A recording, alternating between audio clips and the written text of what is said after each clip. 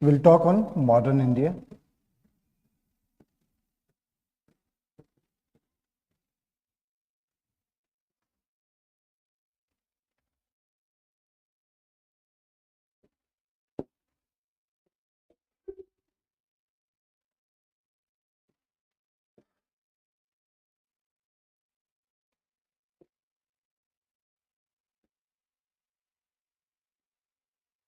Note 3 खोल दो.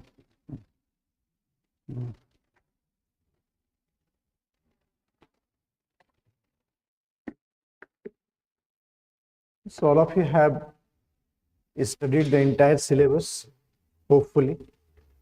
पढ़ लिया ना? मैं पूछूंगा नहीं, इसलिए कोई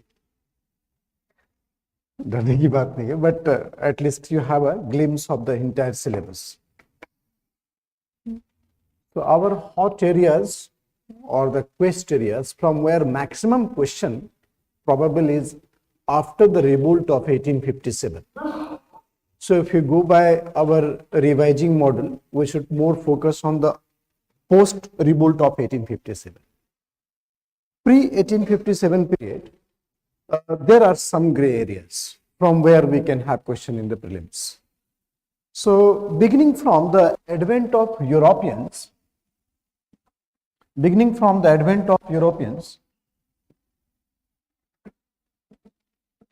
what are the areas we can look into?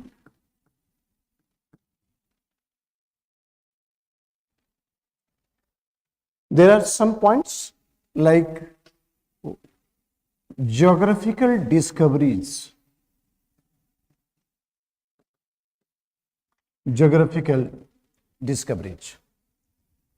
That why Europeans started coming to India. Summarizing the basic points of that, why Europeans started coming to India. First, look the geography of the Western European countries. It's surrounded by waters, and obviously their mobility was very restricted because land mass was hardly connected. So mobility was very restricted. So obviously these countries will try to create a scenario so that they can travel long distance, and that is the reason why they had found the waterways very suitable. So how to enter in deep sea, how to travel the long distance oceans, they constructed very big ship, magnetic compass, obviously discovery needed. There was a Portuguese king, Henry, he is known as Henry the Navigator, and he was very fond of having the traveling in the long distance oceans. So he established a college, Navy College, and there were many trained veterans of this college like Vasco da Gama, Columbus. They had taken voyages all over the world, and therefore the geographical condition of the Western European countries was partially responsible for that why there was a geographical discoveries. Geographical discoveries का मतलब है not discovery of new country, continent or island, but it was discovery of new trade route, oceanic trade route. ठीक है, एक important point था geographical discovery. Second था कि trading connectivity. You understand that India was the biggest exporter, or the East, not India, East. So biggest exporter of consumer goods. And what was the pattern of trade? कि India से Arabians purchase the goods and then sell it to the Italians. Italians की तो काफी hegemony थी, Italians. And Italians supply to the other European countries. It was a very high and inflated price. So other European countries, particularly जो Western European countries था, they had decided to have a direct link with India, and therefore the waterways was a suitable base. ठीक है, दूसरा important factor है. पहला अब समझ में आया आपको. First was geographical limitation of Western European countries. Geographical limitations of Western European countries. दूसरा हमने बोला hegemony of Arabic and the Italian traders. Hegemony of Arabic and Italian traders. Hegemony of Arabic and Italian traders. ये point आया समझ में आपको कि how hegemony of Arabic and Italian traders means the Arabians purchase goods from India and then sell it to the Italians, and Italians supply it to the other European countries on a very high inflated price. तो इतना महंगा सामान क्यों खरीदेंगे? And therefore they went for direct trade and oceanic trade. So hegemony of the Arabic and the Italian countries. Third important fact है, that is fall of Constantinople, जिसको आजकल Istanbul बोलते हैं, Constantinople, Istanbul. 1453 Osmanian Turk. 1453 Osmanian Turk had captured Constantinople.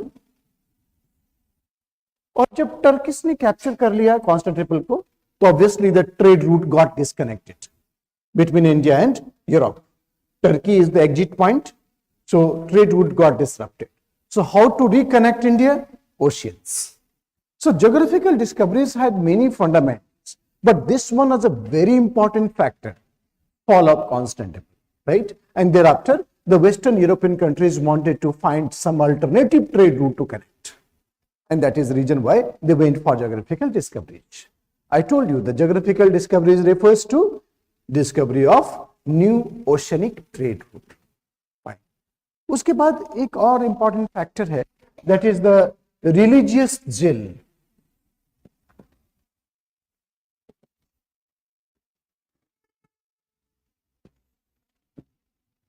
of Spanish.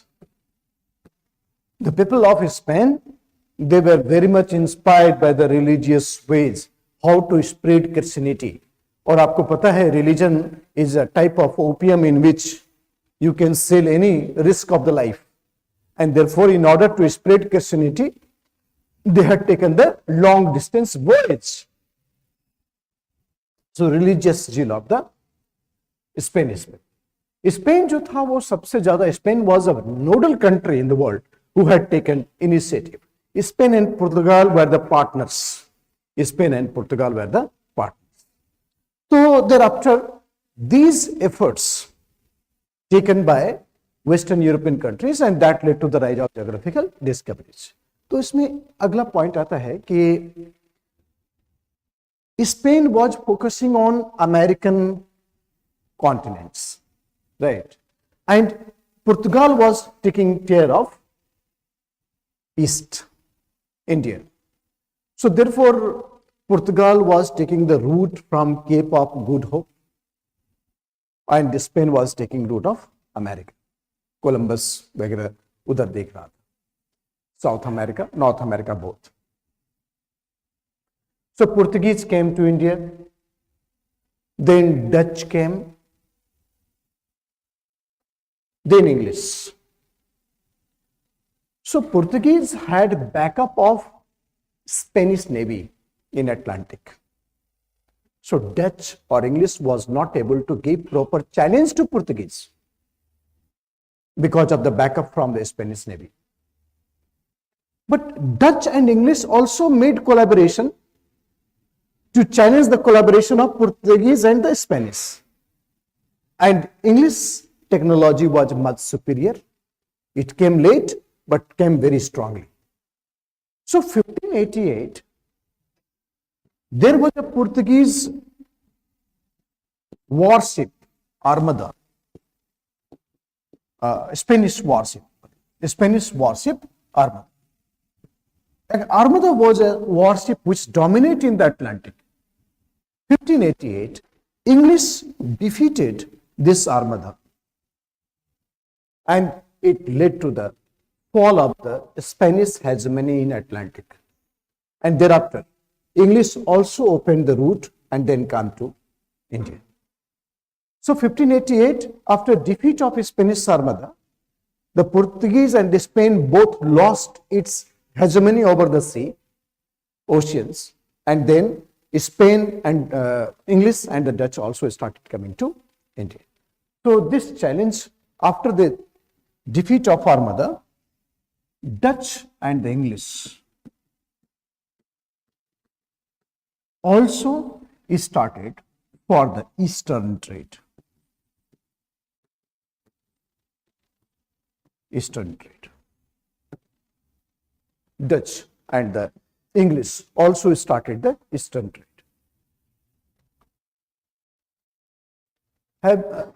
Look, Adam Smith, the father of economics, he said that biggest discovery in the history of mankind,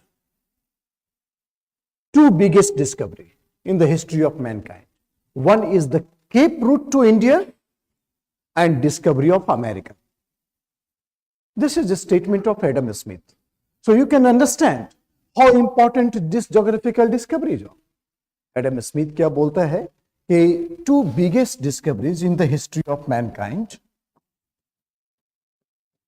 two biggest discovery in the history of mankind is Cape route to India, Cape route to India, and discovery of America. It had changed the global scenario. This is a statement of Adam Smith.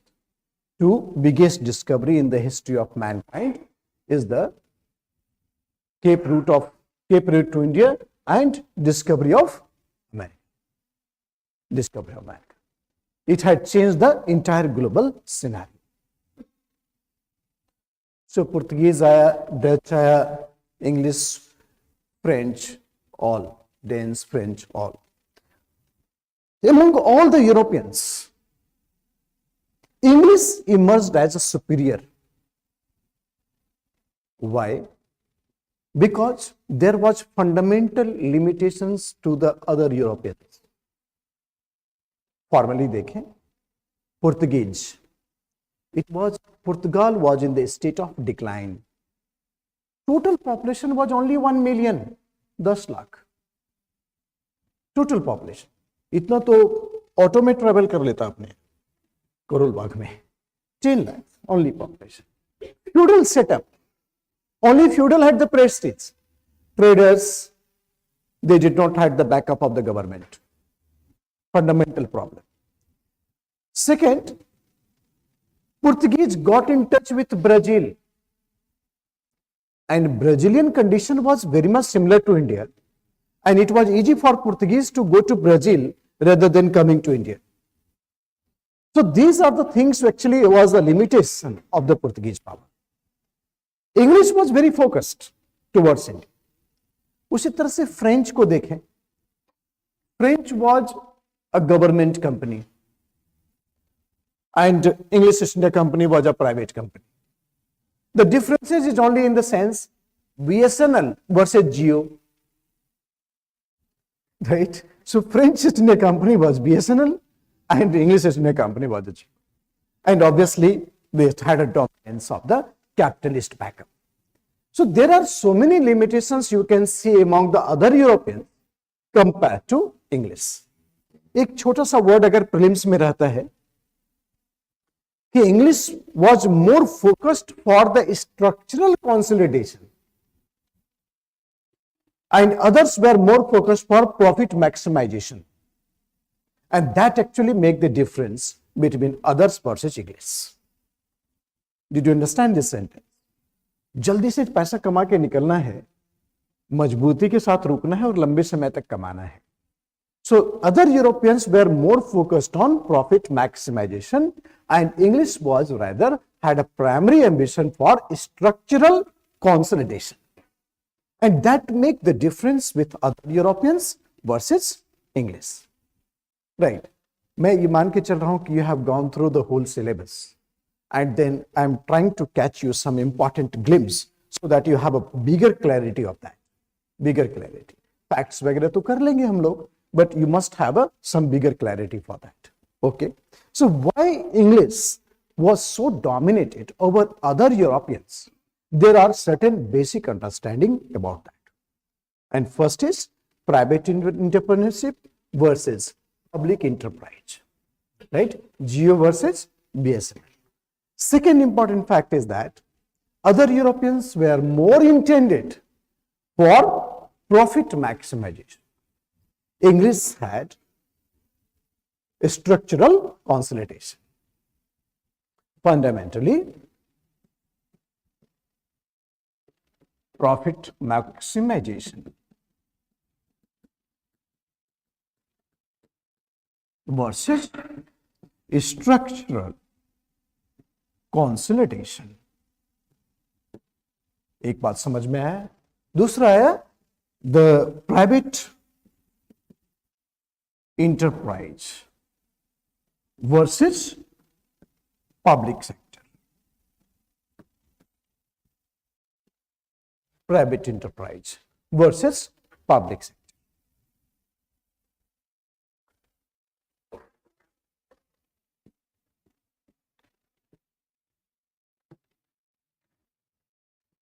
फिर देखो, Portuguese came to India, Vasco da Gama, 1498, and English came to India, 1608. Look at the gap between Portuguese and English. 110 years. Despite being the fact that the Portuguese had advantage of 110 years, still English dominated over Portuguese. Fine. So Portuguese diverted the attention after discovery of Brazil. Discovery of Brazil. Portuguese, rather than focusing in India, became more diverted to Brazil. Right? Advantage to English. Decline of Portuguese is advantageous to English. But the rise of English is due to some other factors. Some indigenous factor. Okay. English came to India in 1608.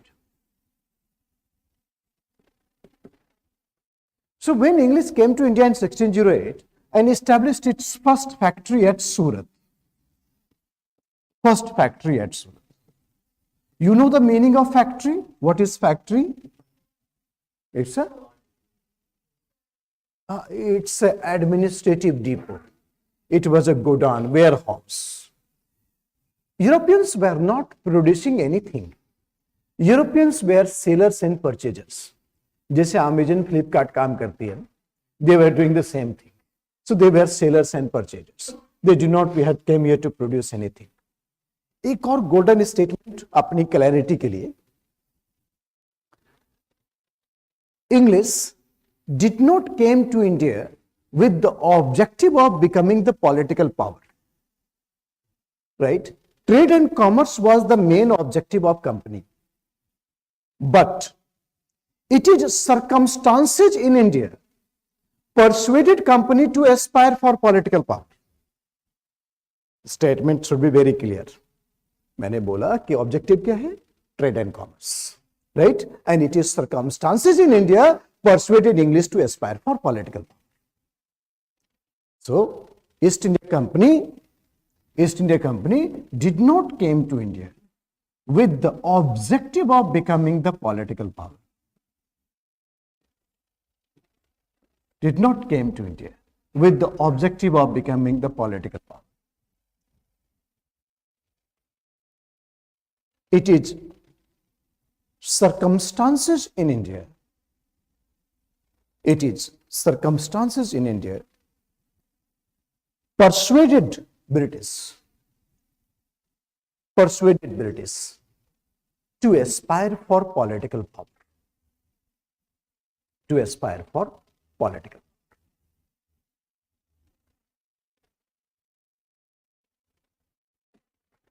Okay, fine. क्या backup है समझना है इसको. When East India Company was established, it received charter from the government, right?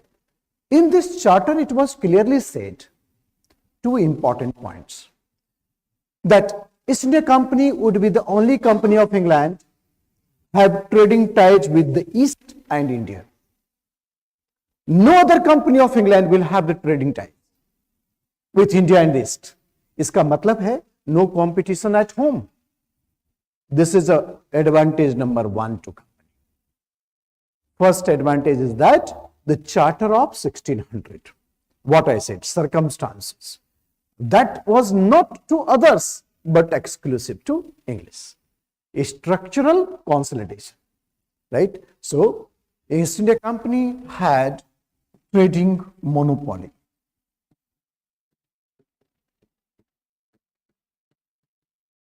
As per charter, East India Company had trading monopoly as per charter,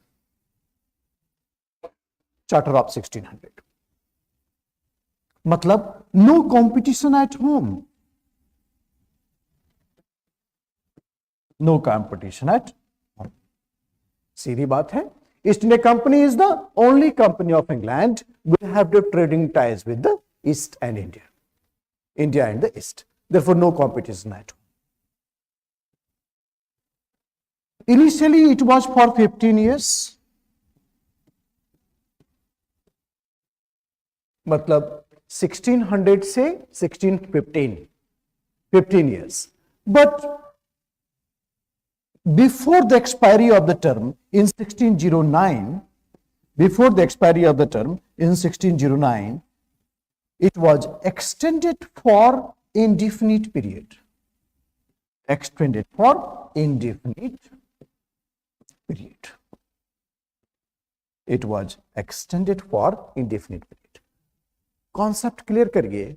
Before expiry of the term, it should have it in 1615 any revision, because it was initially for the 15 years. But in 1609, it was extended for indefinite period before the expiry of the term. Means the shareholders of the company was so much influential on British government that company was getting huge benefit by the government, favor from the government. And obviously, it was a new phase of mercantilism in the world. Right? New phase of mercantilism in the world. जब state to state trade होता है, it is called mercantilism. If private traders were controlled by the state, it is also called mercantilism. Right? So this is a mercantile phase. East India Company was a private company regulated by government, mercantilism. French East India Company was a sarkari company, mercantilism. Right? So this is what is actually good point to understand what is mercantilism. India's world is a mercantile nation because the world is expected to have profit by the means of trade. ठीक है ना? East India company initial build कर रहे हैं, connect हो जाएगा dots despite the fact that we have to finish in 20 hours, but we will do good study.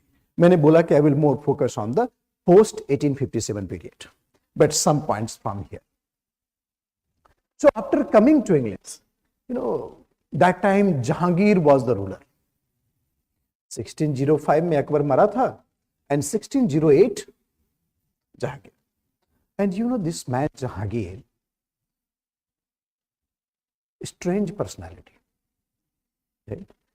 When he was Salim, he was the most spoiled child on earth, always busy in drinking and making marriages. Two favorite hobby he cultivated in the life.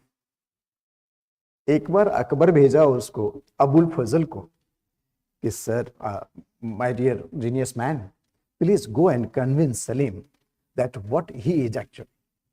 And then Abul Fazl went for his philosophical instinct. Let me convince him. He went to Allahabad. Salim was staying in Allahabad.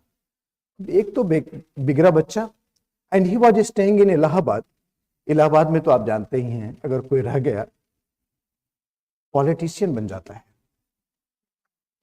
तो Salim was also became so much. हाँ, अगर कोई आपका दोस्त बहुत ही डम हो, बहुत स्लो हो, एकदम हो, उसको आप वहां रखवा दीजिए. हाँ, वो इधर से डम जाएगा, पॉलिटिशियन निकलेगा।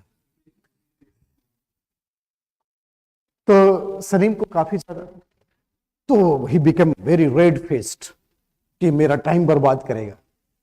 And on the way to Allahabad, Abul Fazal was going to convince him, he persuaded Bir Singh Bundela to kill him. रास्ते में ही उसका प्रोग्राम फिक्स कर दिया। That you can understand this man. But when after death of Akbar, Salim became Jahangir, he became more responsible. पहले तो उसने Allahabad pillar पर जो अशोक ने लगवाया था, he wrote 12 points. And if you look at the points in Persian, all the points are dedicated to justice. He was a justice loving king. Right? He banned animal killing on Sunday and Thursday, because Sunday was birthday of Akbar and Thursday he became the king. So both the days was very auspicious. So he banned animal killing on that. अपने दरवाजे पर he put a golden chain. Anybody seeking justice day and night can come and knock the chain. I will come out to deliver the justice. This empire would be based on the label of justice. बहुत जबरदस्त आदमी। बाद में after marriage, before marriage of Noorjahan, after that he was not a king at all. After marriage with the Noorjahan, Noorjahan became de facto ruler of the state. So Portuguese lobby was very strong. Many nobles of Jahangir were getting chocolate toffee from Portuguese. They always convinced Jahangir, sir, do not have meeting with English. Portuguese नाराज हो जाएगा.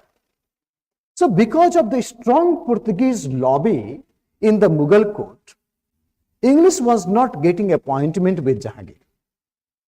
But English always believe in the constitutional framework of working.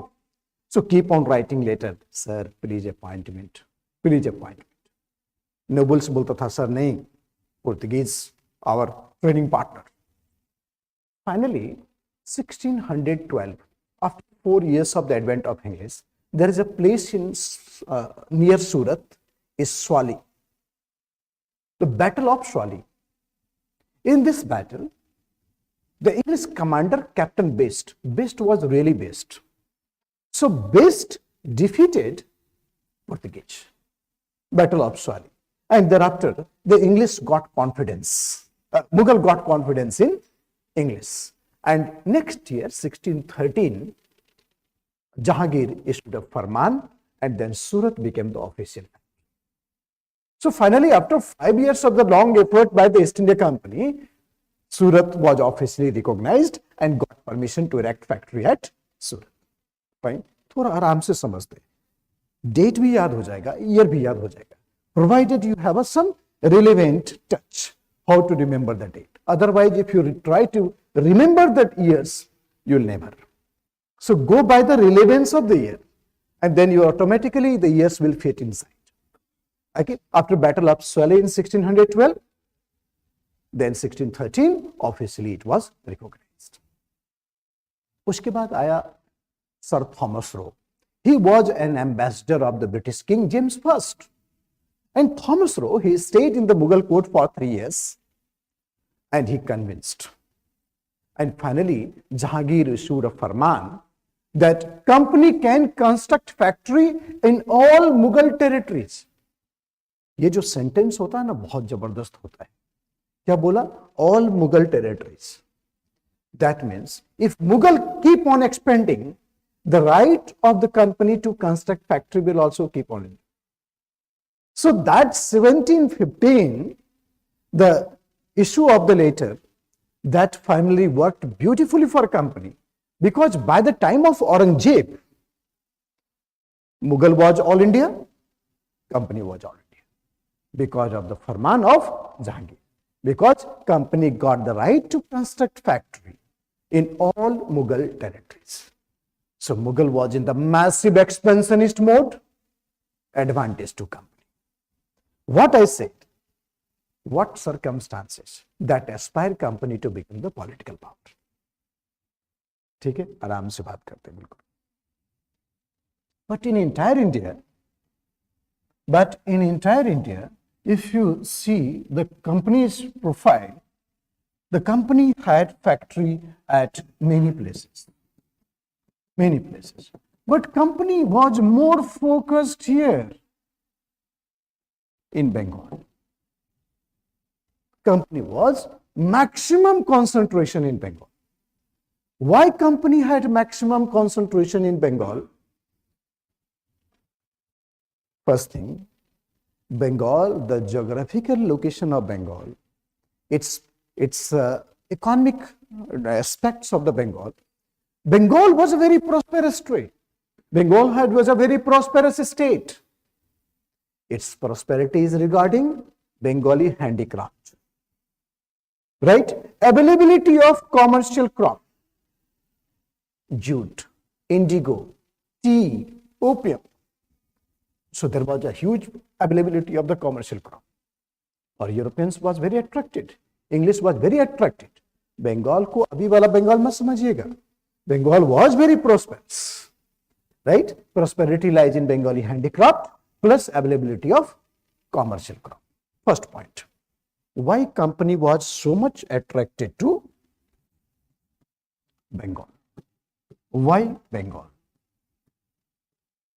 Why English was so much attracted to Bengal? Bengal, first point, its prosperity. Prosperity regarding what? Handicraft. Handicraft and commercial crop.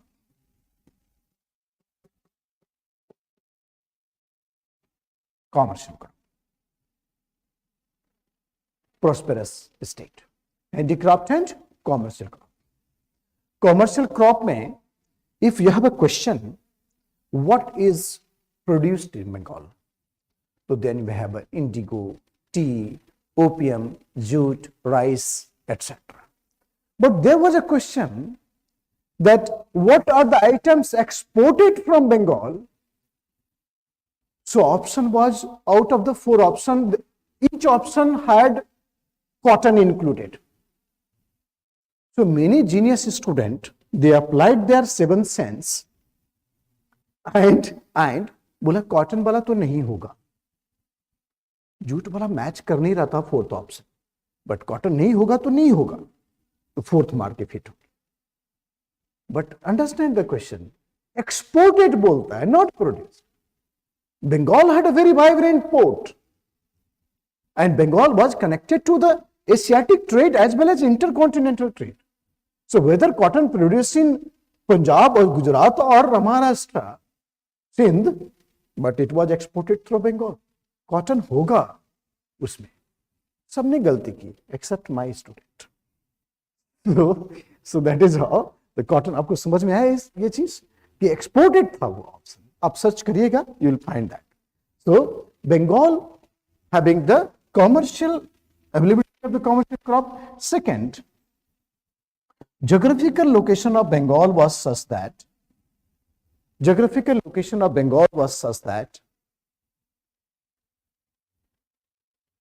it participated in Asiatic trade as well as intercontinental trade.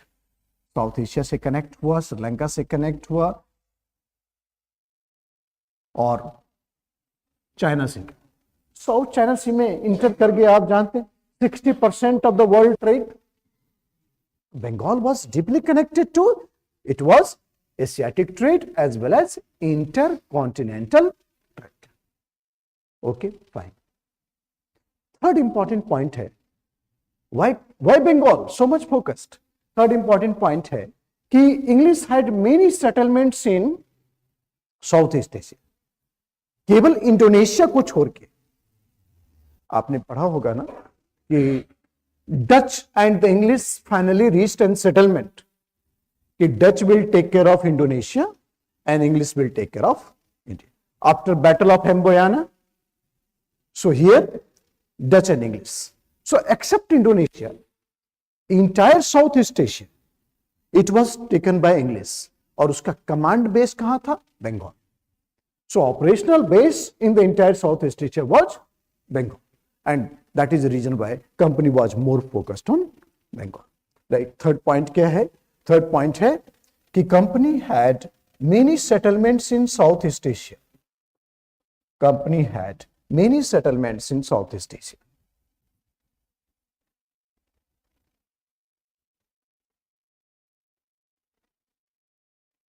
Company had many settlements in Southeast Asia. Southeast Asia. It was operated through Bengal. It was operated through Bengal. Bengal had better connectivity with these settlements.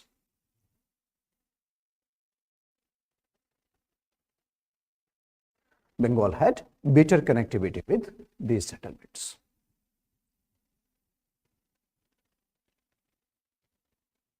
Okay, quickly आगे बढ़ते हैं, धीरे धीरे हम लोग समझते हुए important points पर ये कॉन्सेप्चुअल क्लैरिटी हो जाएगी।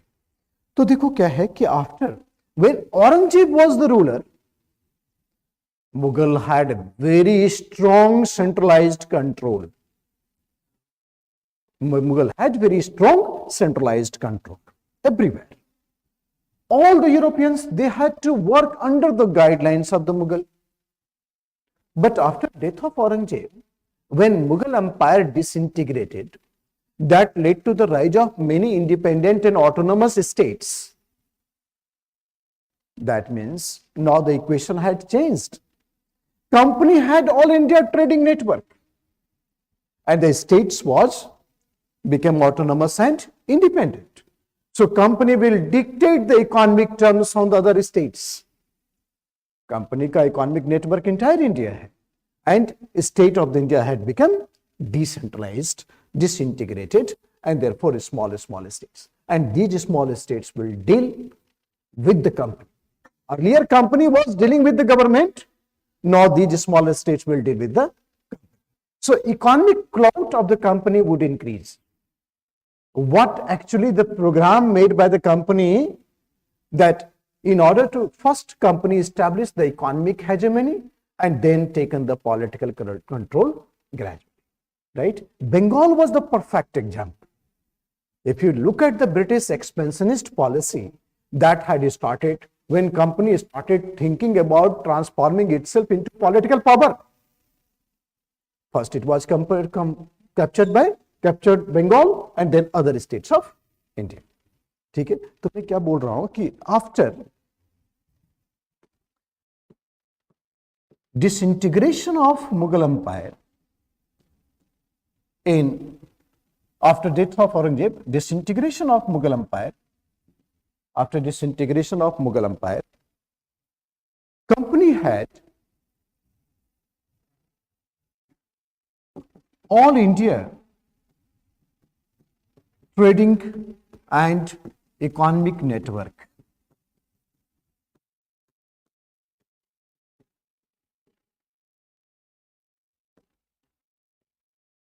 Company had all India trading and economic network, but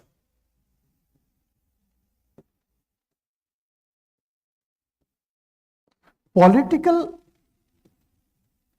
condition in India was highly fragmented. Political condition in India is highly fragmented.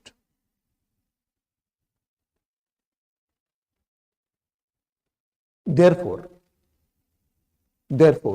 company exercised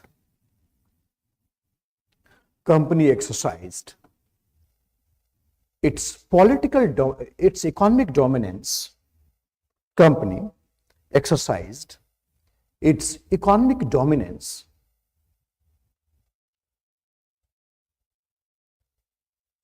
to grab the political power.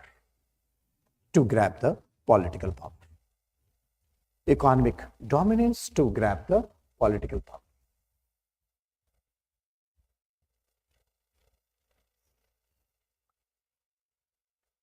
ठीक है, समझ में आया sentence? हम लोग क्या बोल रहे हैं कि what circumstances that transformed East India Company into British into political power. These are the circumstances. which actually taken into all India trading and economic networks, and political condition of India was highly fragmented.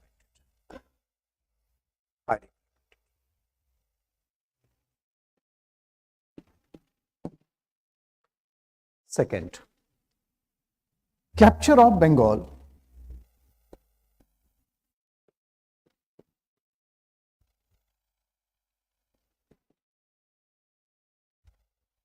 paved the way for formation of British Empire. Paved the way for formation of British Empire. एक sentence golden हम लोग समझेंगे and note करेंगे. आपने पढ़ा battle of Plassey and capture of Bengal.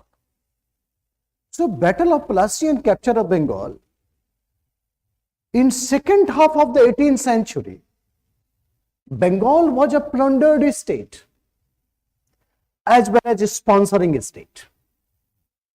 Not sponsored तो है ही.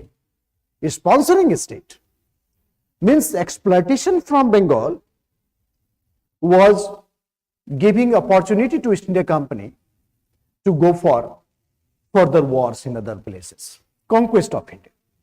So it sponsored the formation of British Empire.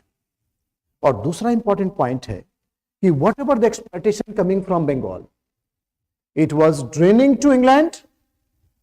Drain of wealth had started from here to draining to England. It was draining in the form of what? Raw material, bullions. It created the base for the primary base for industrialization of England. So industrial capital, raw material, it came from India. So Bengal is sponsoring the industrial revolution of England as well. So in second half of 18th century,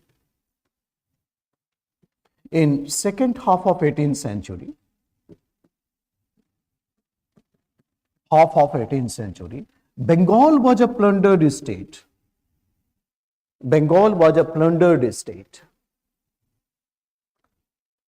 As well as sponsoring state. Bengal was a plundered state as well as sponsoring state.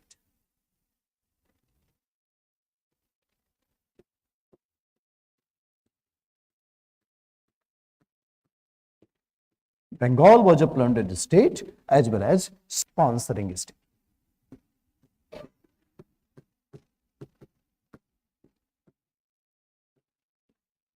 Sponsoring state. Plunder का मतलब समझे आप. Plunder मतलब Plassey plunder.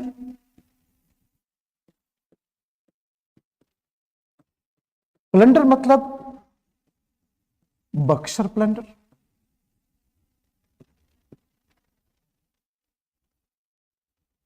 Plassey plunder had started drain of wealth.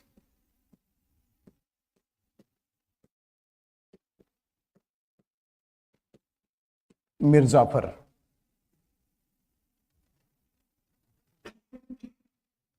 English opened the mouth, Mirzapur putting the biscuit. Biscuit, there was no biscuit in Bengal. But English always opened the mouth. And that is the reason why Mirzapur was replaced by Mir Qasim.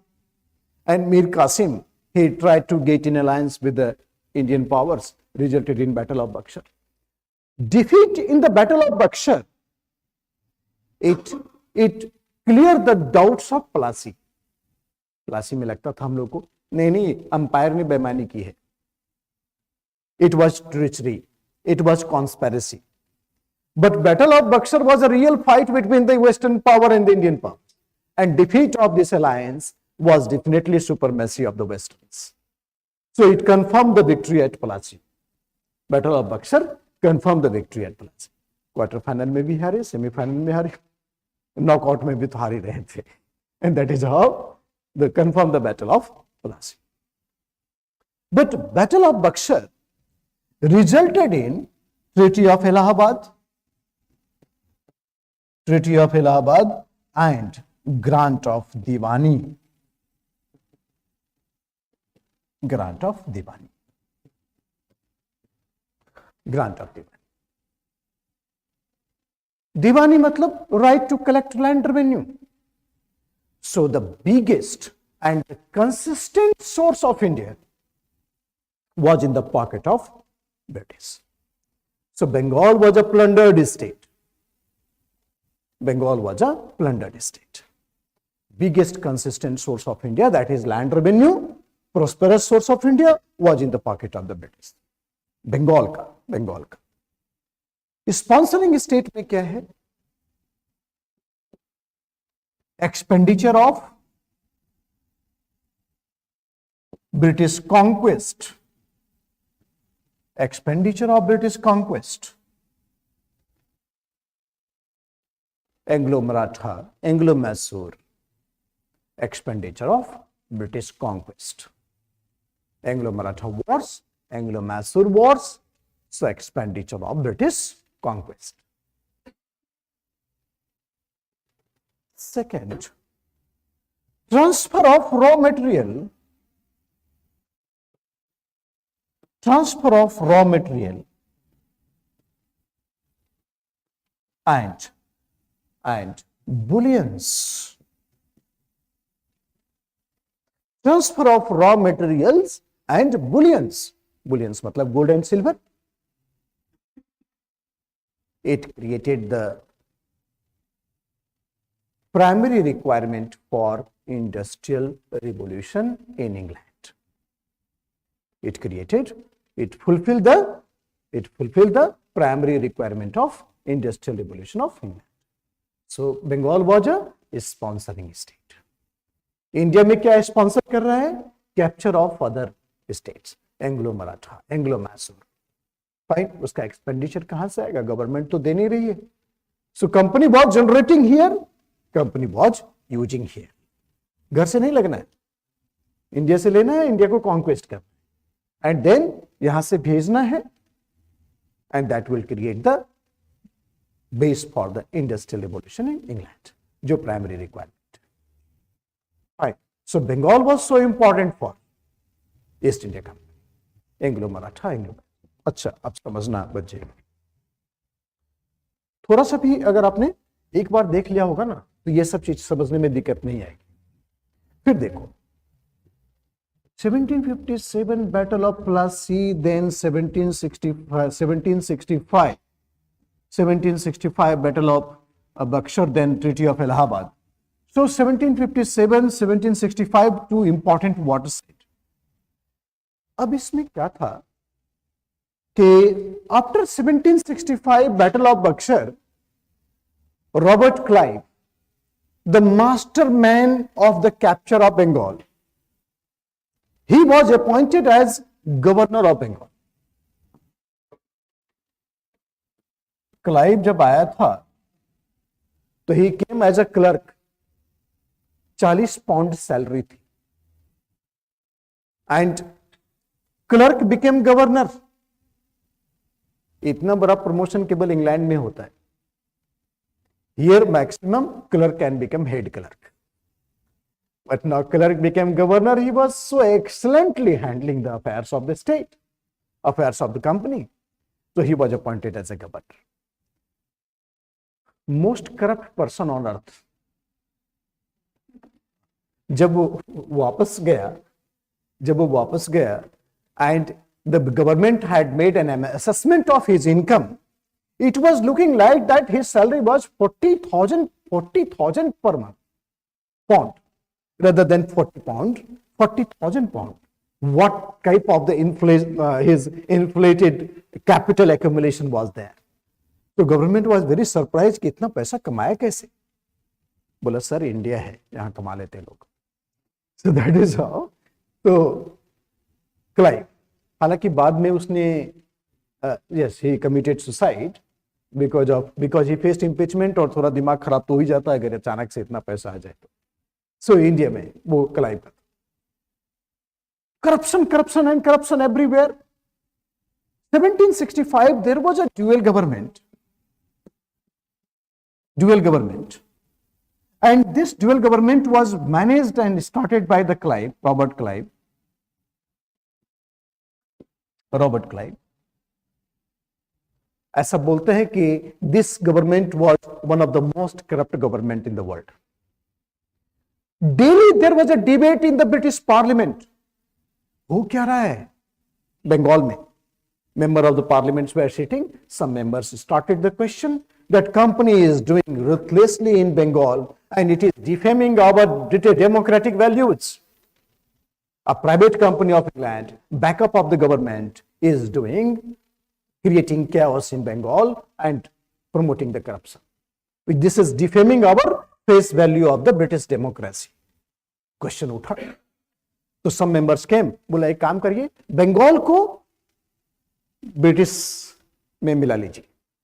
Bengal would become the part of the British empire. खाली Bengal. But in parliament there was a crony capitalism. Many members were getting chocolate toffee from company. ज्यादा. So they came. नई company is doing good, had a great futuristic plan. So we must continue company operating in the same ways. Discussion in the parliament. But question तो उठ गया था.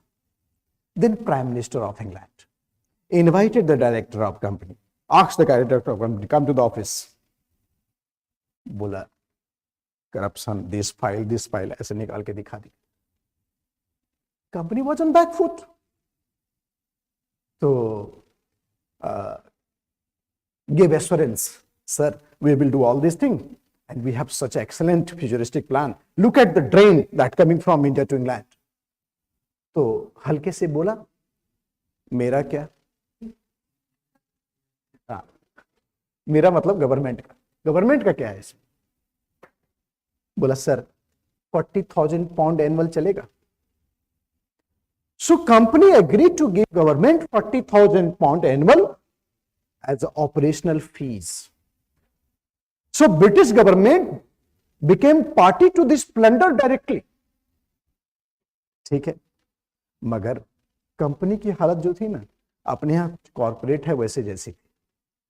हाँ, the employee of company was super rich, but company was in huge debt. ठीक है, तो 40,000 annual बोल दिया. उसके बाद ये भी फाइल लेके गया था. बोला sir look at the annual financial statement of the company, we are under huge loss. Prime minister बोला लॉस कैसे है? बोला sir cost of war, cost of expenditure very heavy. Silence. फिर बोला कि सर लोन मिलेगा? लोन गवर्नमेंट से? बोला हाँ मिलेगा. इतना 1.4 million pound on 4% interest. बोला दिया, but with the condition that British government will interfere in the administrative affairs of the company. And therefore, in 1773, the Regulating Act was passed. समझ में आया पूरा डाटा कि how Regulating Act of 1773 was passed. Other than the things, chaos हो गया, conflict था, war, discussion in parliament, but the main reason was the economic thing. Right. बहुत आसान है, आराम से, चूंकि we have only very short span of time to revision mode में, otherwise it's a very fantastic subject to understand. So here the dual government. In 1773, Regulating Act was passed.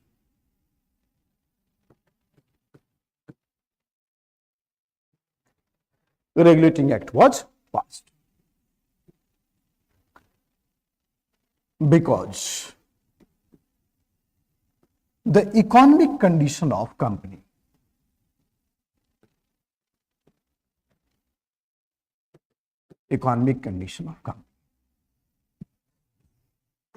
because the economic condition of company. Regulating Act was passed. Economic condition of the company. Company was in huge debt, loss. Therefore, company demanded 1.4 million pound. 1.4 million pound.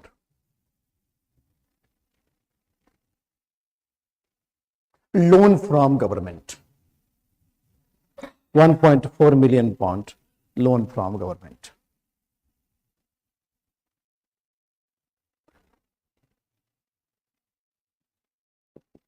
Government sanctioned it on 4% interest. Government sanctioned it on 4% interest.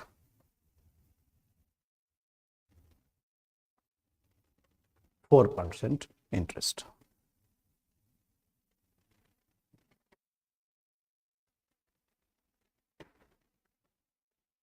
With the condition that British government will interfere in the affairs of company. British government will interfere in the affairs of company. So resulted in Regulating Act of 1773. Regulate the activities of East India Company. To regulate the activities of East India Company.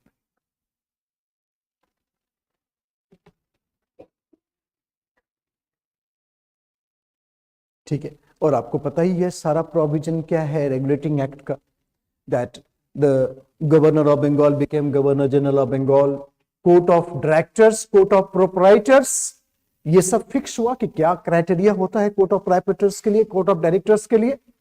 Supreme court in India was made, supreme court at Calcutta was established. तो governor general of Bengal became governor general of Bengal with the council of 4 members. याद है ना, with the council of 4 members in the regulating act. So these 4 members will be appointed by British government. And if Governor General had to take any action, at least 2 members of the council has to be taken into confidence. So therefore British government was not only interfering, but putting check on the Governor General of Bengal itself. So regulating act was passed. So here is started the British interference in the affairs of company. So from 1773 to 1858, 1773 to 1858, you'll find 60% of India became British India.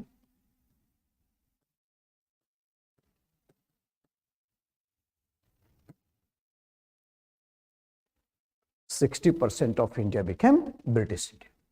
Matlab, British had captured almost all powerful states and 80% of the powers of the company was in the hands of British government.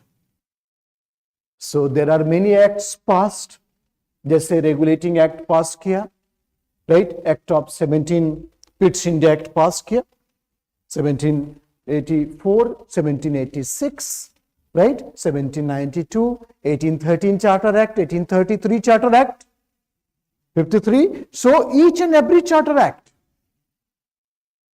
the control of the British government was increasing. Control of the British government was increasing. ठीक है, तो इसीलिए बोलते हैं कि company started rule but gradually British parliament had taken. तो 1858 में जब रिवोल्ट हुआ तो आपको पता है कि that the rule of the company was abolished and British parliament had taken control over it. अब यहां पर एक सेंटेंस समझते हैं, फिर उसको हम एक्सप्लेन कर देंगे आपको आराम से, एकदम रिलैक्स ना, कोई ज्यादा टेंशन तो नहीं है. In 1858, sentence समझना, उसके बाद we'll go for explanation. In 1858, the changes, you know the change? British company was out, British Parliament. The changes. It was not a sudden change, but it was a long drawn policy of British rule in India. Sentence समझना, अचानक से नहीं था कि revolt was so intense, the government sacking and therefore company removed. government takeover. No. It was simply an opportunity. But before 1858, many laws passed by British government which gradually overshadowed the powers of company in India. Sentence क्या है 1858 में, इसको note करते पहले and then we try to understand. What I said, that after the revolt of 1857, sentence लिखना फिर explain करेंगे. After the revolt of 1857,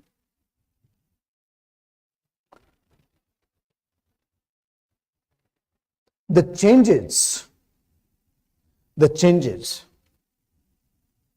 was not a sudden change, but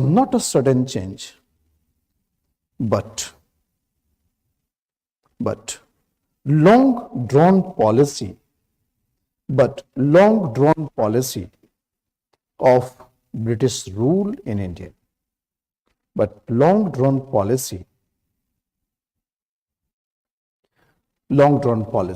of British rule in India. The changes. एकदम clear observation है. Long drawn policy of British rule in India.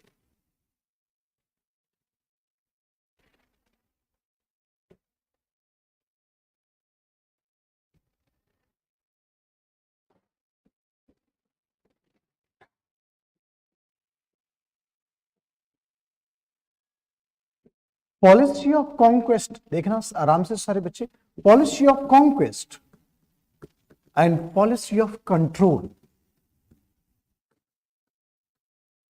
two things.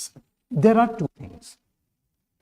After victorious policy, the policy of conquest and policy of control. Conquest कौन करेगा? Company. Control कौन करेगा? Government. Right? That went parallel. Company keep on expanding, the governmental control also keep on increasing. Right? So, what is the policy of conquest? तो पहले policy of conquest देख लेते हैं and then will go for the policy of control.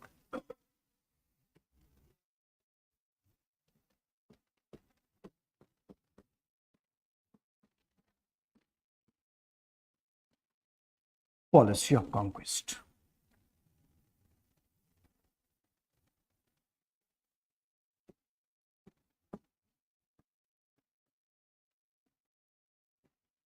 Policy of conquest is control of trade and commerce.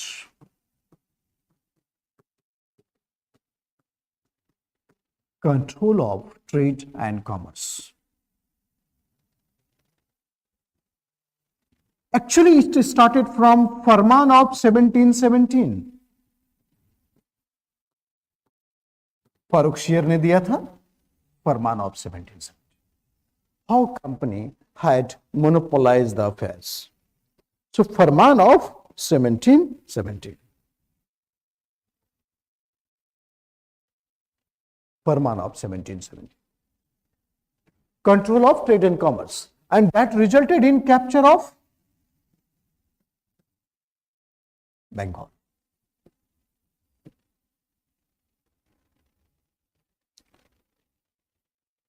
And I told you, Bengal was a plundered state as well as sponsoring state.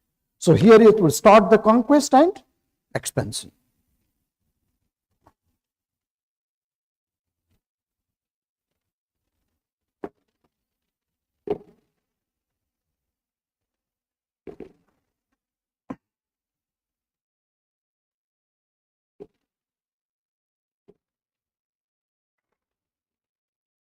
Conquest and expansion. So Bengal में control of trade and commerce.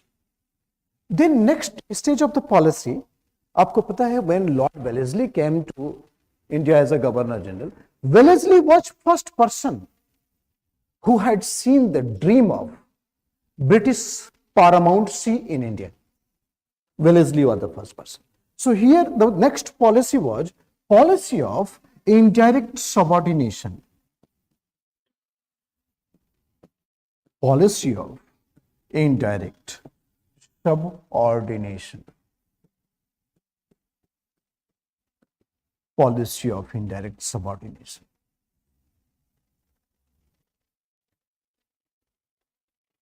Policy of indirect subordination. This is called subsidiary alliance.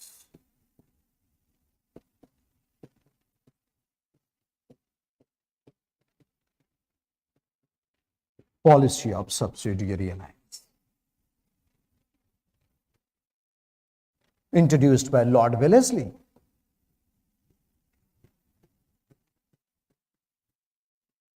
Lord Wellesley. Policy of subsidiary alliance introduced by Lord Wellesley. अगर question आता है, आपने पढ़ा ही होगा, मैं उसको touch नहीं किया, कि who was the person who first interfered in the affairs of Indian states politically, militarily? Dupleix? Dupleix? The French governor? Yes. तो अगर क्वेश्चन आता है कि the brainchild of the subsidiary alliance policy, तो ये था फ्रेंच गवर्नर डुप्ले. इसने पहली बार मिलिट्री रखी थी हैदराबाद में, right? So brain child of the policy, but practically it was implemented by the English governor general Lord Wellesley. और पता है इसका रीजन एक और था कि Napoleon, he was trying to invade over India. So Wellesley wanted to put the military far away from the British territory, so that अगर France के साथ वॉर होता है, not on the border of the British, but far away from them. So many states of Sindh was allured by the Wellesley, कि let me put my military there. और यहीं से Wellesley का thought that resulted in the subsidiary alliance treaty. ये question भी आया था prelims में. You'll find the question subsidiary alliance, and there was a one point. It was started because of the fear of Napoleonic invasion of India. This option was correct option. Correct option. So here, the policy of indirect subordination and the subsidy.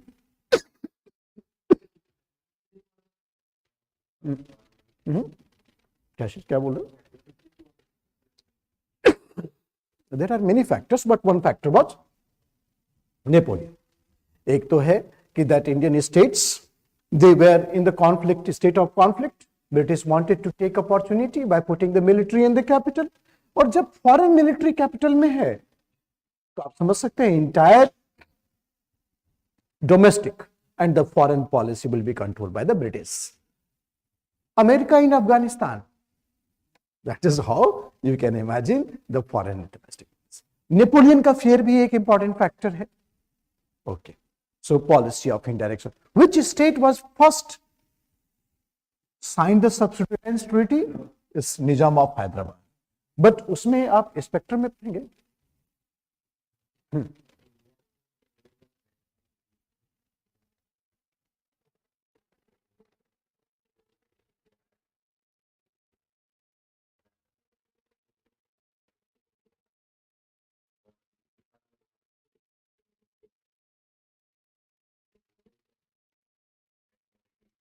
हाँ हाँ, मैं समझ गया question.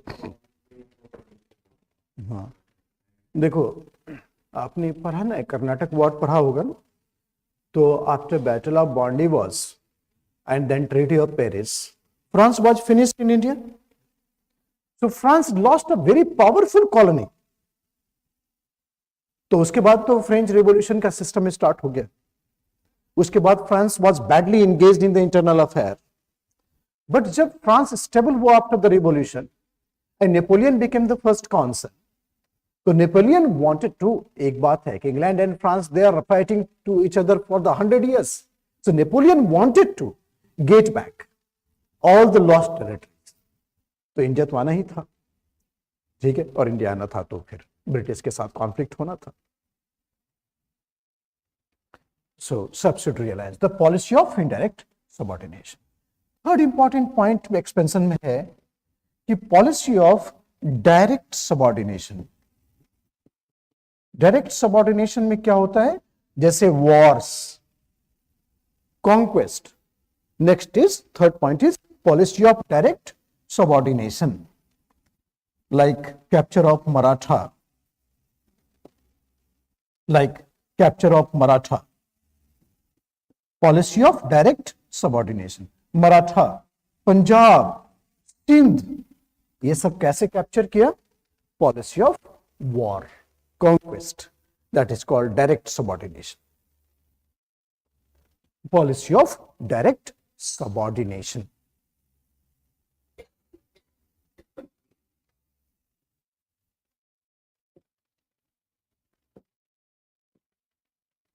Next है that is called policy of doctrine of lapse.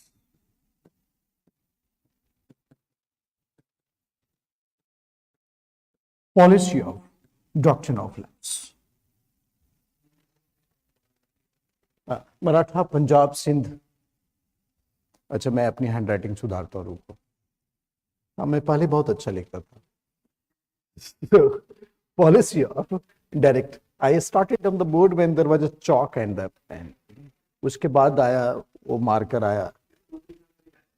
हाँ, अभी आया तो. हाँ, कोविड के. तो policy of doctrine of lapse. Doctrine of lapse to understand, ये जो लॉर्ड वेलेस्ली था बहुत स्मार्ट आदमी था. He had taken the survey of many Raja and Nawab, and what he found that most of the Raja Nawab, they don't have their own child. So why they don't have their own child, this is not our business. But Wellesley found that, Wellesley said that if you don't have your own child, legal child, biological child, then a state would be captured by the British. इसको बोलते हैं ना, कभी बोलते हैं धमाका policy. So this is the same as the Dhamaka policy. Many states of India, Rajasthan से लेकर के महाराष्ट्र, उड़ीसा तक साफ. So that is how the maximum expansion that is created by Lord Wellesley, Lord Dalhousie, and then policy of indirect subordination. इसी का एक part है. आपको पता है कि एक लेडी थी, द क्वीन ऑफ कित्तूर और Rani Chennamma. Right? Kittur revolt led by Rani Chennamma way back in 1824, and that revolt, because the Rani did not had a quick child, Rani adopted the child. British बोला madam ये नहीं चलेगा, adopted है, and that is the reason why the Queen came for the revolt. And this is the first thing where the British thought about this policy of doctrine of lapse.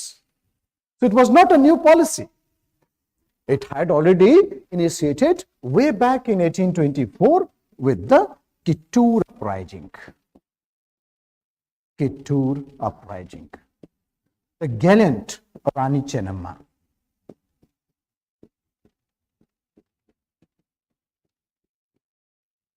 Policy of doctrine of lapse. Kittur uprising. Lord Dalhousie. Policy of expansion पढ़ रहे हैं हम लोग. Lord Dalhousie.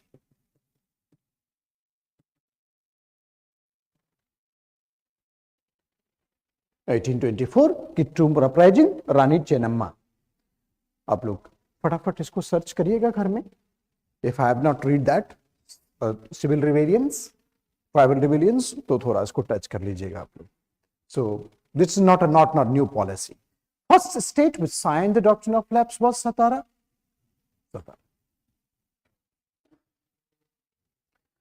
उसके बाद है the policy of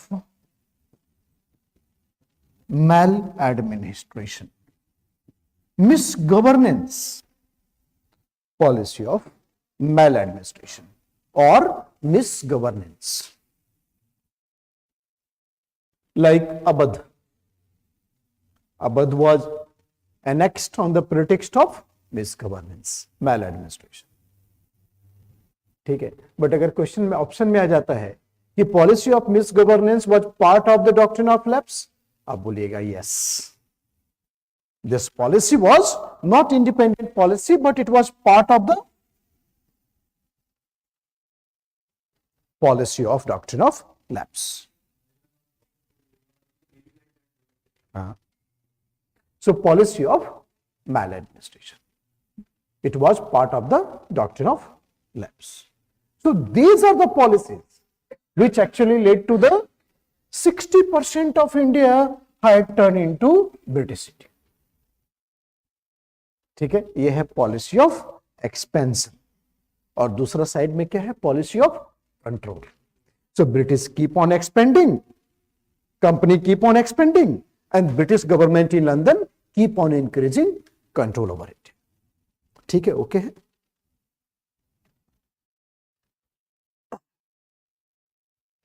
keep on understanding. Syllabus तो खत्म हो गया है ना मॉडर्न इंडिया का. We have gone through the entire modern India. तो इससे मेरे ख्याल से गैप तो नहीं हो रहा समझने में.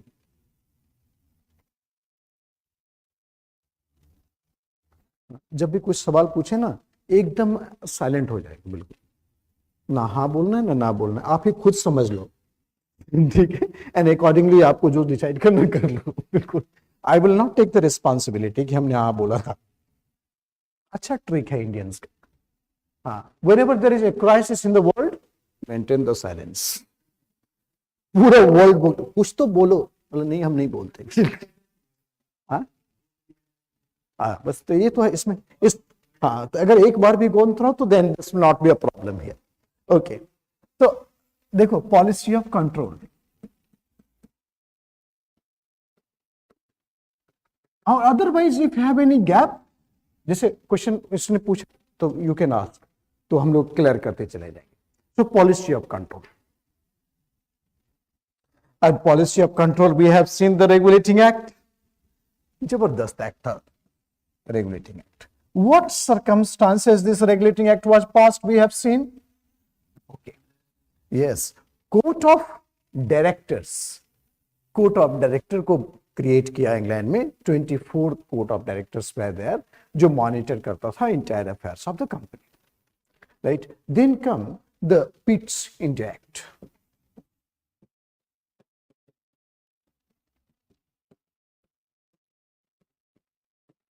Go through your class notes and then some materials you might have. All the acts एकदम करना है. Randomly मैं आपको बताता हूं. The Pitt's India Act. So Pitt's India Act, the Pitt's India Act जो था उसमें mostly the control of the British government had increased in the way that Board of Control was constituted. Board of Control was constituted with 6 members. 6 members. Board of Control was constituted with 6 members. Highest body to govern company's activities. Highest body to govern company's activities. और दूसरा था कि member in the Governor General's Council. Member in the Governor General's Council, it was reduced to 3 from 4. पहले उसमें 4 थे. Regulating Act में how many members were there in the council? 4. It was reduced to 3. मैंने आपको अभी बताया था कि these members were appointed by British government. These members were appointed by British government. तो इसका मतलब government had a good control over the Governor General, but managing 2 members was not easy for the Governor General. So decision making was very slow. और इसीलिए member was reduced to 3. So why it was reduced to 3? Because in order to make the Governor General's power more decisive. So it was reduced to 3 in order to make the power of Governor General more decisive. More decisive.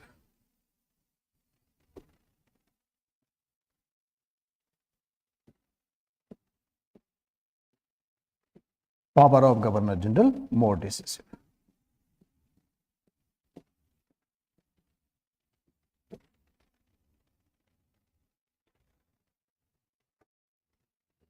Power of Governor General more decisive.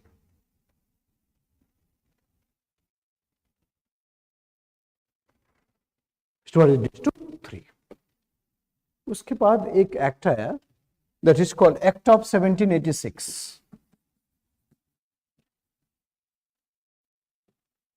पता है ये act जो था, it was very much related to lord Cornwallis.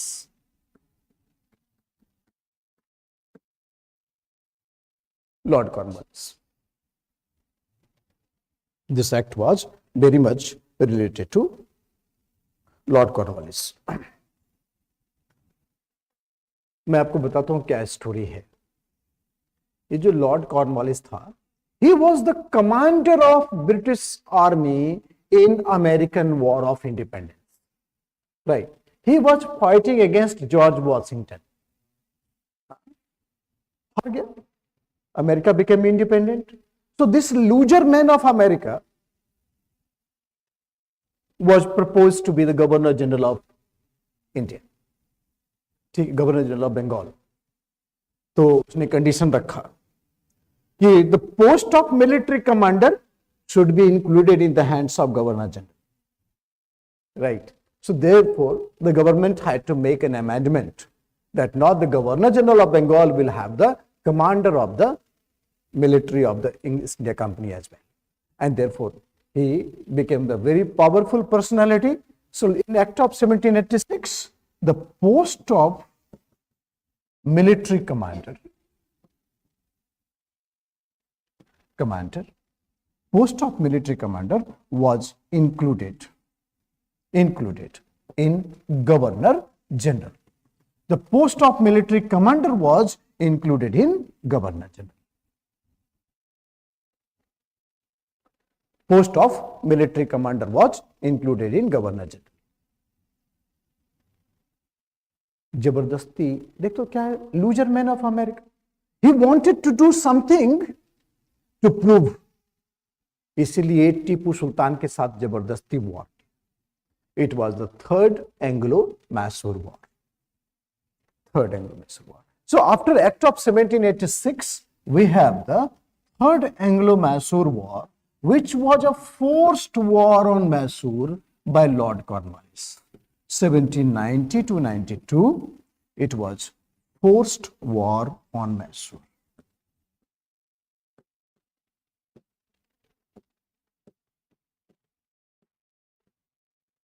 Forced war on Mysore.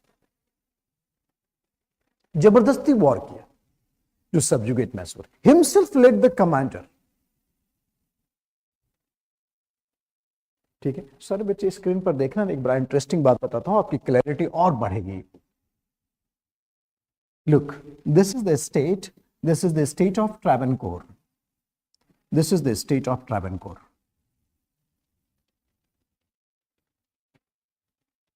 This is Mysore.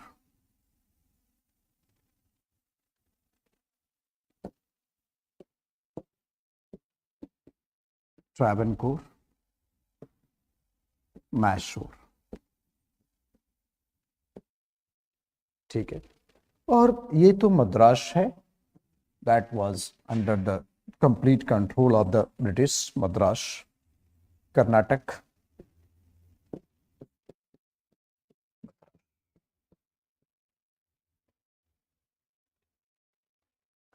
अब यहां पर एक छोटा सा टेरिटरी आपको कार्व करके दिखाते हैं।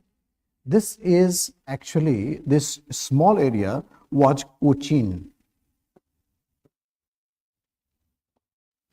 This is Cochin.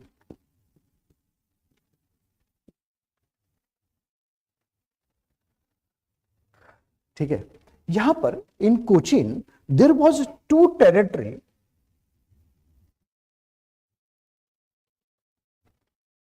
जो डच का था, डच का, Jalkotal and Cannanore, two territory. इसको ट्रावनकोर ने खरीद लिया territory.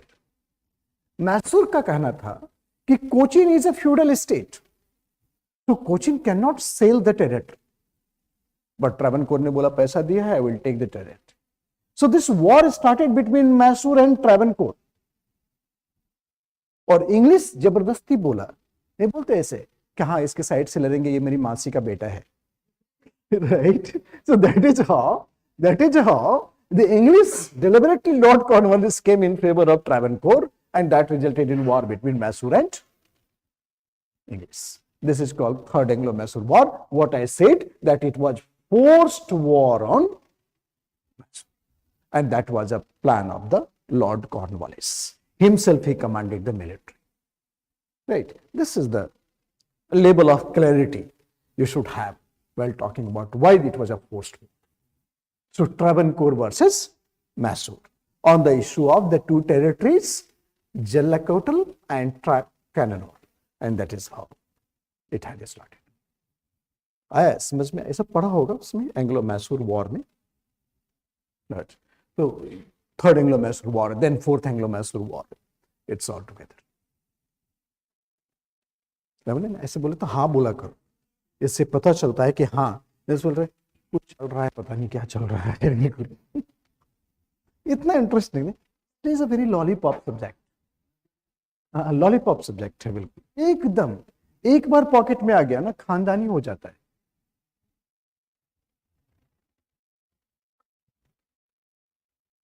So policy of control.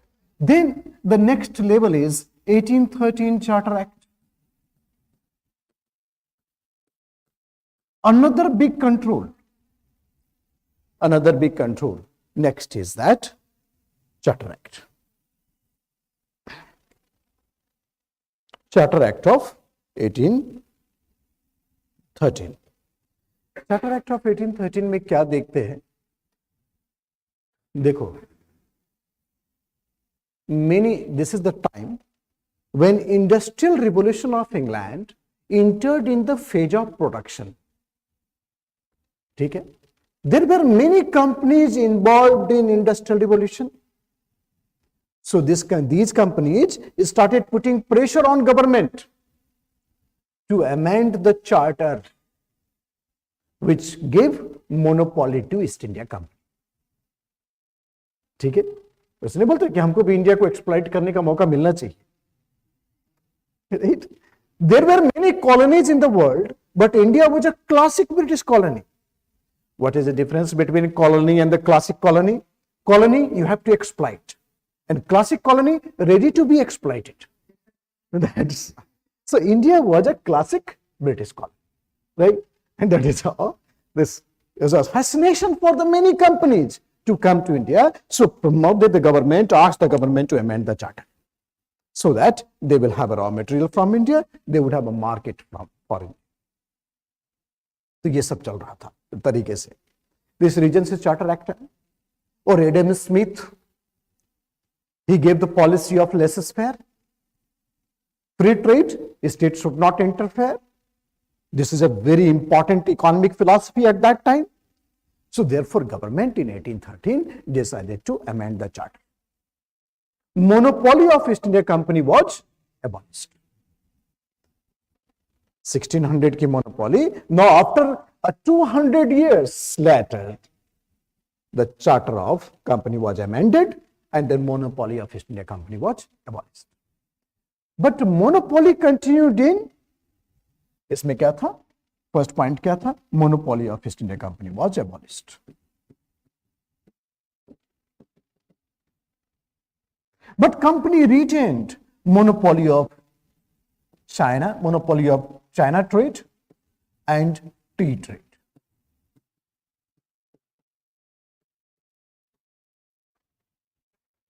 Trade with China and trade in tea continued.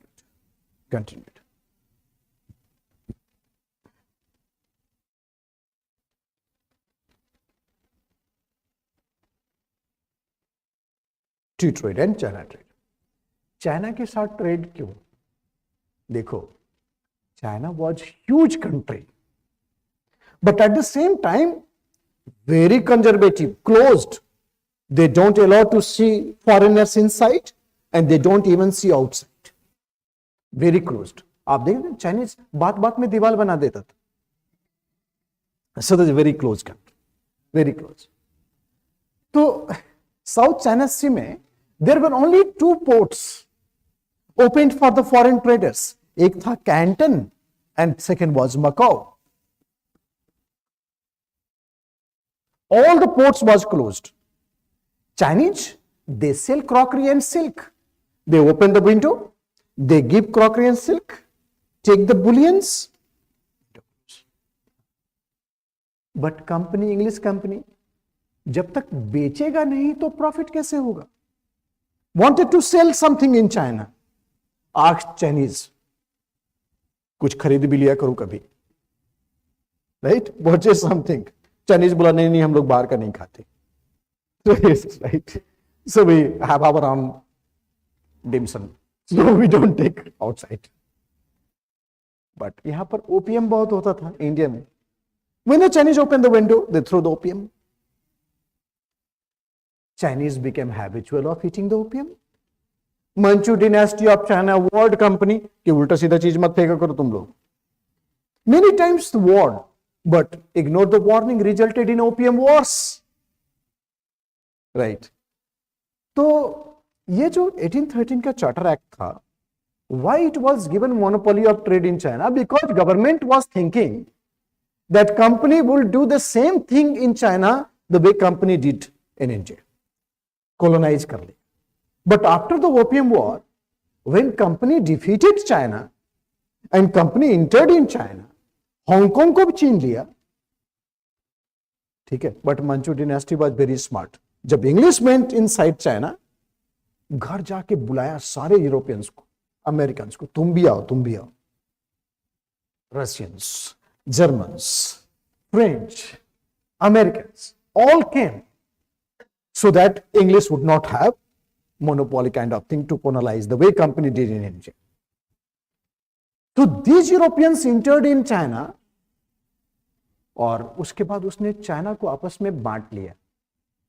In order to avoid the conflict of trade, they divided the sphere of influence in China. ये यहाँ French करेगा, यहाँ पर English करेगा. So they have divided the trading zones. इसको बोलते हैं China was cut like watermelon. खरबूजे की तरह बांटा था चाइना. जब ये सब एंट्री कर लिया, अब छोटे छोटे पामेरियन एंट्री करते हैं तो बुलडॉग आता है धीरे धीरे. American scam. जब ब्रिटेन गया तो अमेरिकन आए. And Americans are very particular towards the citizen. So American entered in China for trade and with extraterritorial right. Extraterritorial right का मतलब होता है if American citizen will commit any crime in China, will not face trial in China but in American court of law. Americans are very particular about the citizen. Murder करेगा China में, punishment और trial होगा इसका American. ठीक है, यहां से हम ले जाएंगे उसको. तो that is how it is called extra territorial right. So it's China had totally monopolize the western countries. तो इसीलिए 1833 के चार्टर एक्ट में when government thought that company would not able to monopolize China, therefore complete abolition of monopoly. पढ़ा है ना 1833 charter act में complete abolition of monopoly. So this is how you can relate the 1813 charter act versus 1833 charter.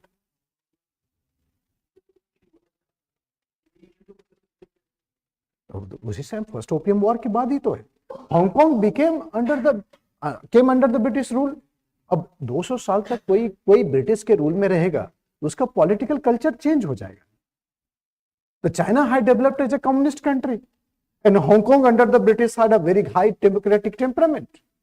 But technically, Hong Kong is a part of China. So the people of Hong Kong they resisted. हाँ, इसलिए तो वहां पर arrangement है ना, one nation two arrangement, right? One nation two arrangement. वही formula Taiwan के लिए सोच रहे. So this is how to monopoly of Indian company was. दूसरा इसका इंपॉर्टेंट पॉइंट है Christian missionaries was permitted.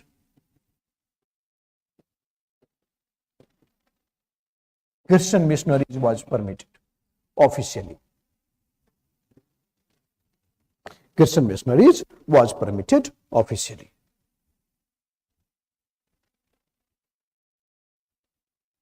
Christian missionaries was permitted officially. Third है 1 lakh rupees education budget. 1 lakh rupees education budget.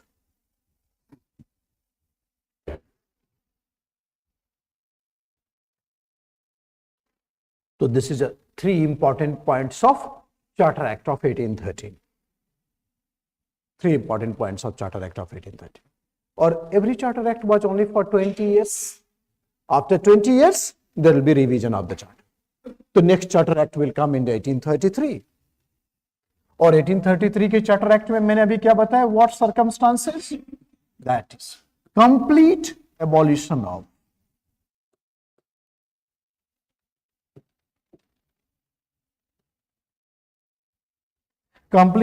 Of monopoly.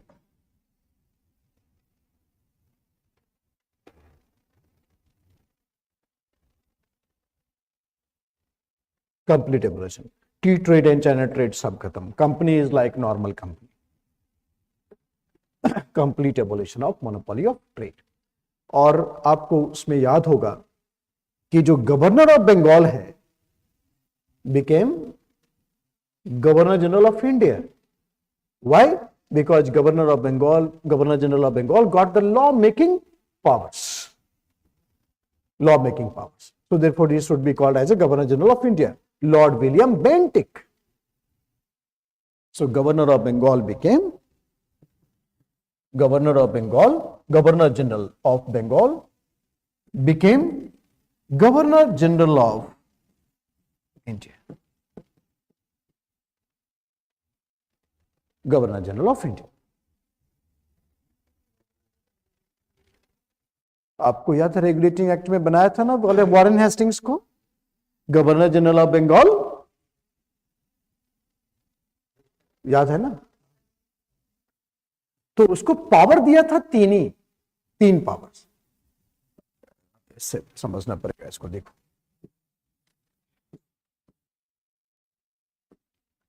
This is Bombay, this is Madras and this is Bengal. Here we have governor, and now here we have a governor general. ठीक है, एक आदमी को responsible बनाओ. So governor general Warren Hastings, he was a governor general of Bengal. But this governor general had, no, he's a boss in India, but he had only 3 powers. War, समझा रहा हूं, पहले लिखो. Peace treaty and land revenue. मतलब यह है if these 2 governors will declare war against any Indian state, approval required. Concluded peace treaty, approval required. Or change in the land revenue, approval required. So only 3 powers this governor general had. Or law making power was in the hands of governors. अभी क्या हो गया 1833 में, this governor general also got law making power, and therefore this governor general should be called governor general of India, right? And that's clear. Law making power, कानून बना सकता है. So Lord William Bentinck was the first governor general of India.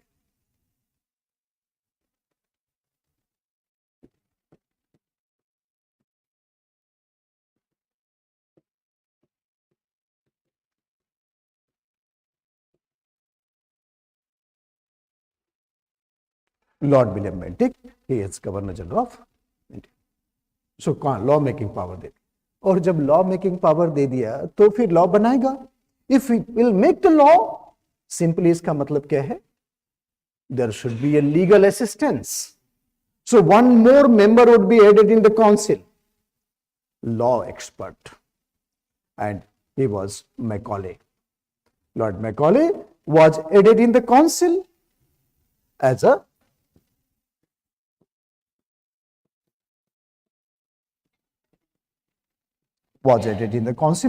law member.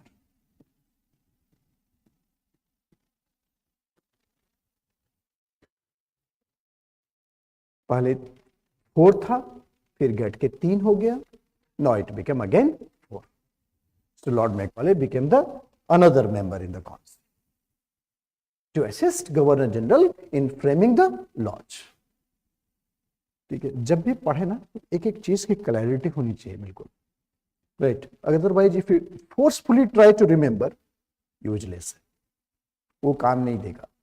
Examination में तो ऐसे भी दिमाग half रहता है, एंड ऊपर से फोर्सफुल थिंग विल नॉट। दिमाग कभी भी फोर्सफुली इन्फ्लुएंस नहीं होता, इसकी एडेप्टेबिलिटी होती है। बहुत क्लोज फ्रेंड थे, स्कूटी टाइप फ्रेंड, शाम को दोनों निकलते थे स्कूटी पर। Is a very close friend, yes yes sure. अभी मैं बताऊंगा उसका रीजन क्या है, मैं आपको बताऊंगा ना जब education policy, then will come to know that how close he was, how trusted person he was. हाँ,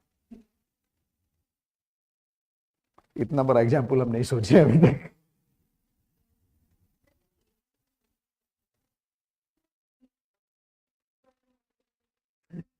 केवल एक ही कंट्री ने इंग्लिश से ज्यादा किया था ट्रेड, वो था डेनिश कंपनी, ठीक है, but he was entirely supplied from India all over the American continents and the Europe. तो गवर्नमेंट का भी स्टेक प्रॉपर है, कंपनी को भी दिया। बाद में तो केनिया भी आ गया, श्रीलंका भी आ गया, तो फिर कंपटीशन बढ़ गया, but that time India was the only supplier at that. जितने भी टी स्टेट थे सब ब्रिटिश के ही तो थे। तो charter act of 1853 charter act में, 1853 चार्टर एक्ट में वो जो मैंने बोला, देखना इसको, देखना बच्चे, और कुछ बस तो नहीं है गिराने के लिए।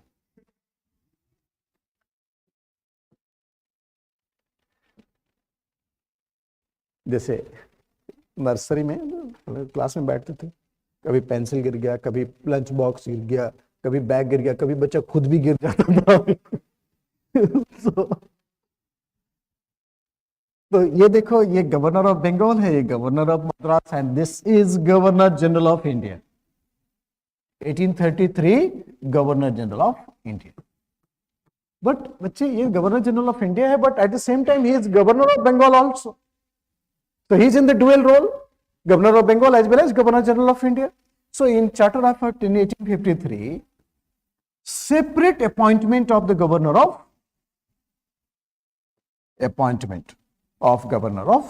Bengal, right? तो अब हो गया 3 governors and 1 Governor General, and now he is the real boss. अब ये तीनों गवर्नर उसको रिपोर्ट करेगा. So Lord Dalhousie, he became the real Governor General of India. Real Governor General of India. So means of control was massive. Means of control was massive. हम लोग, मैंने क्या सोचा है when I was entering here in the class, that we have the 4 days time, no? So I wanted to give 1 day before 1857, right? And then next 3 days will intensively in the post 1857, right? Rise of nationalism, Indian national movement, divide and rule, and then mass movement of Gandhi. We will give more time to it so that we can have the entire syllabus under observation.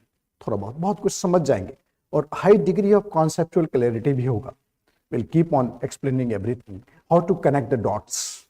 और ये जो panoramic view बनेगा ना, it will help you understanding the entire modern India. अगर दोबारा पढ़ेंगे आपको तो फिर दिक्कत नहीं आएगी.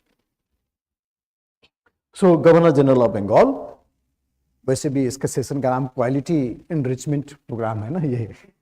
सो we must have some qualitative facts before putting into. So, Governor General of Bengal, Lord Dalhousie, is the real Governor General of India. ICS का ये पोस्ट बना था डिस्ट्रिक्ट कलेक्टर एंड डिस्ट्रिक्ट जज.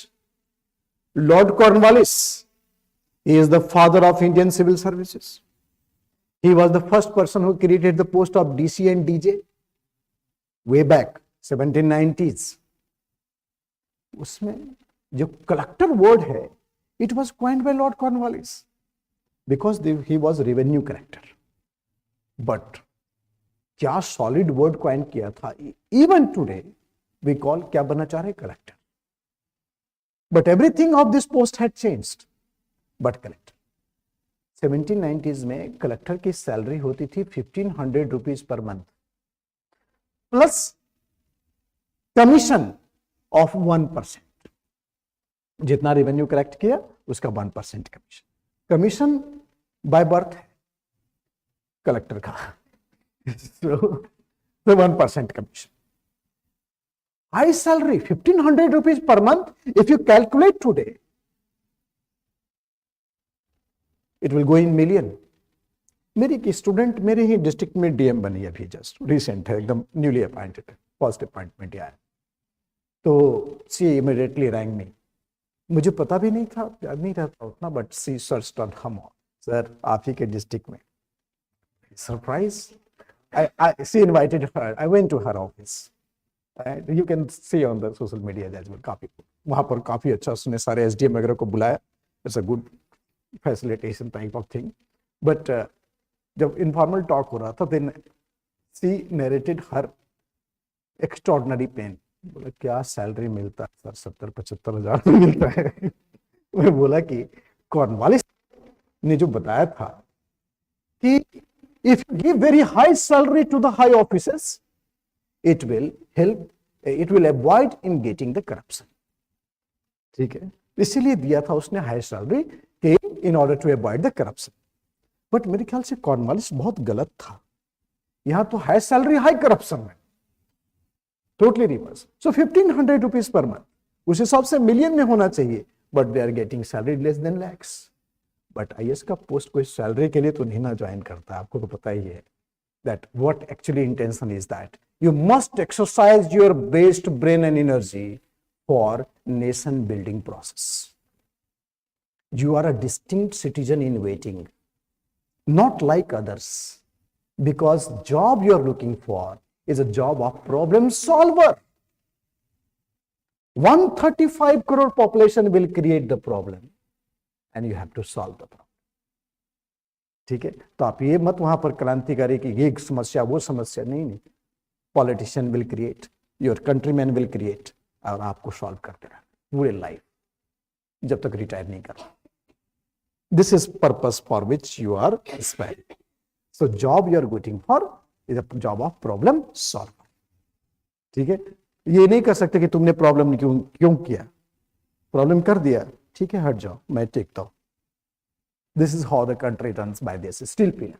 So Cornwallis had created it. It was a backbone of the company's rule in India. But जब Cornwallis ने बनाया था कि initially there was no proper method who will get appointed as a district collector and district judge. It was board of directors, a court of directors.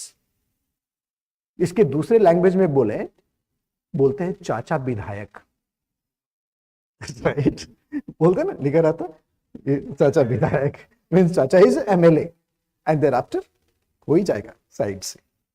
No proper method, but lord Dalhousie he created the process of examination, competitive examination to be appointed, and now it had become an ICS. Examination England में होगा, Indians will go to appear in examination but had to go to England. Examination start हुआ तो coaching भी start हुआ same day. Coaching का भी history is associated with history of ICS. ठीक है, और यहीं से आपके लाइफ का प्रॉब्लम स्टार्ट हुआ। 1853 charter act that competitive system had started to be appointed first ICS. और जब एग्जाम स्टार्ट हुआ 1853 से 2 decades, hardly you will find any Indian in the list. केवल 4 लोग पास किए 20 साल में, Satyendranath Tagore, Lal Bihari Gupta, RC Dutt and Surendranath Banerjee. Only 4. And surprisingly, all 4 were Bengalis. India में पढ़ा लिखा मतलब ओनली बंगाली, रेस्ट पढ़ता लिखता नहीं था। बंगालियों को देखता, पढ़ लिया ना, ठीक है देश चलाना। So this 4. ICS, post of ICS. This is means of control. The way the British government was trying to control the affairs of company with this post, like government, central government control the state management with this post, IS IPS तो central agent है, continued. So this is called mechanism of control. तो हम लोगों ने अभी पढ़ा कि in 100 years of the company's rule there was policy of expansion and then policy of control, but ये control was a maximum control. और इसीलिए मैंने वर्ड अभी यूज किया है थोड़ी देर पहले कि in 1858 it was not a sudden change but it was long drawn policy of British rule in India. Long drawn policy मतलब various acts, control keep on increasing and revolt तो opportunity था। Company was replaced and British parliament had taken control. ठीक है, clear है ना sir? कर लेंगे, सारा रिवाइज कर लेंगे। तो we will continue our things welded here 1757 to 1857, इसी बीच में रहती है।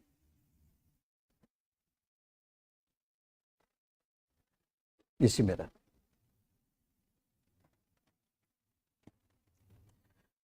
Another big topic where we have plenty of questions coming in the form of the facts and the concept is the socio-religious reform movement, which we call is a 19th century renaissance.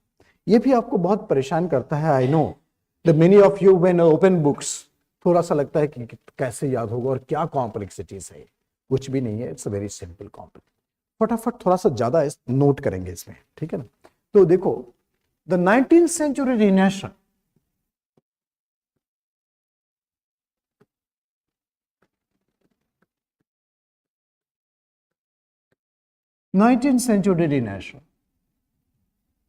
we have the socio-religious reform movement. Socio-religious reform movement. 19th century Renaissance, we have the socio-religious reform movement.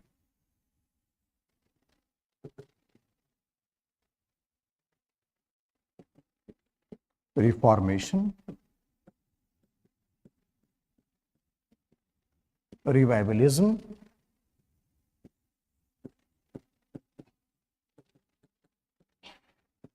and status quoism.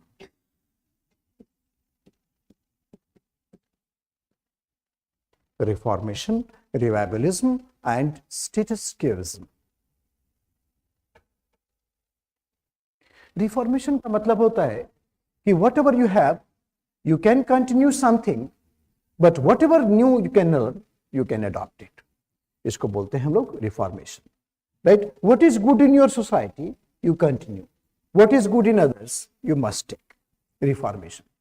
दूसरा बोलता है कि नहीं, nothing to learn from others, but our ancient thing was very past, revival of the past, right? जैसे बोलते हैं कि the Vedic civilization was the ideal civilization, so therefore we back to Vedas, revivalism. और third होता है no change. हाँ, no change, status quo. Indians are generally status quoist. जैसे देखा ना आपने क्लास में, आप फर्स्ट डे जिस चेयर पर बैठ जाते हैं, right, you want to sit every day on that same chair. Status क्योस्ट है बिल्कुल। अगर आपने देखा कि he is sitting here and some other person had sit here and he entered in the room, देखते ही इसको ऐसी फीलिंग आती है जैसे किसी ने जमीन पर कब्जा कर लिया। that is how the Indians are generally status quoist, means no change, neither accepting the new ideas nor rejecting the present thing. एकदम जैसा है वैसा बना रखिए। सती system, it is part of one society, you must maintain. Child marriage, part of culture of one society, you must maintain. You are trying to change it, you are trying to impose Christianity in India, westernization in India, no change. Changelessness is called status quo. So there are three major trends of the socio-religious reform movement. So first trend, it was represented mostly, आप देखेंगे in Hindu reform movement, Raja Ram Mohan Rai.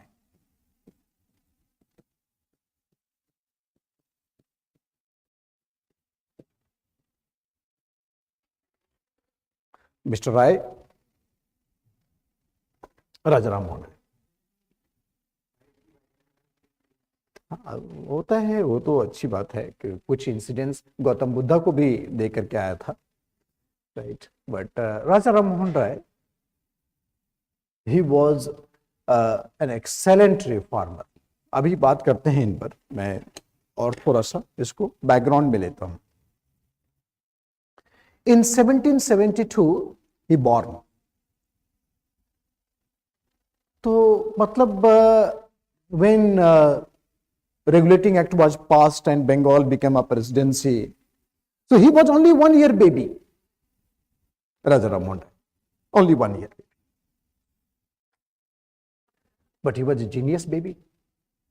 He studied many languages, but his focus was only the religious learning.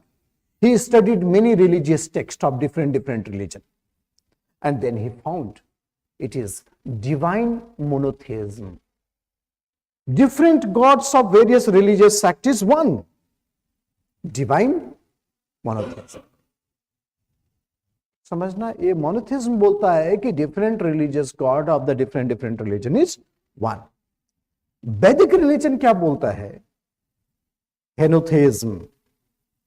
इसका मतलब होता है god is one but present in many forms. Difference समझ में आया?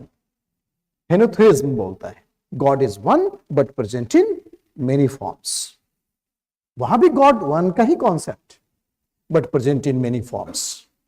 और ये बोलता है कि different gods is actually one, monotheistic. So he was a monotheistic. His doctrine was monotheistic.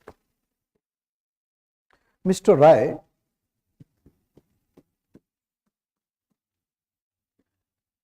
he believed in monotheistic doctrine.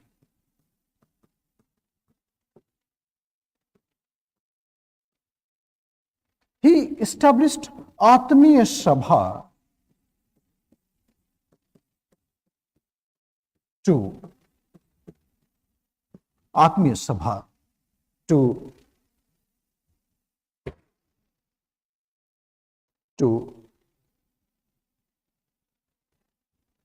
propagate the monotheism.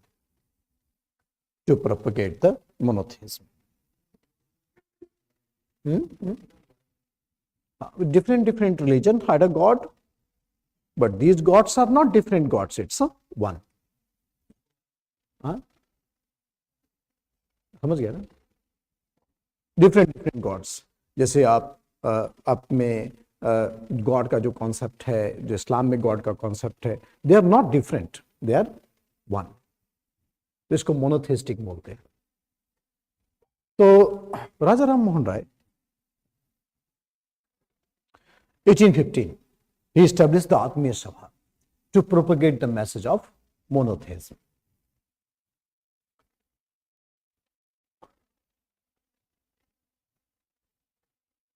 कुछ books के नाम मैं लिखता हूं और आप उसको याद कर लीजिएगा, चाहे जैसे भी हो। जैसे he was pioneer of journalism. He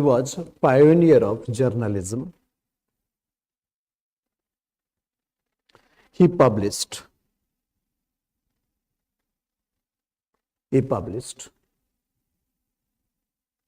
संवाद कौमुदी,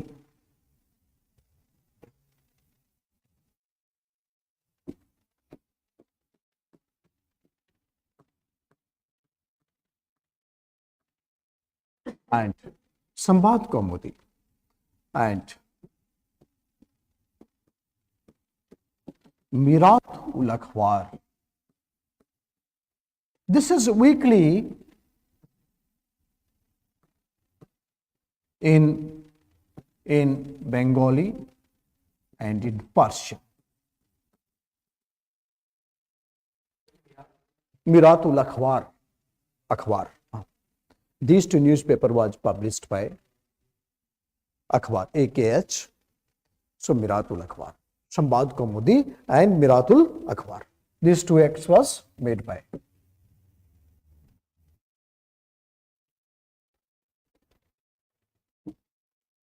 ये मैं अभी है ना, मैंने अभी रखा है ना, sure. Sumiratul Akhbar and Sambad Kaumadi. This is a weekly in Bengali and Persian. He wrote many books.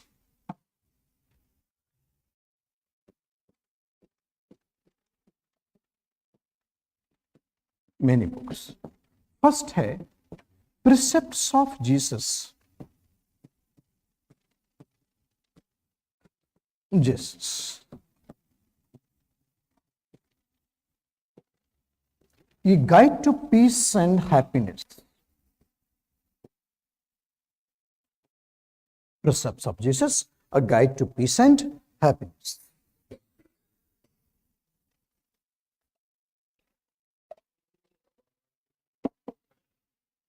Persian. Samad Kaumudi जो था, that was in Bengali, और जो मिरातुल अखबार है, that is in Persian. दोनों वीकली है, वीकली न्यूज़पेपर.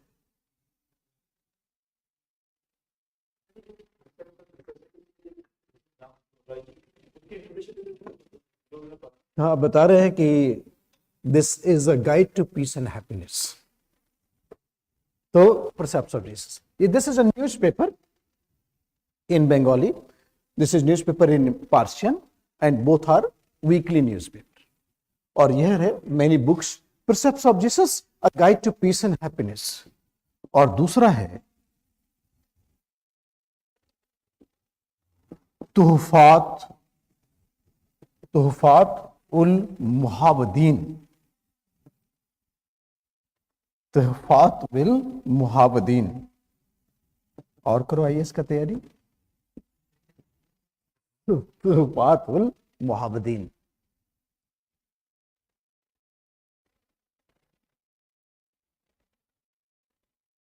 ये फारसी में है, पर्शियन में है. इसका मतलब होता है a gift to monotheist. Gift to monotheist. Gift to monotheist. तो फात उल मुहावदीन, अ गिफ्ट टू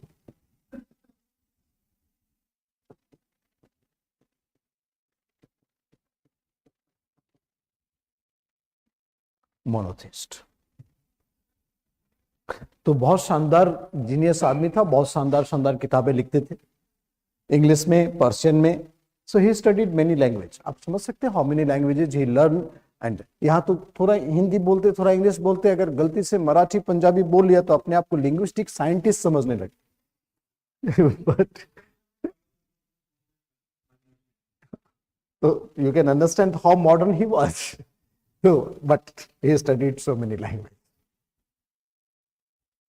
So, तोहफात याद रह जाएगा, बहुत डिफिकल्ट नहीं है. Even you can have the millions of the facts inside, अगर इंटरेस्ट के साथ आया हो बात. अदरवाइज जबरदस्ती तो ब्रेन कभी रिसीव नहीं कर सकता, कभी नहीं किया. Memory is the only thing which can not be forced. वो एडेप्टिव ही होता है हमेशा हमेशा. बट उसकी कोई लिमिटेशंस भी नहीं. crores of the things you can remember. So तुहफात उल मुहावदीन. अब थोड़ा एक चीज आपसे बात करते हैं हम कि Raja Mohan Roy is rightly called as a father of modern India. Why? His social understanding, his economic understanding, his political understanding. तो जरा सोशल अंडरस्टैंडिंग पर देखो क्या बोलते हैं ये. उनका कहना था कि you must go for synthesis of the Indian and the western culture. His imagination of India was synthesis of Indian and the Western culture. ठीक है? He wanted to have scientific temperament among the Indians. Anything you accept on the basis of reason. कोई भी cause होना चाहिए. हिंदी में बोलते हैं आपको जानना है, आपको मानना नहीं है. You should know this is your prime. You must not accept. मानने की बात नहीं, आपको जानना है. दुनिया में बुद्ध ने जाना, बुद्ध बने. कबीर ने जाना, कबीर बने. नानक ने जाना था Nanak, because he try to know the thing, और बाकी लोगों ने एक्सेप्ट किया, हम लोग एक्सेप्ट करते पढ़ाते। So that is how, आपको जानना, आपको मानना नहीं है। So here Raja Ram Mohan Rai, he said, you must have the scientific temperament among the Indians. Scientific temperament among the Indians. Synthesis of religion. Synthesis of religion. He rejected infallibility of Vedas. Infallibility of Vedas. He rejected infallibility of Vedas. इसका मतलब समझे आप क्या कहना चाह रहे कि it's not like that there is nothing wrong in the Vedas. So Vedas are not infallible. So he rejected the infallibility of Vedas. Infallibility of Vedas, rejected the infallibility of Vedas. Then next बोलते हैं, he considered Upanishad.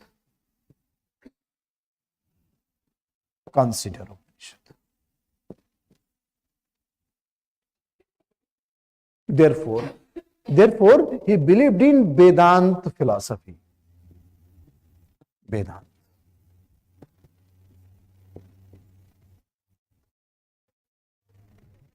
Oh, he accepted Upanishad. Therefore, he believed in Vedanta. Whether it is the Raja Ram Mohan Rai, whether it is a Dayanand Saraswati, whether it is a Vivekanand, all believed in the Vedanta doctrine. Consider Upanishad as full scientific philosophy. उपनिषद को ही वेदांत बोलते हैं, because it is end of the Vedas. नहीं, आपने पढ़ा होगा ना, वेद में there are four Vedic literature, Veda, Brahmana, Aranyaka, Upanishad. तो Upanishad is the end of the Vedas, इसलिए उसको वेदांत बोलते हैं। फिलोसफिकल इंटरप्रिटेशन है, which is a scientific philosophy, इसलिए इसको वेदांत बोलते हैं। वेद का लास्ट मतलब Vedanta, end of the Vedas. So Upanishad is Vedanta, he believe in. पुराण के बारे में बड़े खतरनाक विचार। Purana, he rejected Purana, he said Purana is full of falsehood। इसने मिस्टिसिज्म क्रिएट किया सोसाइटी में। Anything which you can not explain, supernatural god, भूत आ गया था, right. So therefore your thought stop here. This is the reason why he said if Indians hampered the scientific temperament because of the Quran. So बोला बेकार है, झूठ का पलंदा है। So rejected Quran, Ved, Quran, Upanishad. He rejected the infallibility of Vedas, but not the Vedas. Right. Second, he accepted Upanishad. And third, he rejected completely Quran. Quran is full of falsehood. This is his thought about the religious scripture. We are talking about the social thought. He opposed all evils, child marriage, polygamy, caste system. But his crusade was against sati. Raja Ram Mohan Rai, he started the crusade against sati. In 1829, Lord William Bentinck passed Regulation 17. Lord William Bentinck passed Regulation 17 and sati was declared illegal. Sati was declared illegal. Lord William Bentinck passed Regulation 17 and sati was declared illegal.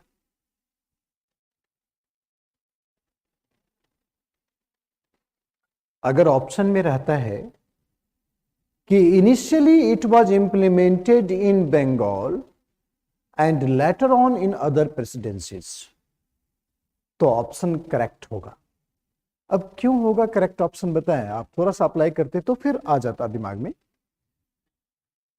1829 Lord William Bentinck was governor general of Bengal. He did not have the law making power. When he will get the law making power? 1833, right? Lord William Bentinck was first Governor General of India, and then he will make that.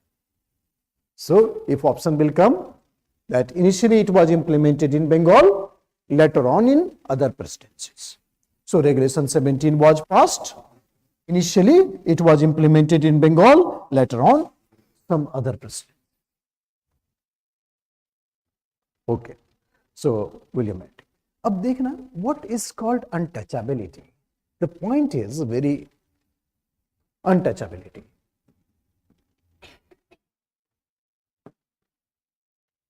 Lord William Bentinck is the Governor General. Rajaram Mohan Rai continuously opposed him. He opposed rituals, idol worship, ritual, create the issue of purity and impurity. जब ritual करते हैं ना, ये छूना है नहीं छूना है, purity and impurity. Idol worship make the ritual perfect. So this purity and impurity will come in the society. It will create the concept of untouchability. So untouchability, he found that why untouchability started in India, because of these rituals and the idol worship. He considered it as a primary reason for the rise of untouchability, because concept of purity and impurity. So he opposed it. He opposed these two things. So no child marriage, no polygamy, no caste system, no ritual, no idol worship, no untouchability, no sati. So his imagination was very modern. Social thought of Rajaram Mohan Rai. जरा economic thought पर आते हैं. What is the economic thought of Rajaram Mohan Rai?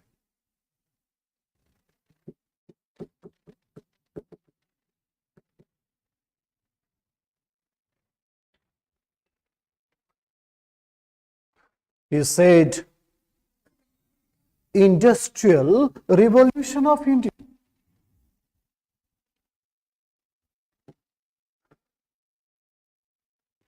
Industrial Revolution of India.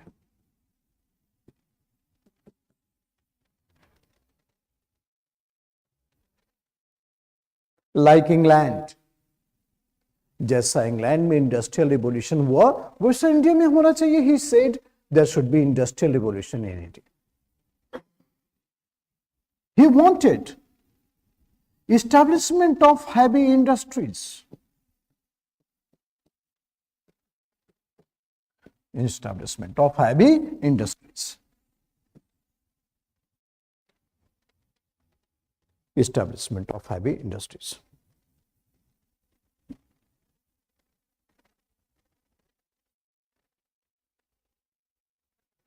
धीरे धीरे it will go down. Impact of industrialization. Rural empowerment by above. So his reform is called from above. From above. His reform is called from above. Heavy industries. Nehru ji also think in the same way. Nehru ji, second 5-year plan, third 5-year plan, he gave emphasis on industrialization. If Rajaram Mohan Rai is father of modern India, Nehru should be rightly called as architect of modern India. Mains में तो आ सकता है, but doubt है कि आएगा. That is called. But in this way you can ज़्यादा political questions नहीं touch करते यूपीएससी में, but he is actually in the continuity of the same line. Rajaram, heavy industries, industrial revolution. He demanded import duty on British cloth. Demanded import duty on British cloth.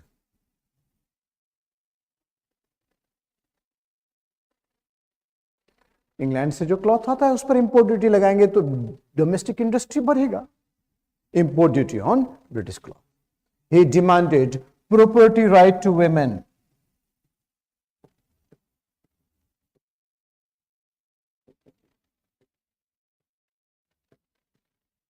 Property right to women. He demanded property right to women.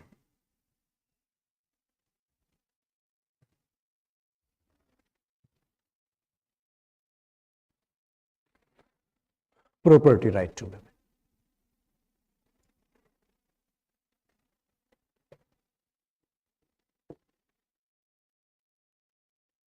So, he wanted to make India economically self-reliant. So, this led to the rise of economic nationalism in India. This led to the rise of economic nationalism in India.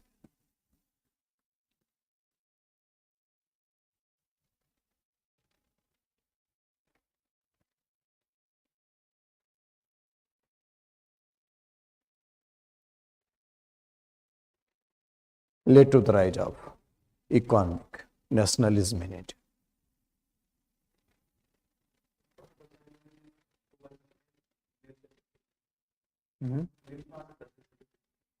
आएगा क्यों नहीं आएगा. Economic nationalism इसी को continue किया Dadabhai Naoroji, RC Dutt, Gopal Krishna Gokhale.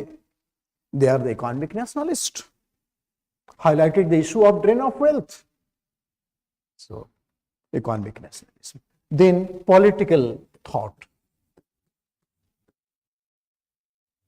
He was inspired by French Revolution.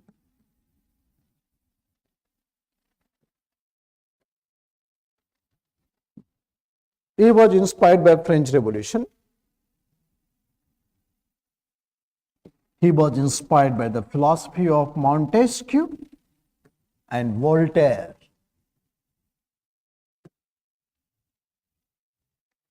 Montesquieu and Voltaire. Montesquieu said, separation of powers. The founding pillar of democracy, separation of powers between executive, judiciary, and legislature.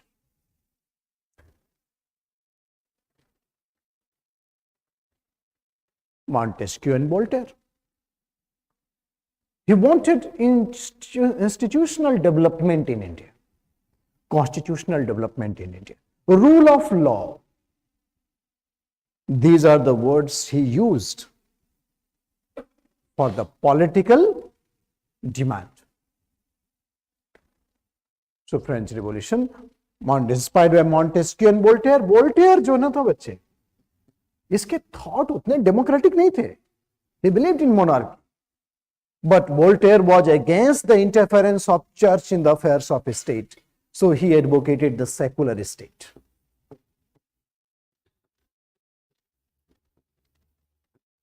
Secular state. Montesquieu, separation of powers.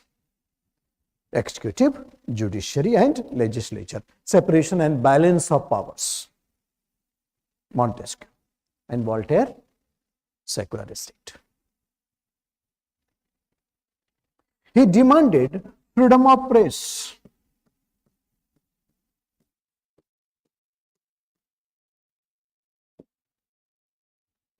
Political rights to Indian.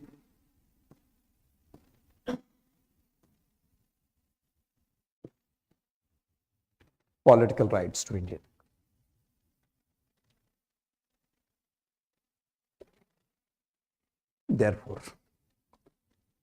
Therefore, his political thought led to the rise of political nationalism.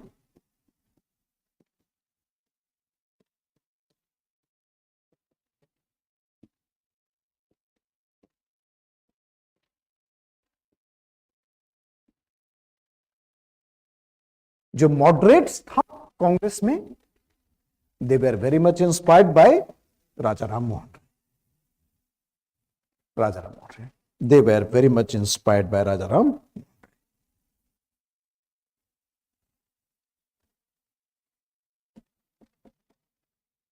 समझ में आ रहा है total? So look at the social thought, economic thought, and political thought. He should be rightly called as father of modernity. He is rightly called as a father of modernity.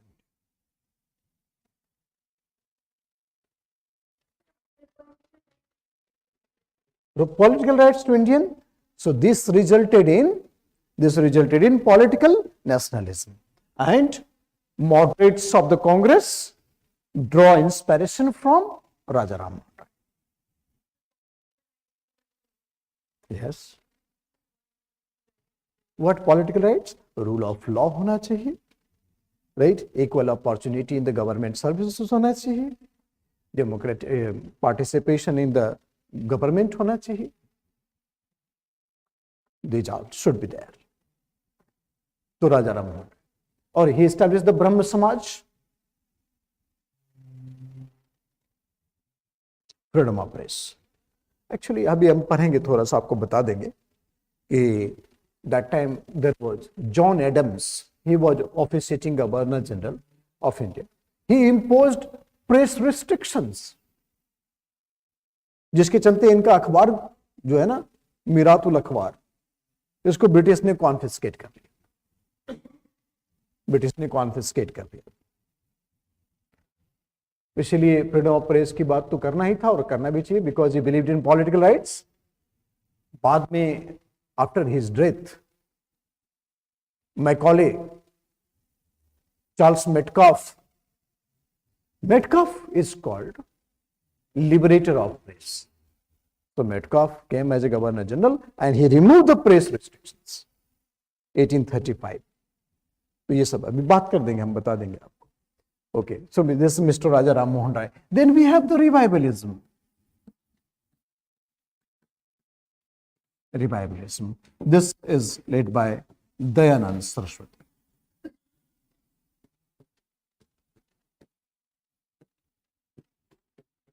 And his Arya Samaj. Dayanand Saraswati and Arya Samaj.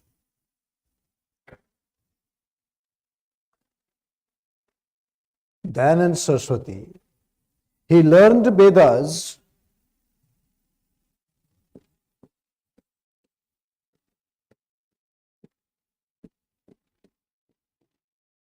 do you take break also in between? 10:30? अच्छा हाँ ठीक है, बता दिया, नहीं तो मैं तो फिर कंटिन्यू रह जाता. So he learned Vedas and then he wrote books like Satyarth Prakash,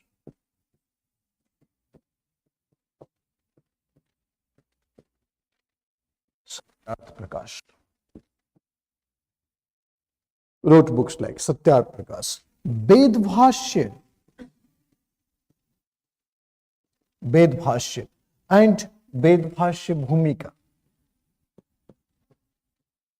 Satyarth Prakash, Ved Bhashya and Ved Bhashya Bhumika.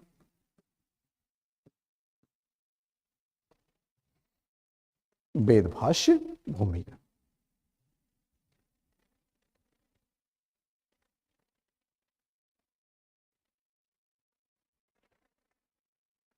Satyarth Prakash, Ved Bhashya and Ved Bhashya Bhumika. So these three books in Sanskrit. तो जरा अगर इसको देखो कि Dayanand Saraswati, if you look at his social thought, Raja Ram Mohan Roy को तो पता है synthesis of eastern and western culture. Dayanand Saraswati बोलता है कि no need to look towards west, we have nothing to learn from the west. our Vedic society was an ideal society. He considered the infallibility of Vedas. The Vedic society, we don't have social evils. No child marriage, no polygamy, no sati. From where it had came? Because of touch with the foreign cultures. So therefore, those who are following the foreign cultures, they must accept the Vedic culture, which is called Shuddhi movement. ठीक है, जिसको आप लोग technical language में घर वापसी बोल देते हैं. So therefore, those Hindus who converted to Islam or the other religions, they must get back to, and therefore the homogeneous Indian culture based on the Vedic culture, it was a Vil society. Right? So he gave the slogan, back to Vedas. Back to Vedas. So Dayananda Saraswati, he considered infallibility of Vedas. Infallibility of Vedas. Infallibility of Vedas. He considered Vedic society as an ideal society. लिखो तो सही होता. He considered the Vedic society as an ideal society. जो भी वैदिक ideals को follow करता है, it's called the Arya Samaj, because the Vedic literature is composed by the Aryan, and whatever the descriptions we have, the social, economic and political life of the Aryan, it is actually the. शादी का चिंता मत करिए उतना आप.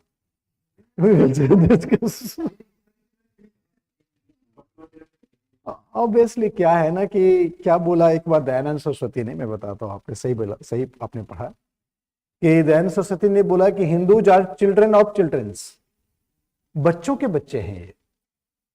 बहुत गुस्सा है लोगों को, ये क्यों बोल रहे हो आप, Hindus are children of childrens, मतलब बच्चों के बच्चे हैं. व्हाई?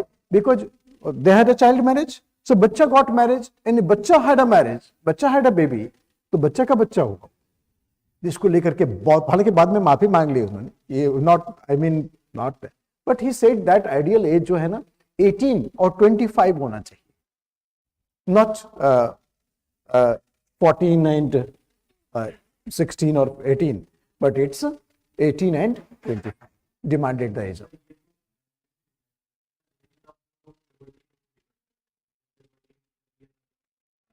कर देते थे. हाँ, ये तो बोलता है कि नहीं करते. करेक्टली ये बात क्या है कि एक्चुअली सोसाइटी में जब नॉर्म सेट हो जाता है,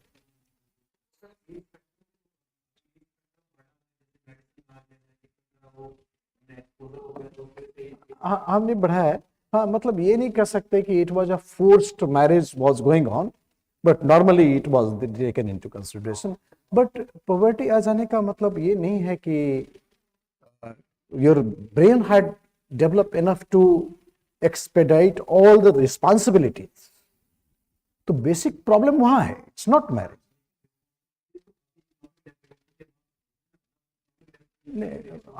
हमारे हिसाब से जब भी ह्यूमन रहा है, the level of problems remain the same, right. उस समय भी प्रॉब्लम्स होगा जैसे अभी है. Whatever the problems you are facing, poverty and employment, it's not a new problem, it's age old problem, हमेशा से रहा है, तो वो होगा. बढ़ जाता है level, but problems would be there. तो इसके कंटेक्स्ट में बोला होगा कि let us go for some empowerment first before having so much the responsibility. तो इससे अपब्रिंगिंग का एक डिफरेंट एटमॉस्फेयर बना हो. और इंडिया में चल रहा था बहुत दिनों से, बट वेस्टर्न सोसाइटी में थोड़ा डेवलप हो गया because of all this things. तो they all were considering it as a model, ये बहुत जरूरी है. तो इसलिए भी इन्फ्लुएंस हुआ होगा. Where there was a development, there was such kind of things, the marriageable age was very high. तो इंडिया को ट्रेडिशनलिटी से फ्री करने के लिए ये सारा मोमेंटम लाया, because it had created stagnation in the society. ये मेन रीजन रहा हो. So we will meet after the break. We will sharply meet at 11 और इसको कंटिन्यू करते हैं, और उसके बाद थोड़ा सा एजुकेशनल पॉलिसी वगैरह करके then we'll go to the revolt of 1857. Thank you. समझ में आया ना सारा चीज? बहुत आसान है, बहुत ही लगे।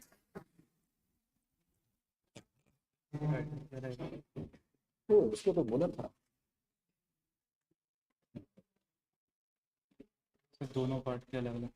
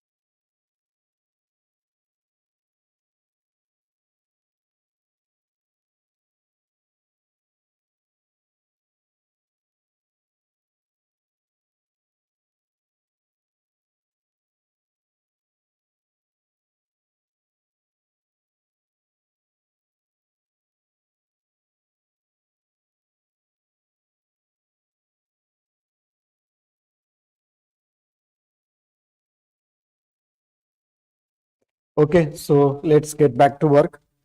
And hegemony of the, sorry, that is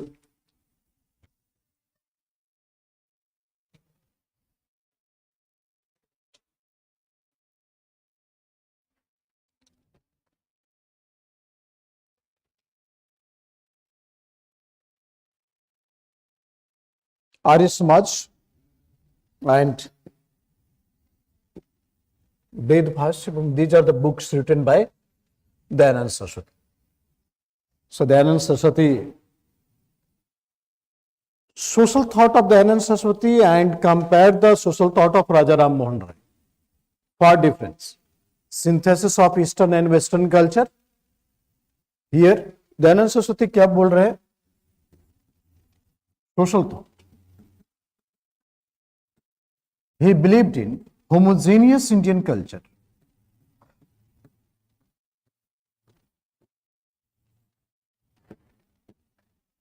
Homogeneous Indian culture based on Vedic doctrine. Homogeneous Indian culture based on Vedic doctrine.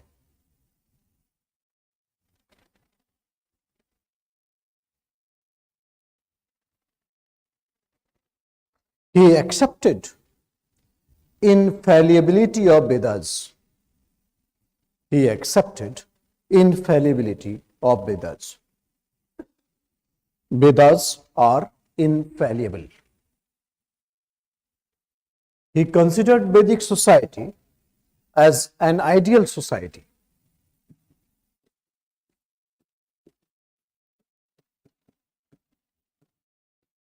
As an ideal society. Considered Vedic society as an ideal society. He gave the clarion call. He gave the clarion call back to Vedas.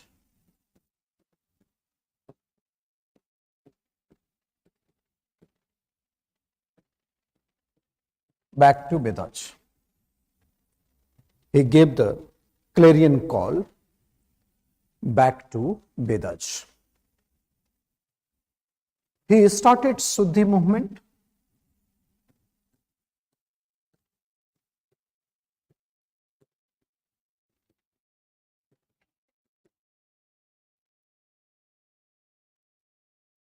That is reconversion of those Hindus converted to other religion. Reconversion of those Hindus converted to other religion.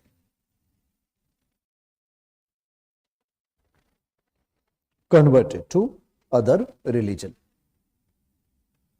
So देखो एक तरफ तो है कि we don't need to learn from the Vedas.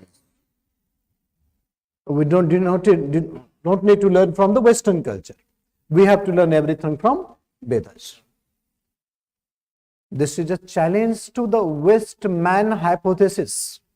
आपको याद है, there are many colonial thinkers. They try to justify British rule in India on the basis of cultural superiority. It is white man's burden to teach the lesson of civilization to the barbarians. Barbarians किसको बोला था? आप लोग को बोला था barbarians. So it is a white man's burden to teach the lesson of civilization to the barbarians. तब दयानंद सरस्वती ने बोला, no, Western culture was never superior. It's our Vedic culture. We have the enlightened Vedic philosophy. So therefore, he gave the clarion call back to Vedas. He rejected this call of the Westernization and started the Suddhi movement. So it is a cultural pride. Cultural pride led to the rise of cultural nationalism. Cultural nationalism. Cultural pride that led to the cultural nationalism. हमने देखा था ना अभी थोड़ी देर पहले political nationalism, economic nationalism of Raja Ram Mohan Roy. Now we have the cultural nationalism. है क्यों नहीं है? रिफॉर्मेशन और रिबेबलिज्म में तो हमेशा कॉन्फ्लिक्ट हो. So here cultural nationalism. But at the same time, Suddhi movement, it created apprehension among the Muslims and the Christians that led to the rise of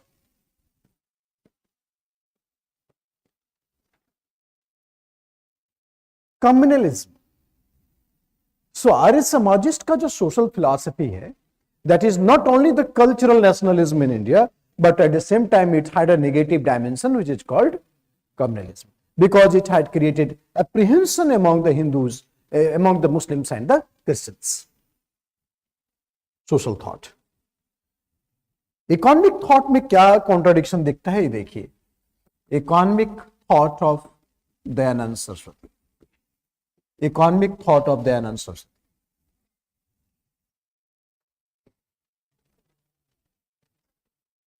Rajaram क्या बोलते थे?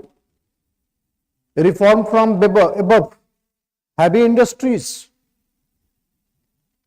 दयानंद सरस्वती बोलते थे कि before the advent of the Britishers, what was the superior thing that India had? Export of consumer goods. Our strength was handicraft. So therefore, we should revive the same model. And that is the reason why he focused on revival of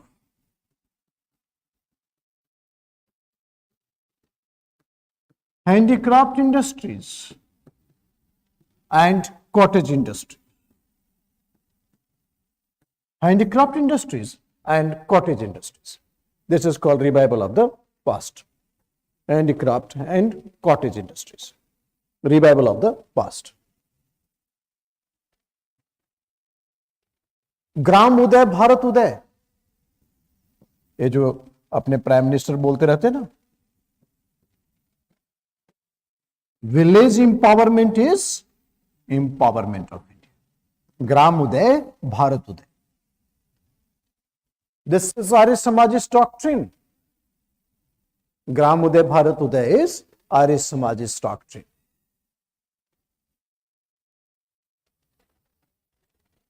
Dayanand Saraswati was first person who used the word Swadeshi.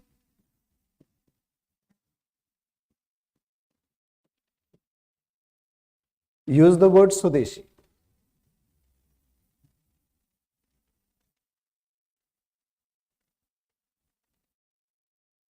Economic concept में there is a concept called Gauraksha movement. In Vedic society, the strength of the village was the cow. Gau. Village empowerment rooted from there. So then Gauraksha movement was actually an economic concept for the village empowerment. But it again gave the wrong signal to the Muslims and the Christians. So, however, this Gauraksha movement was for the empowerment of the village, which is called economic nationalism. Idea क्या है? To make India economically self-reliant. What is the model of economic self-reliance? Rajaram Mohan Rai said, from above. Dayanand Saraswati said, from below. But both had an intention to go for economic self-reliant of India. We also wanted to take over Germany, to become third. Take over China तो नहीं बोलेंगे, right? But to become third. हम लोग तीसरे third position के लिए कोशिश कर रहे हैं. India is secular socialist not because of constitution. We were secular and socialist, therefore our constitution is. ठीक है ना. सो ये इंस्पायरेशन लोगों से बना है ना. It's so here we have a long evolutionary things of the secularism and socialism. Okay, so swadeshi he started Gauraksha movement. Gauraksha movement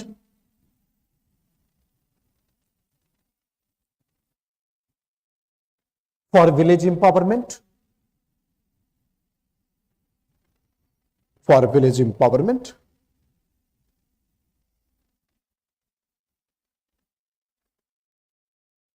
He wanted to make India economically self-reliant. economically self-reliant. He wanted to make India economically self-reliant.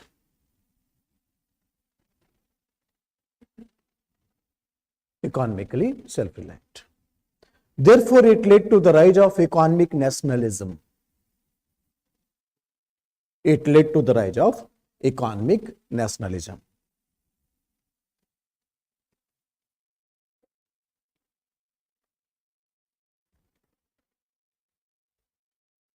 अब थोड़ा आप compare economic nationalism of Raja Ram Mohan Rai and economic nationalism of Dayanand Saraswati. But objective is same. So if you look at the nationalism, it is collection of all types of the nationalism. Political nationalism, cultural nationalism, and economic nationalism, all types of nationalism. So this is economic nationalism. But at the same time, it had created communalism. Goraksha movement, it gave wrong signal to the Muslims and the Christians. So his economic dimension was also putting the word communalism. His social dimension was also putting the word communalism. So communalism is sum total of everything. आर्य समाजिस्ट ने जितना impact डाला है Indian society पर, उतना दूसरा other reforms trends ने नहीं डाला. It had a both positive and negative aspect. हम लोग अभी समराइज करेंगे $1,000,000 स्टेटमेंट. दिमाग को कूल करिए और मेरा स्टेटमेंट सुनिए. Both nationalism and communalism was byproduct of the socio-religious reform movement, which had developed in the 19th century. But its culmination can be seen in the 20th century in the form of independence and partition. This is a $1,000,000 statement. Both nationalism and communalism is a byproduct of 19th century. But its culmination reached in the 20th century. बच्चा बड़ा भी तो होगा. And thereafter, it will come across in the independence and partition in 1947, from where we see. Socio-religious reform movement. But its culmination can be seen in the 20th century in the form of independence and partition. ठीक है. एक question आया mains में 2-3 साल पहले. The relation between the Renaissance, 19th century Renaissance and rise of nationalism. ये जो मैं पढ़ाता हूं, इसका हाफ पोर्शन पूछा उसने. Rise of nationalism. You can look at how the nationalism had evolved in the 19th century Renaissance. इसी का तो एक सोशल अवेयरनेस के बगैर पॉलिटिकल अवेयरनेस नहीं हो सकता. And that is how it had played a very significant role in the rise of nationalism, Indian national movement and the mass movement, which was led by Gandhi, Nehru and others. Tilak, Gandhi, Nehru others. ठीक है, इसका impact बहुत wide है. सो आर्य समाजिस्ट का concept है. Then political thought of Dayanand Saraswati.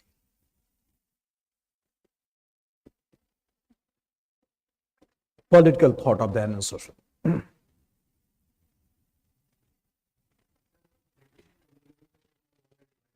अभी आएंगे उस पर. बहुत मजा आएगा. अभी आगे तो चलिए.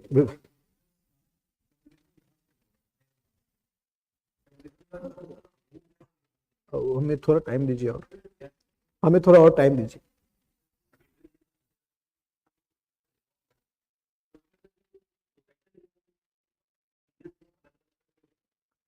आते हैं ना, वहां भी आएंगे. आप क्यों चिंता कर रहे हैं? Let him come. अभी तो हम लोग बात कर रहे हैं कम्युनलिज्म की. तो देखो, एंशिएंट इंडिया में, मेडिवल इंडिया में हिंदू मुस्लिम कम्युनलिज्म तो नहीं था. Communalism had developed because of the British impression in India. और कैसे आएगा मैं आज ही आपको बता के जाऊंगा. बिल्कुल, पहले थोड़ा स्लो चलते हैं. सो this is Dayanand Saraswati.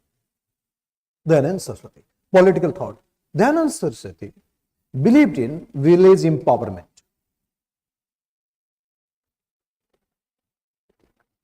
Village empowerment.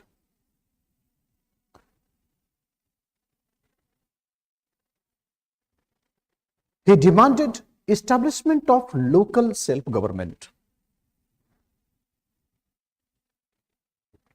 मतलब panchayat, municipalities, local self-government. Democratic decentralization. Local self-government, democratic decentralization.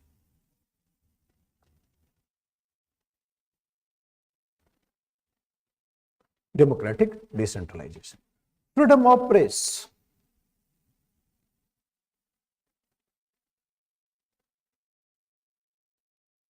He gave the slogan, India for Indians. He gave the slogan, freedom of press. He gave the slogan, India for Indians.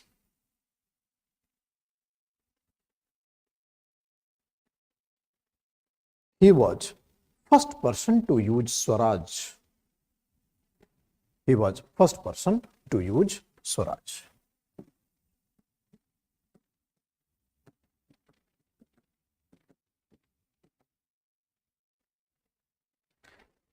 It was because of Arya Samajist extremist movement started in Indian National Congress. Most of the extremist leaders, Lal Bal Pal, they had Arya Samajist doctrine. So it was because of Arya Samajist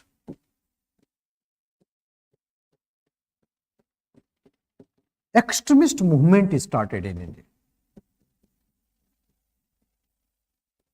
Movement is started in India.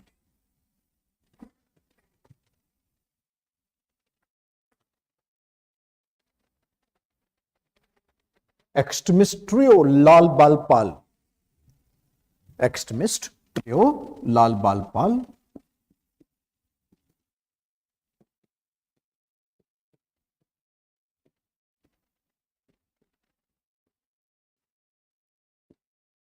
Lal Bal Pal, deeply associated with Arya Samajist doctrine. Arya Samajist doctrine.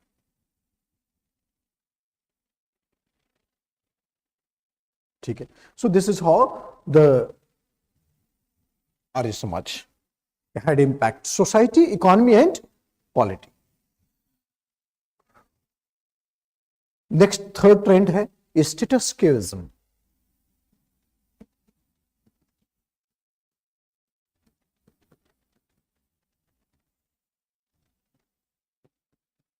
इसका मतलब है neither backward nor forward. इसका कहने का मतलब we will not accept from the British and will not return to Vedas also. If there is a sati, sati is our culture, right? So Radhakant Dev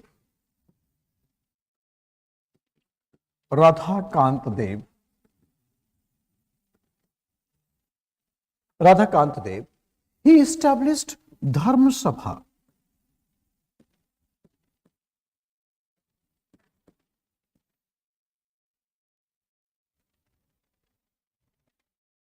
He supported sati, child marriage as a cultural practices. Dharma Sabha. He supported sati,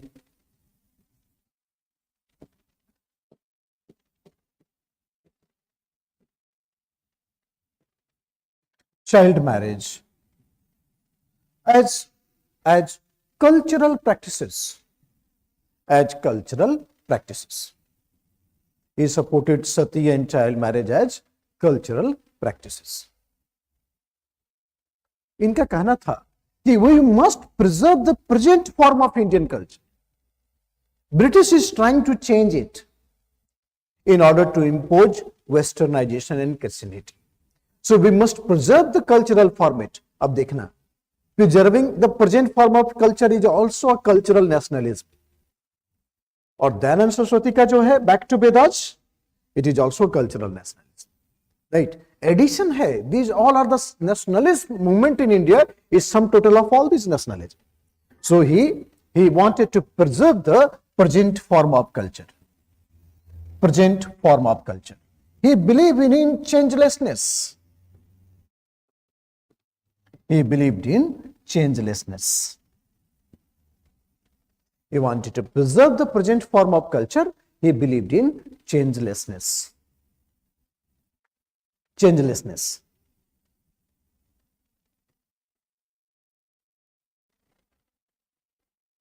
This is called cultural nationalism. Present form of culture, he believed in changelessness. So it is called cultural nationalism. It is called cultural nationalism. अब इसको एक और दूसरा dimension समझने की कोशिश करना है. Changelessness is a form of rigidity. ठीक है, rigidity. Your culture is your culture, my culture is my culture. इससे तो India is a land of composite cultures. We influence other culture, we accept other cultures, composite culture. But जब आप बोलते हैं कि नहीं मेरा मेरा और तुम्हारा तुम्हारा, it means you are creating walls with the various cultures. और इससे क्या होता है? Community consciousness. और community consciousness is first stage of the rise of communalism. ठीक है, ऐसा नहीं था कि there were different different communities in India. Yes there were, but there was a provision of coexistence. But because of this community consciousness, it had taken the form which is called moderate communalism. और इस community consciousness को British use करेगा in terms of divide and rule. So, cultural nationalism तो निकला, साथ में because of the rigidity, because of changelessness, because of community consciousness, communalism also evolved. तो status quoism से भी communalism निकला. ठीक है ना, जैसे बोलते हैं ना रेडिकलाइजेशन बढ़ रहा है. The radicalisation is what? This is a strong community consciousness. So the status quoism had promoted community consciousness which led to the rise of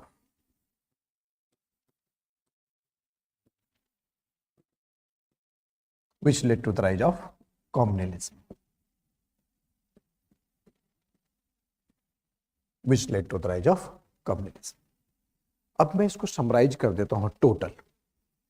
It led to the rise of communism. देखो, socio religious reform movement he started. There are three: reformation,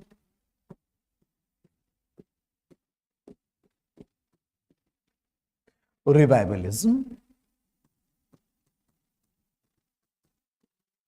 and status quoism.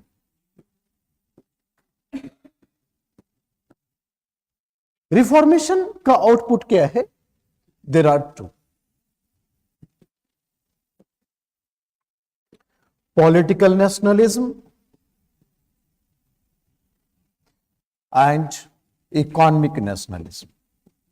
Raja Ram Mohan Roy, political nationalism and economic nationalism.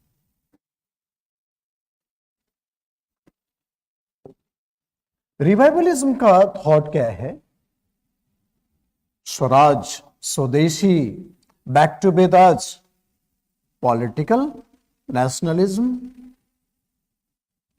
Cultural nationalism, economic nationalism, Swadeshi, and communalism.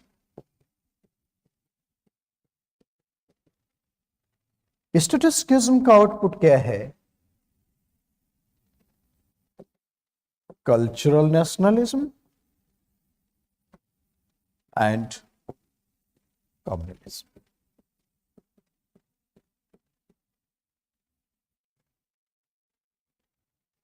Cultural nationalism and communalism. अब हम क्या करते हैं? सारे nationalism को एक साथ इंटीग्रेट कर देते हैं. This is called nationalism.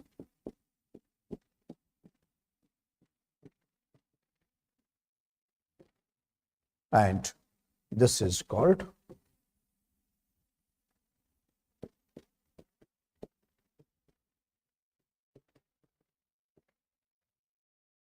Communism. Nationalism is sum total of all. So यहां पर $1 million स्टेटमेंट को सेट करिए.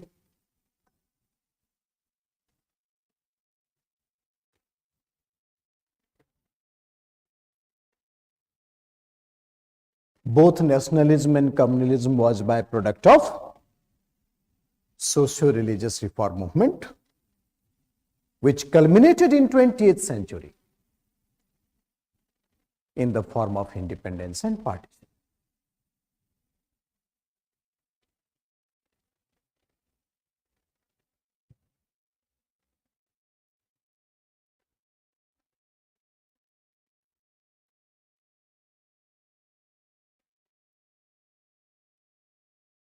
In the form of independence and partition.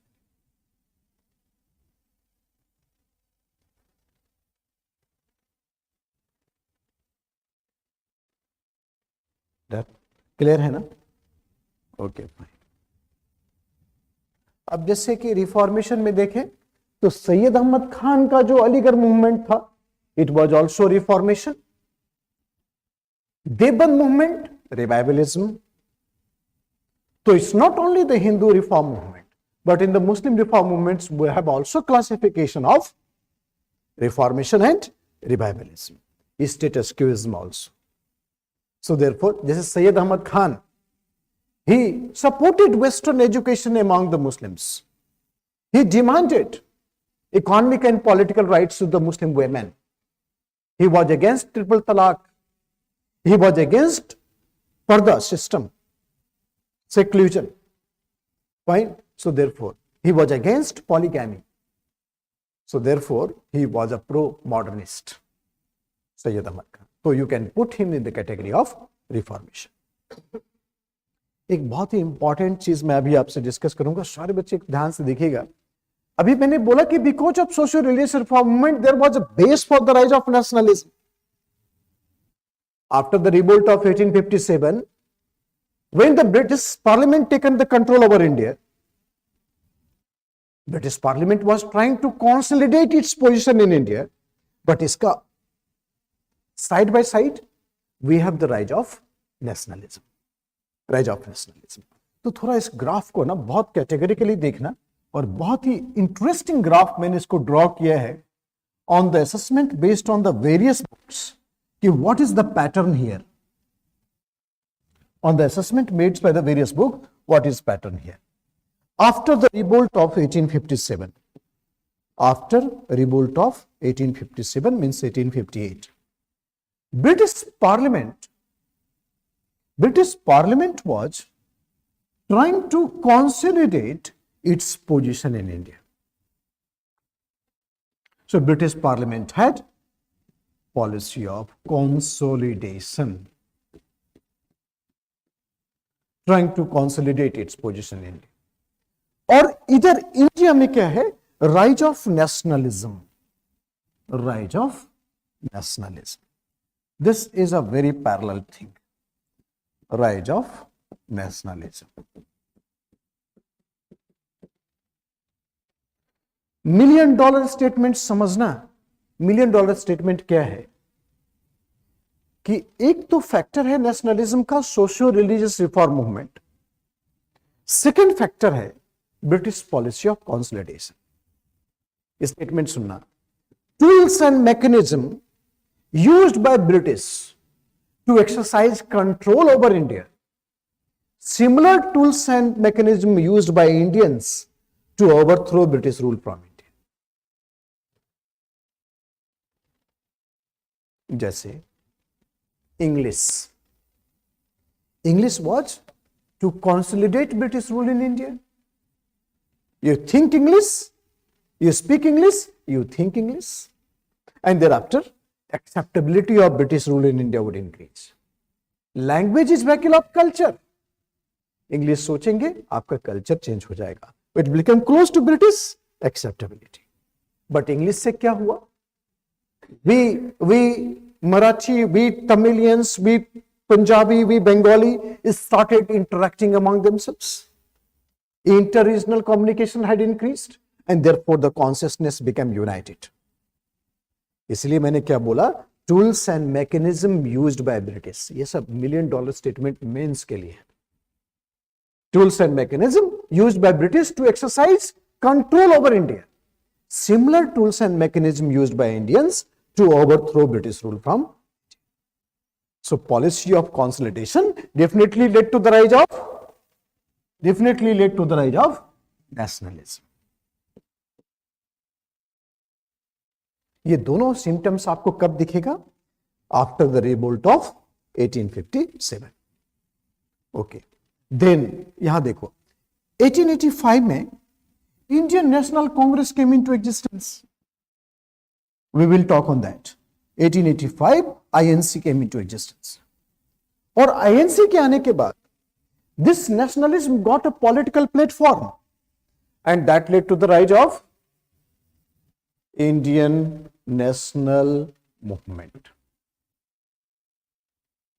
Nationalism transformed into Indian national movement after establishment of Congress, because collective nationalism had a political platform, political orientation, which is called Indian national movement.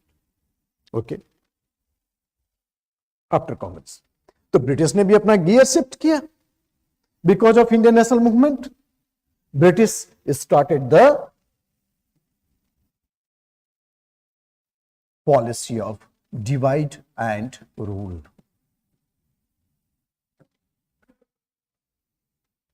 This is a extension of the communalism.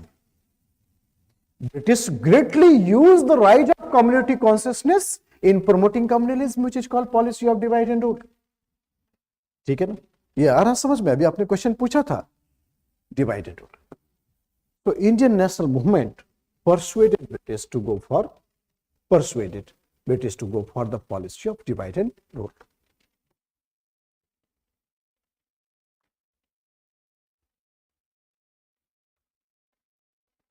और उसके बाद India's wonder boy Mohandas Karamchand Gandhi.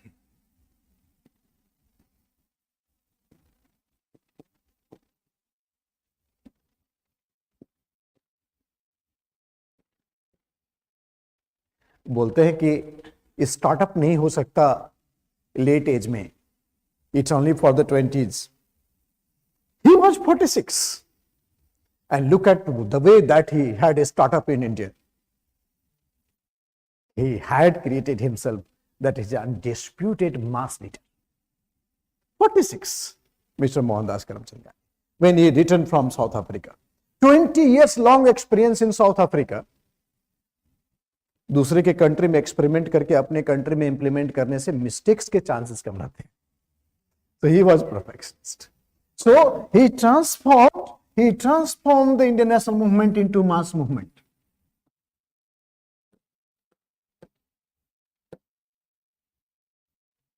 Mass movement. Gandhi created all this base to create the super base. And it is called mass movement. और आपको पता है, the British did not face mass movement in India till date. It is first time in the non-cooperation movement. Huge opposition to the British for any cause. So in non-cooperation movement, when British in 1920, when British faced the mass movement, and this mass movement was keep on increasing, civil disobedience movement, Quit India movement, आप जानते हैं कितना intense हो गया मास movement. ठीक है. So mass movement force British to compromise. Gandhi जब भी मास मूवमेंट चलाता था, ब्रिटिश क्या बोलते थे? अच्छा ठीक है, इतना नहीं इतना. ठीक है. जब कॉलोनियल पावर कॉम्प्रोमाइज करने लगे, that means इसका कंट्रोल वीक हो रहा है. Earlier British was not compromising, but now British is on the level of compromise, so its control had become weak. और जब कंट्रोल वीक हो गया, इसका मतलब है now the British started compromising, control weak हो गया तो इसका ग्राफ नीचे आ जाएगा. Graph will come down because of the compromise. So Gandhi's mass movement forced British to go for compromise. Gandhi's mass movement forced British to go for compromise. जब colonial power mass movement के साथ compromise करने लगे, that means its control had become very weak. Its control had become very weak, and in 1947, its control had become zero. Its control had become zero. And 1947, India leads to independence. Look at the variations of the graph. ये आपको broad understanding देगा. What went after revolt of 1857? This is the British policy, and this is what happening in India. This is a change of the momentum. British started losing control thereafter. You can imagine those who criticized Gandhi. His advent in Indian politics was a game changer, which forced British to go for the compromise because of his technique of mass mobilization. And 1947, the control had become zero. जब आप standard text पढ़ेंगे, suppose India's freedom struggle by Bipin Chandra, या struggle for independence Bipin Chandra, या फिर जो normal किताब आप लोग पढ़ते हैं, whether it is Ramachandra Guha और दर्स, ये सब किताब में एक वर्ड लिखा रहता है war of position, not position of war. वहां लिखा रहता है war of position. If you come across with that books, many times you'll find war of position. Both nationalism and the control mechanism in the war to hold the position. When war of position came in favor of India, how this man had turned the table. Game changer. Right? So this graph is called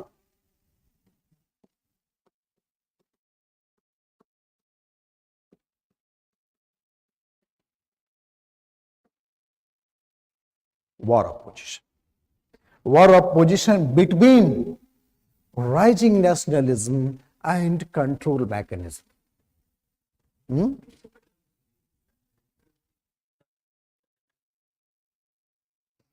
तो ये 100% भी नहीं है. There are so many dimensions, but he definitely was a game changer. आजादी तो public consciousness से आई थी. Gandhi provided the leadership. So it is not correct to say that we haven't achieved the independence if Gandhi would not have been there. But his role is very important. इस question का theme ये है. अगर आपको गुस्सा आ जाए, नहीं नहीं गांधी से कुछ नहीं हुआ है, बैलेंस है. ऐसे व्यूज पॉइंट हमेशा बैलेंस ही होते हैं. आपको प्रॉब्लम सॉल्व करने के लिए चुना जा रहा है ना. अगर वन साइडेड व्यू लेंगे तो प्रॉब्लम क्रिएटर हो जाएंगे आप. This is how you are in the bureaucrat in making. What actually UPSC wanted to know from you that how balanced you are in judgment. You are not one sided. ऐसे थोड़े ना syllabus design किया है, ऐसे थोड़े ना question पूछता है. दे जज many thing from there. So this is your training period. This is not preparation. You will get selected only when you will perform well in the training that you suit to be an administration. Mock interview में बच्चे रट के जाते हैं कि क्या बोलना नहीं बोलना है, तो मैं उनके भी ले रहा था. तो then I asked about, a student was there, then okay, do you know about the caste census in Bihar? तो उसको लगा कि ये थोड़ा कॉम्प्लिकेटेड क्वेश्चन है, तो उसको बोलना चाहिए था कि आई डोंट नो सर. तो एक 10-15 सेकेंड का पॉज लिया और बोलता है कि I don't want to answer this question. अब ये जो व्यू है, दिस इज अनडिप्लोमेटिक, अनब्यूरोक्रेटिक. ठीक है, मुझे लगा कि अगर अगला क्वेश्चन इससे पूछेंगे तो ये बोलेंगे कि प्लीज डोंट आस्क. तो रटना नहीं है, सीखना है. तो this is a learning time. आप देख सकते हैं, शायद ये यूट्यूब पर है भी ये सेशन. तो that is war of position.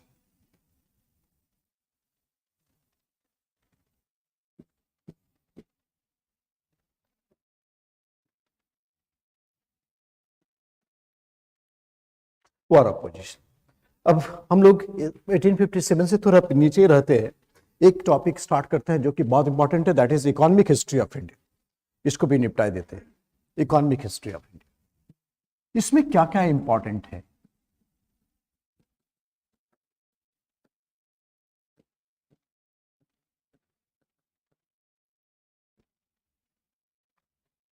Impact of the British economic policies.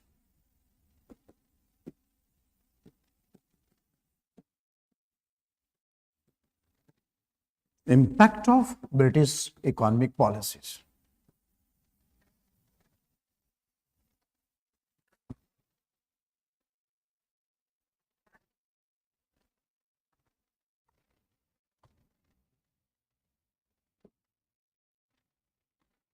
Drain of wealth.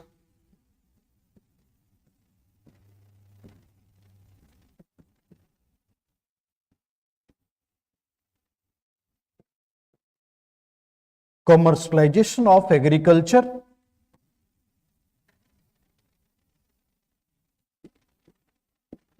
Destruction of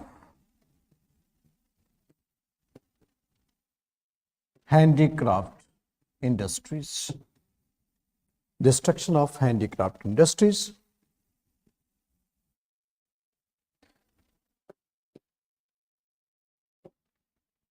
Growth of agricultural labor.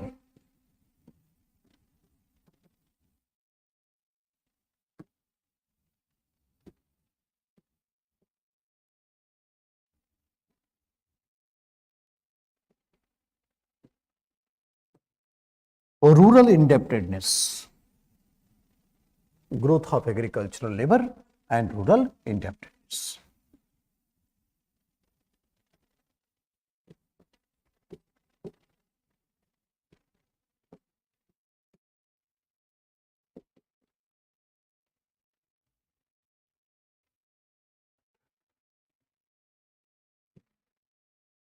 Drain of wealth, commercialization of agriculture, destruction of handicraft industries, growth of agricultural labor and rural indebtedness. Rural indebtedness.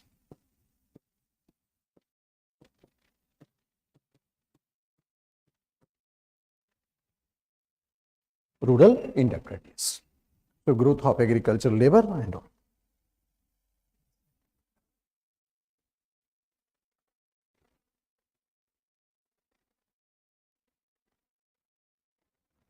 Growth of agricultural labor, rural indebtedness. 5 important points. But ऐसा नहीं था कि all are very negative in nature. Rise of modern industries in India, rise of modern means of communication. हमने आपको railways दिया, हमने आपको telegraph दिया. It's other thing that how much railway is looking beautiful, that much painful. Railways जितना beautiful उतना painful था railway उसमें. But Indians take the chance of social and economic mobility. Your rural market integrated to world market because of railways. याद करना, मैंने बोला है आपको, tools and mechanism used by British to consolidate India, to consolidate its position in India. Similar tools and mechanism. So railway was the biggest colonial instrument. Exploitation. Source of raw material was draining to England because of railway. Railway not only created the drain of wealth, it had created the capital flight. Railway not only created the drain of wealth, not created the drain of wealth, it had created the capital flight. अभी दिखाऊंगा मैं आपको कि what actually impact of the railways had been realized in India. So drain of wealth, commercialization of agriculture, destruction of, but at the same time we have development of modern industries, development of modern industries.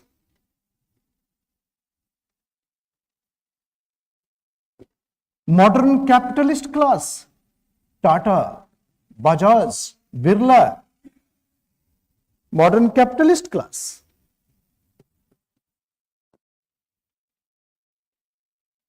Modern means of communication.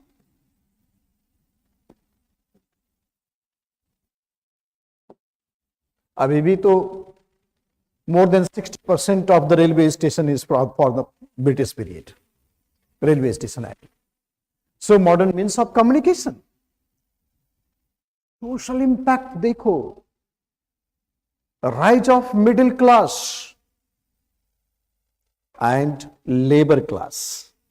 India में labour नहीं होता, peasant and artisans होता, industrial labor because of the rise of modern industries. So we have rise of middle class and rise of industrial labor.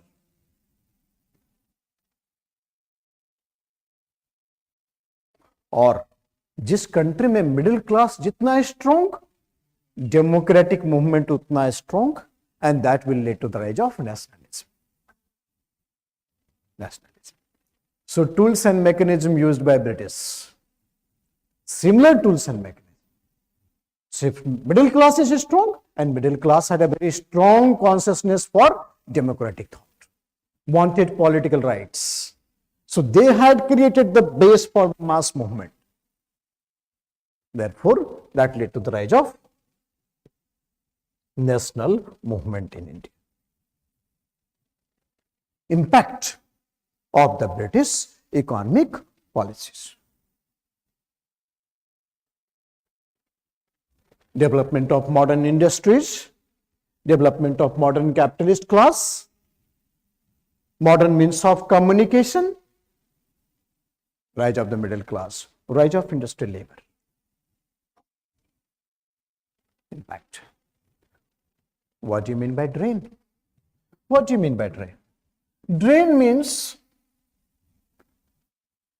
transfer of wealth and commodities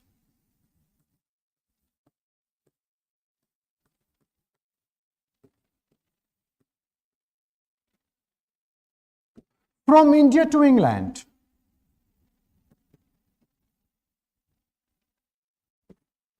Transfer of wealth and commodities from India to England without any substantial return. Transfer of wealth and commodities from India to England without any substantial return.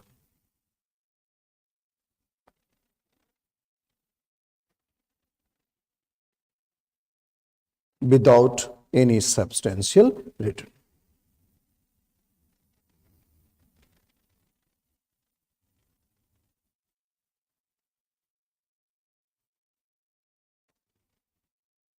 Okay, so transfer of wealth and commodities from India to England without any substantial return. Drain theory was first given by Dadabhai Naoroji.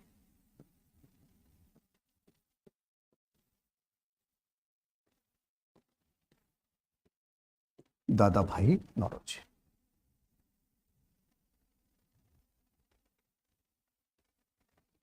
Drain theory was first given by Dadabhai Naoroji.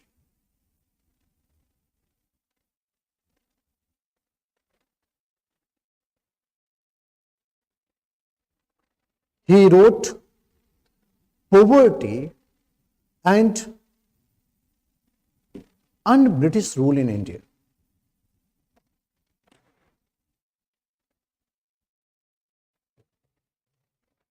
Poverty and Un-British Rule in India. Un-British Rule का मतलब समझे ना. He said that we are not opposing the British rule, but here in India it is not a British rule, it is un-British rule. Institution and function in England is not here. So nature of the government is un-British. अगर British nature का है तो no problem. Because of the un-British nature, there is a poverty. He wrote a journal, England's Debt to India. Dada Bhai Naoroji, he wrote a journal, England's Debt to India. England's debt to India. R.C. Dutt. R.C. Dutt. He wrote Economic History of India.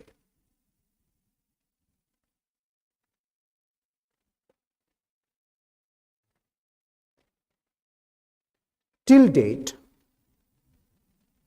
R.C. Dutt, he wrote Economic History of India. Till date, this is best book to understand the colonial period.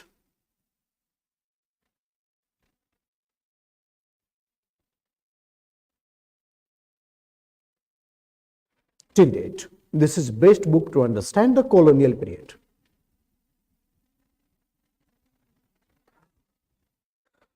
R.P. Dutt.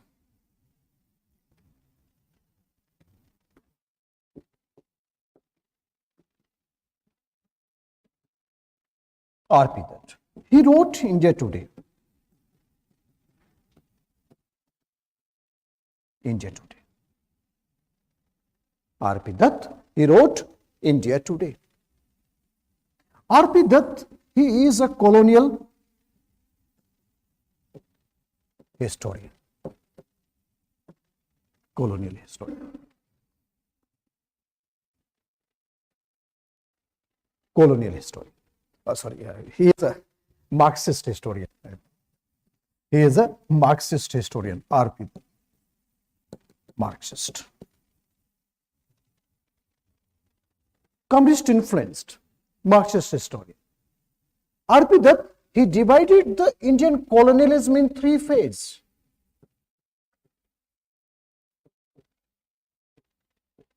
(1947), Indian colonialism in three phases.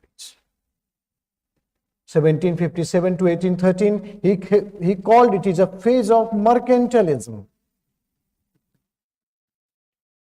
1813 to 1860, he called it is a phase of free trade.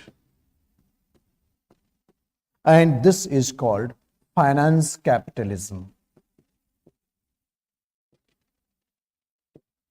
Finance capitalism. R.P. Dutt, he wrote a book, India Today. He is a Marxist historian, and India Today is a book on economy.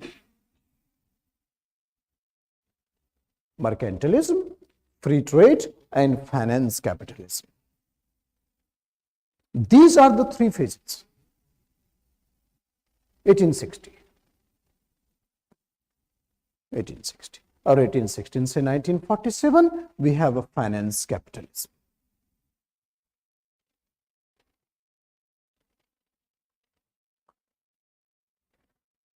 You understand the finance capitalism? Paisa lagao, paisa kamao. Investment in India. Industries, banking, railways, finance capitalism. So, R.P. Dutt. Dadabhai Naoroji, R.C. Dutt, R.P. Dutt, and one more notable personality, G. Subramaniam Iyer. G. Subramaniam Iyer, he was editor of The Hindu.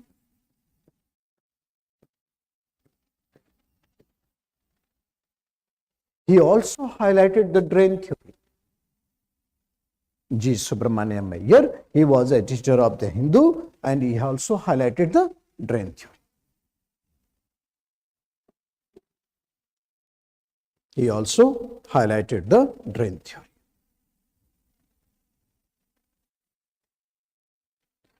Surendranath Banerjee, M.G. Ranade,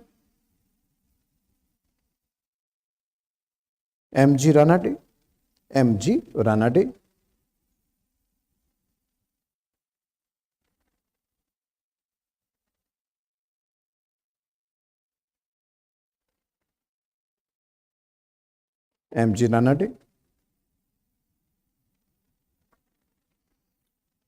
They all were. You know, Mahadev Govind Ranade, he was founder of Pune Sarvajanik Sabha.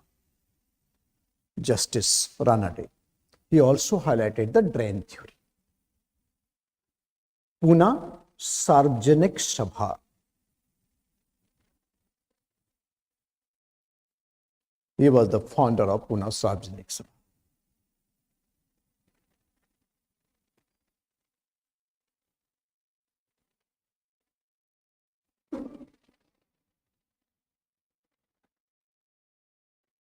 Drain theory. What are the forms of drain? Forms of drain. What are the forms of drain? Trade and commerce. First point is, what are the ways of drain of wealth? Trade and commerce, which started from Plassey plunder. Trade and commerce, which started from Plassey plunder.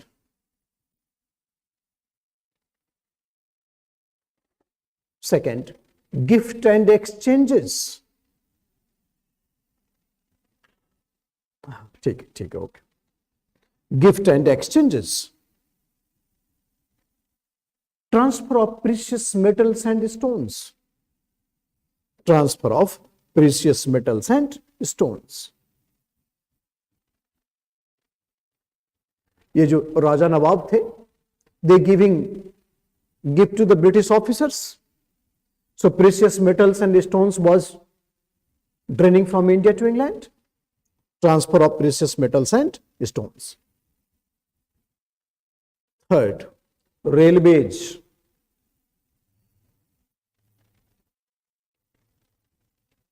Railways क्या करता था?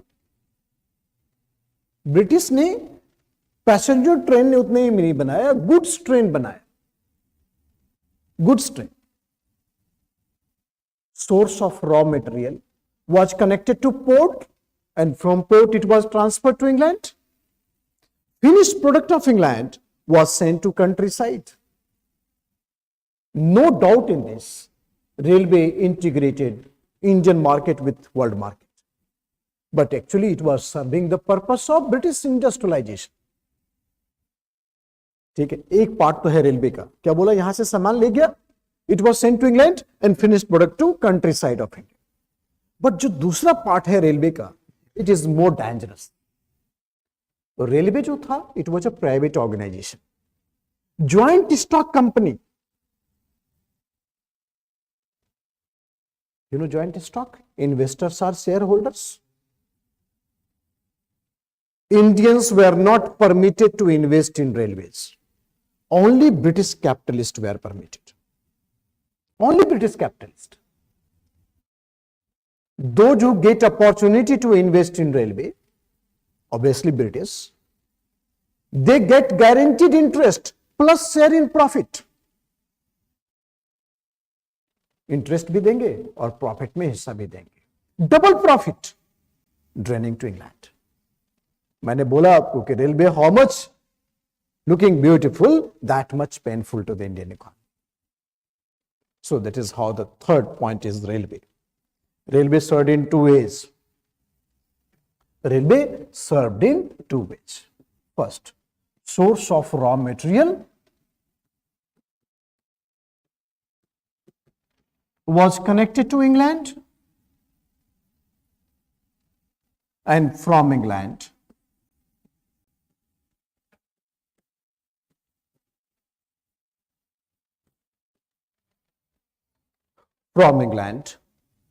it was sent to countryside of India. From England, finished product was sent to countryside of India. Countryside of India. So railway served in two ways. From England to serve the countryside of India.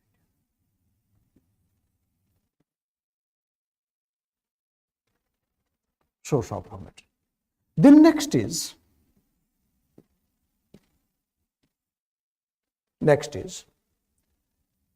investment in railways was exclusive to British investors. Was exclusive to British investors.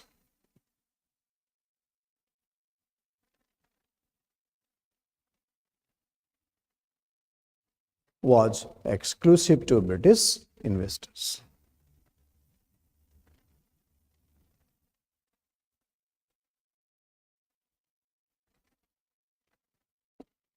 Those who get opportunity to invest. Those who get opportunity to invest.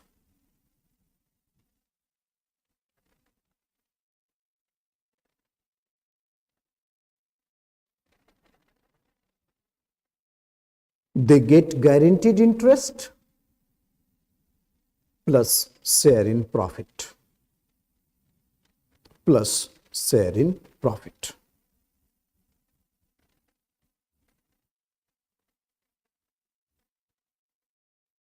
So this double profit was draining to England.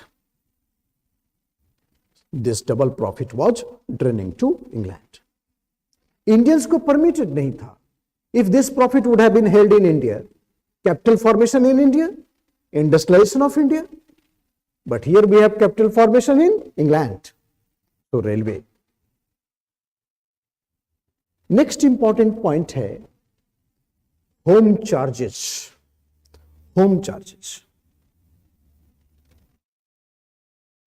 ये word जितना simple है उतना ही difficult था India के लिए.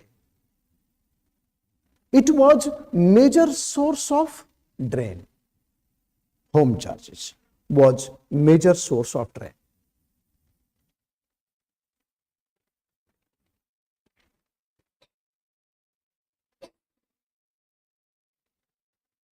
Salary and pension of the British officers.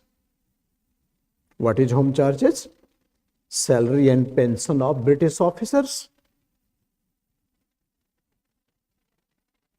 I told you in the early morning itself that Cornwallis was giving very high salary to the civil servants. All civil servants were appointed coming from England mostly. Retire होकर के घर जाता था, pension from India, और ये लोग जल्दी मरता भी तो नहीं था. तो दैट इज हाउ जितना सैलरी उतना pension. That is how the train of wealth. Okay.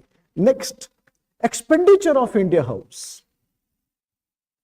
Expenditure of India House. India House. India House क्या था?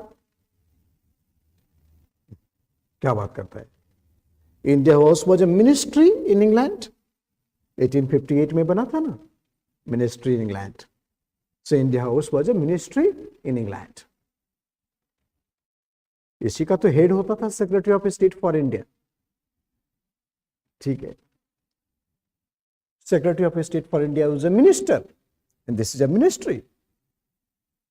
और इसको सेक्रेटरी ऑफ स्टेट को हेल्प करने के लिए there were 15 secretaries, 15 members in the India council. Jumbo ministry. 5-6 ministry you club, there is a one ministry. And entire expenditure was coming from India. Drain of wealth. So expenditure of India House, expenditure of India Council,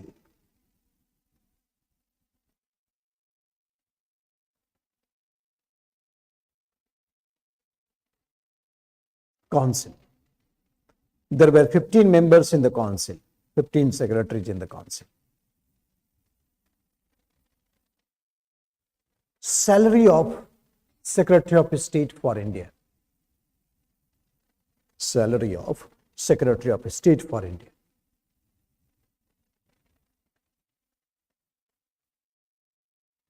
Salary of Secretary of State for India. Member of parliament England का, मंत्री England का, पैसा India से. That is called Secretary of State. He is the member of parliament. He is a minister in the British government. But his salary will be charged from India. Drain of wealth. Cost of military training, cost of arms purchase, home charges. British अपनी military पर खूब खर्चा करते थे. पैसा कहां से आता था? इंडिया से. Indian military was very equipped military. So cost of military training, cost of arms purchase.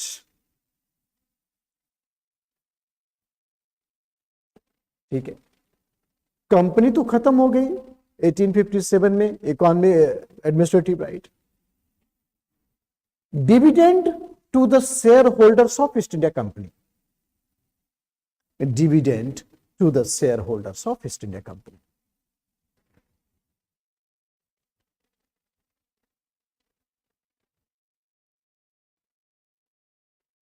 Interest payment.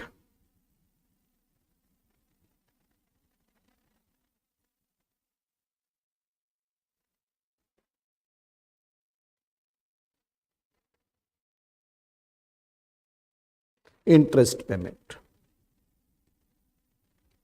British से लोन लेते रहते थे और ब्रिटिश को बढ़िया से चार्ज करता. इतना शानदार बिजनेस. हमारा रूल, मैं ही रूल दे, लोन दे रहा हूं, मैं ही इंटरेस्ट ले रहा हूं. That is what is called drain of wealth. So these are the major forms. Rupees, next point, rupees and pound exchange rate. Rupees and pound exchange rate.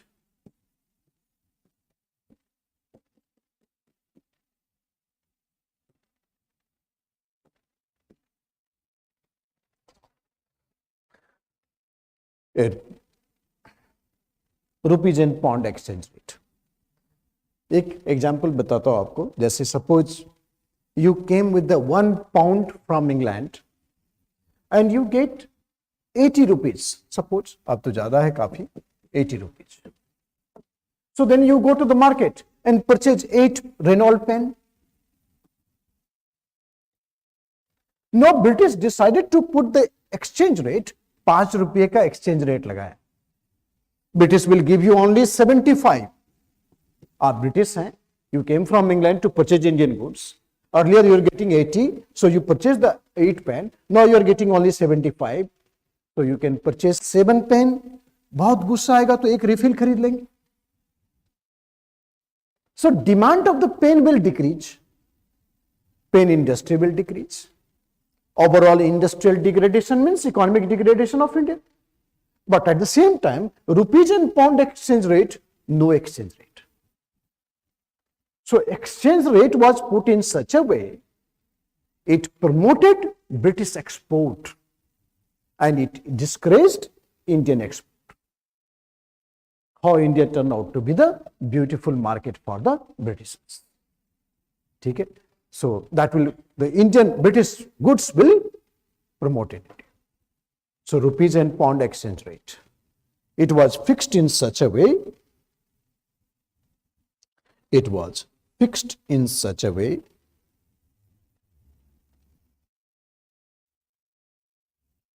that it had promoted British export,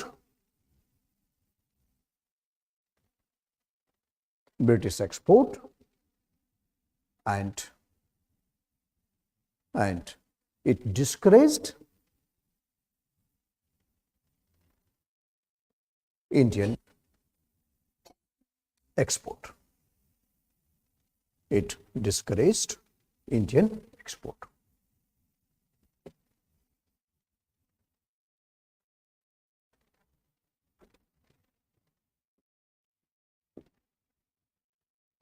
It promoted British export,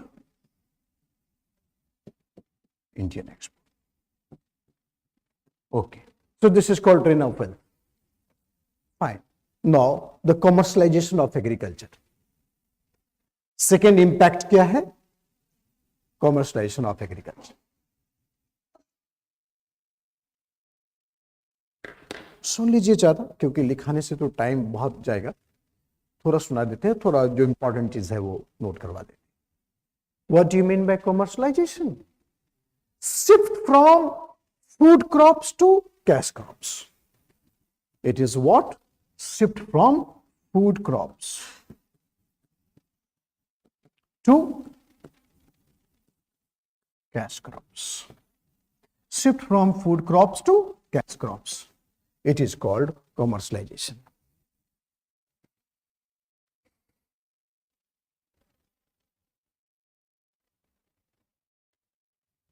देखो क्या है कि there were many cash crops: cotton, jute, indigo, tea, opium. But it's not like that. Before the advent of British rule, it was not grown in India. We grow these crops much earlier.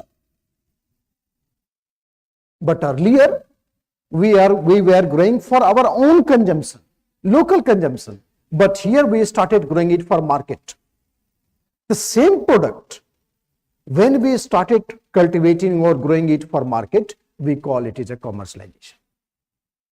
Products are same, purpose is different. Earlier, it was grown for local consumption, but now we are growing it for market. So once we started growing it for market, it's called commercialization. So commercialization is the phase when the crops cultivated for market need.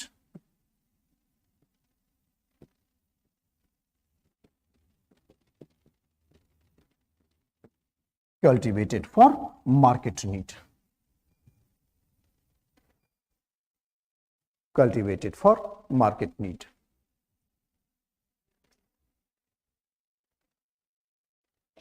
ठीक है, एक data देते हैं, समझना है इसको, कोशिश करना समझने का. From 1800 to 1860, 60 years.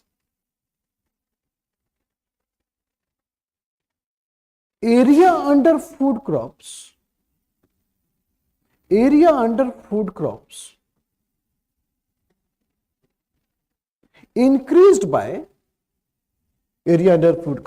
increased by only 7%. And area under commercial crop, it increased by 43%. मतलब 1800 में, if there was 100 acre for the food crop, 1860 में it had become 107. But in 1860, the commercial cropping area from 100 to 140. So that's so how intensively the peasants were integrated to the commercial crop. Right. So it was shift from food crop to cash crops. But these crops were grown in India much before the advent of British rule. But in the British rule, we started growing it for market. Demand of the market. Profit compulsions. Okay. What are the factors? Industrial Revolution of England. Industrial Revolution of England. Industrial Revolution was basically textile revolution. Industrial Revolution of England was basically textile revolution. 80% of the industries was textile industry.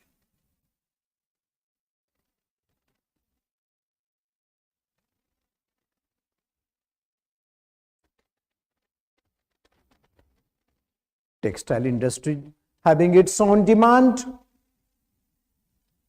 क्या? Cotton will make shirt.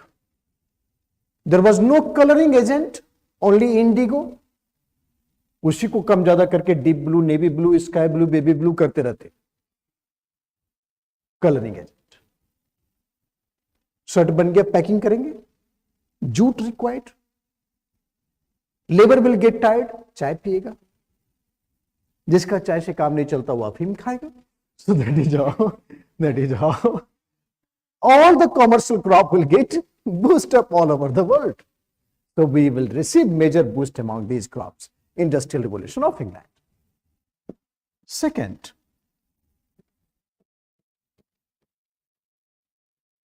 American Civil War. American Civil War.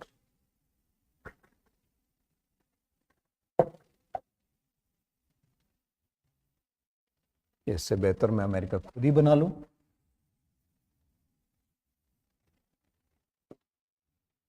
American civil war. North America, मान लो, लग भी रहा है ना, मैं बहुत आर्टिस्ट हूं. सो देखो, northern part of America became industrialised America. यहां पर ब्रिटिश का काफी इन्फ्लुएंस था, so many good industries had developed. But southern part of America, there was a plant-based economy, plantation of cotton, and in plantation of cotton, slaves were employed. So slavery was indispensable for the economy of Southern America. Slavery was indispensable. They can't live without. ठीक है, तो ये तो issue था. ये लोग बोलता था कि इसको ज्यादा पैसा देते हो, हमको कम पैसा देते हो. Economic disparity, बाइसनेस towards north.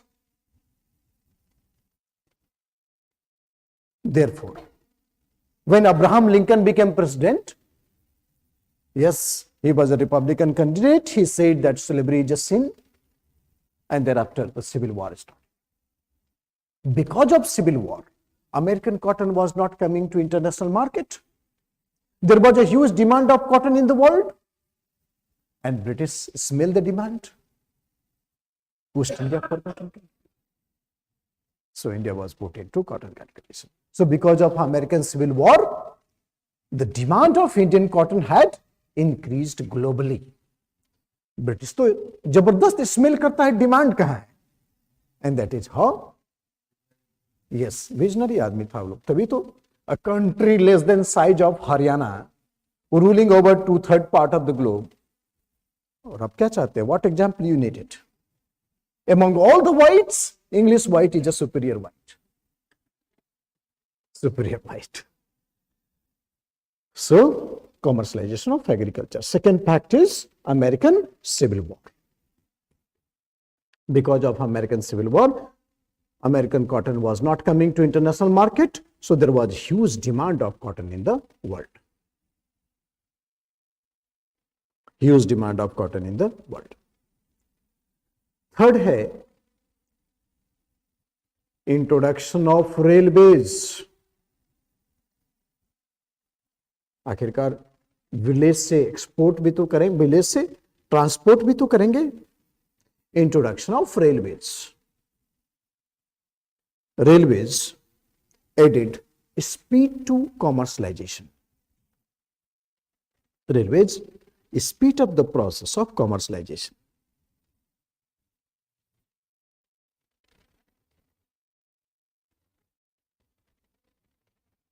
Speed up the process of commercialization. Next, geographical condition of Deccan. Geographical and climatic condition of Deccan.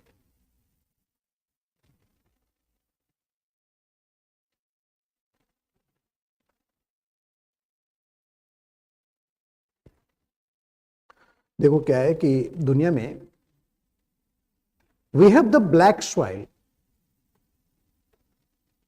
Then the black soil look black mainly because of two factors. If there is a humus present in the soil and then it look black, it is good for wheat cultivation. Have you heard about the Chernozem soil? Ukraine के soil को बोलते हैं चेर्नोजेम soil. Chernozem soil is a black soil, most fertile soil on earth. Ukraine is called wheat ball of the world. Ukraine. Why? Because of this Chernozem. तो जहां भी humus rich soil है, it is good for wheat cultivation always. But दूसरा तरीका है, if soil is metallic, volcano से निकला rock, metallic soil, then metallic soil is best suited for cotton cultivation. Indian Deccan soil is a black soil because of presence of titanium, and therefore it's suited for cotton cultivation. So black soil is basically what? A metallic soil, presence of metal, suited for cotton cultivation. Titanium होता है उसमें डेक्कन के soil में, and therefore it look black. Chernozem soil पढ़िएगा, steppes grassland का soil है, वो steppes grassland का सॉइल है, black, good for wheat cultivation. Wheat क्या है? Steppes grassland.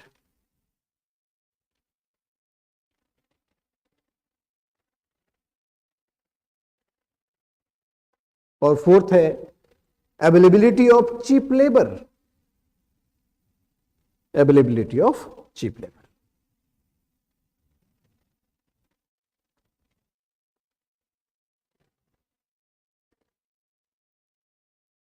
देखो, ये तो factors that lead to the commercialization.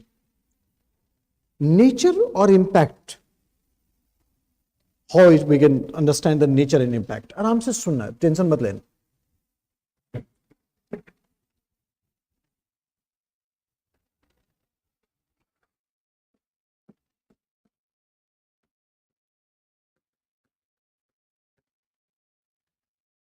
There were two types of cropping system in India. One started by British planters.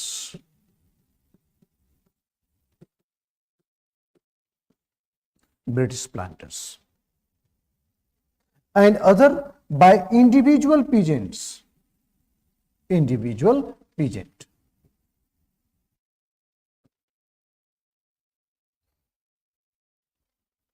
Two types. British planters, they take land on lease, they employed the peasant, themselves became cultivator. I told you the region is demand. Demand was so high that even the small peasant having the small land holding, large part of it was used for cotton cultivation. So there was cotton boom in Deccan. Everywhere we have cotton, cotton and cotton.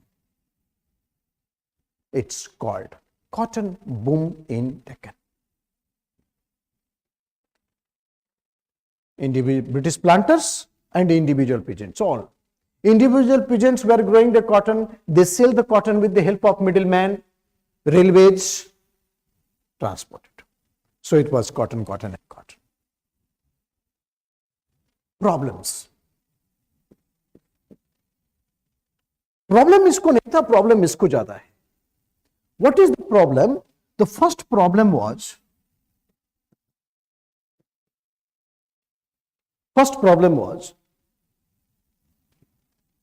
problem of investment.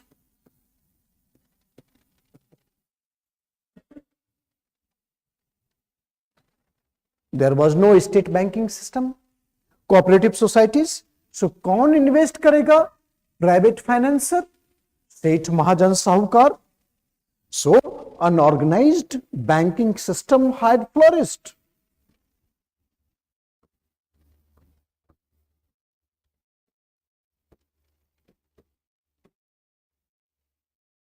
They charge very high rate of interest.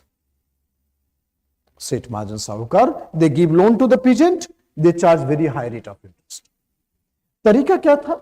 They take thumb impression on plain sheet of paper. कागज पर अंगूठा का निशान ले लिया, पैसा दे दिया. रात में चश्मा नीचा करके टर्म्स एंड कंडीशन लिखता था. After 6 months, 1 year, you lost your land. Problems to the peasant. Despite this, profit margin was so high, they were able to sell the land, able to pay the loan, and then have money in the pocket. मगर problem तो था investment का. दूसरा problem है, British government said your land revenue will increase because you are now using the land for commercial purpose. Commercial charge लगेगा. So British government also increased the rate of land revenue. Rate of land revenue became plus. Double problem है peasant को. Area under cotton cultivated, British increased the rate of land and plus investment. अभी भी ठीक है, ये लोग बर्दाश्त कर रहा है, प्रॉफिट भी मिल जाता है. First time peasant had money in the pocket.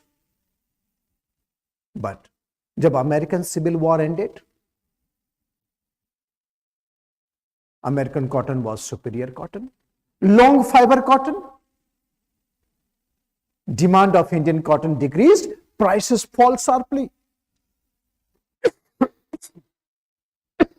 Profit margin became negative. अब क्या है कि पीजेंट बोलेगा कि इस साल कॉटन नहीं बिका, not sold out, next year बिकेगा. After the second cropping season will take further loan, will land revenue will increase. So they will fall in the vicious cycle of debt. And finally, they had to sell the land in order to pay the dues. Therefore, peasant will become landless labor. This is called de-peasantization. So disastrous impact was de-peasantization. ऐसा समझ में ये चीज. They had to sell the land in order to pay the dues because they were trapped in the vicious cycle of debt, and therefore they had to sell the land. From peasant they will become landless labor.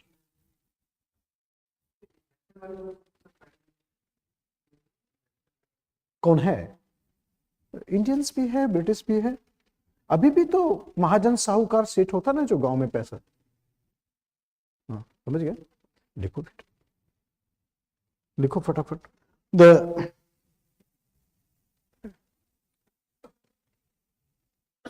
Problems लिखा दोनों. एक problems क्या है, पहले तो nature बता कि there are two types of cultivation, one by the British planters, second by individual peasant. Problems क्या है इंडिविजुअल पीजेंट को. फर्स्ट प्रॉब्लम क्या है? Problem of investment. First problem of investment, because there was no state banking system,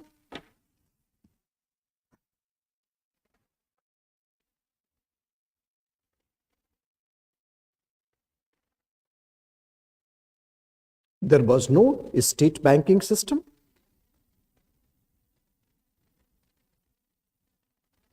or cooperative societies.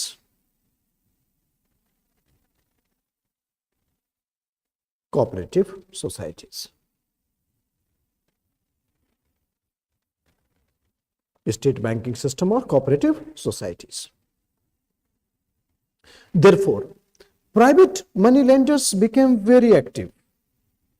Private money lenders had become very active. Private money lenders become very active. They charge very high rate of interest. They charge very high rate of interest.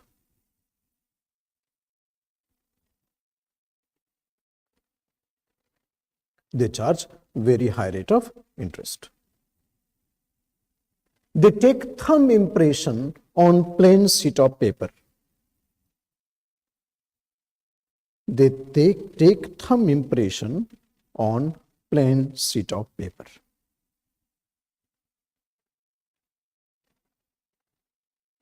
Thumb impression on plain sheet of paper. Despite this, profit margin was very high.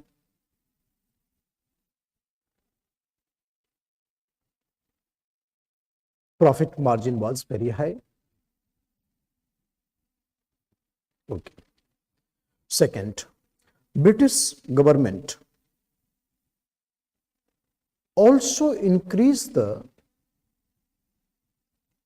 rate of land revenue.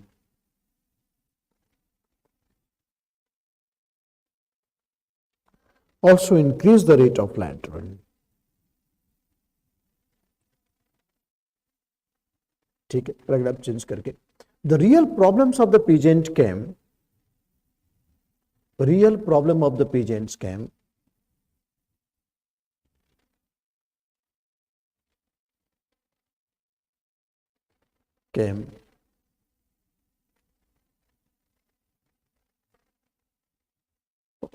after the American Civil War ended. After the American Civil War ended. Civil War ended. American cotton was qualitatively superior.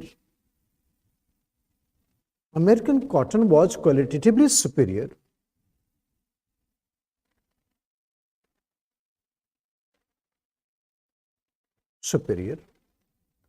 So it forced Indian cotton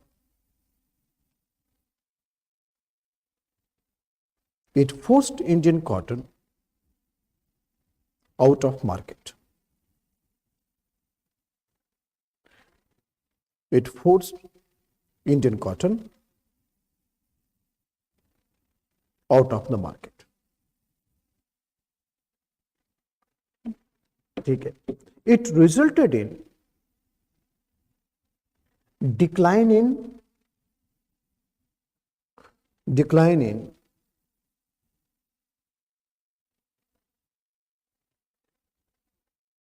demand of Indian cotton.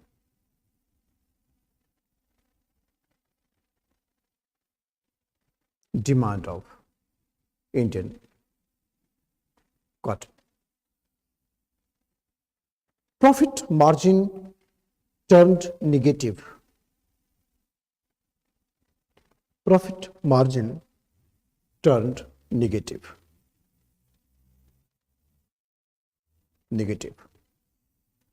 Profit margin turned negative.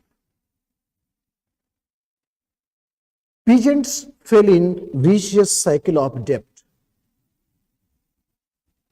Peasants fell in vicious cycle of debt. Vicious cycle of debt. They had to sell the land. They had to sell the land in order to pay the dues. They had to sell the land in order to pay the dues. In order to pay the dues.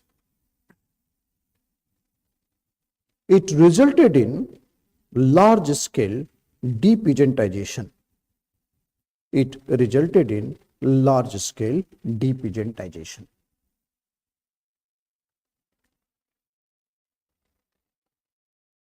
Large-scale depeasantization.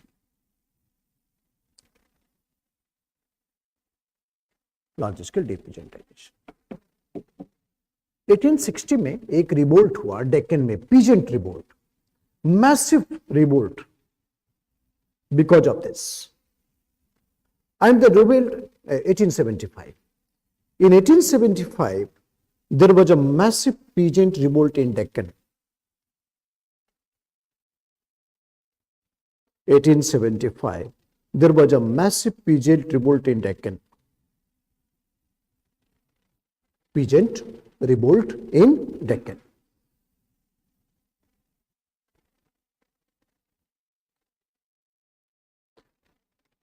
It was supported by M.G. Ranade. It was supported by M.G. Ranade through his organization Pune Sarvajanik Sabha. Through his organization Pune Sarvajanik Sabha. Name of the organization was Pune Sarvajanik Sabha.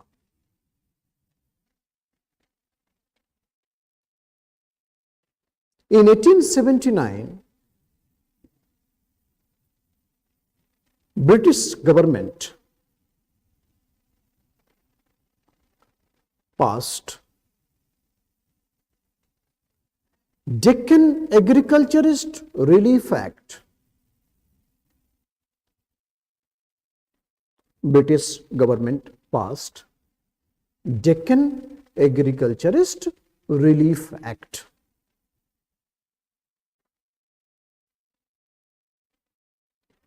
And decided to take back increased rate of land revenue. Decided to take back increased rate of land revenue.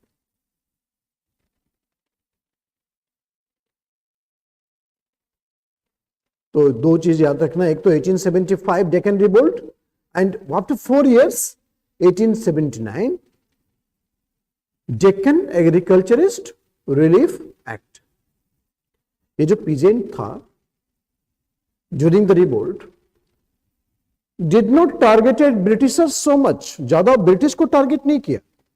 They targeted the money landers, दो जो had the bound paper, अंगूठा निशान वाला bound paper. Peasant forcibly entered into the room of the money lenders, and peasant don't take anything except that bond paper and then burn it. और burn करने के बाद पूछता है तुम्हारा पैसा भी मेरे पास है. Money lender said नहीं है. That is how the settlement was done. Third, destruction of handicraft industries.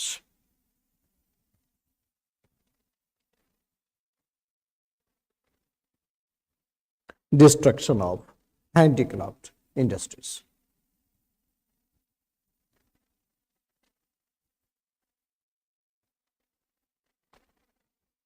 In 19th century,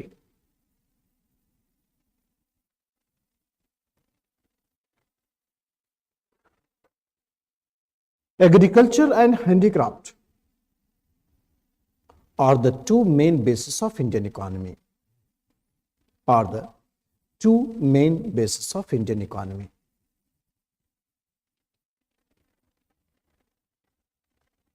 Agriculture and handicraft are the two main bases of Indian economy. By the end of 19th century,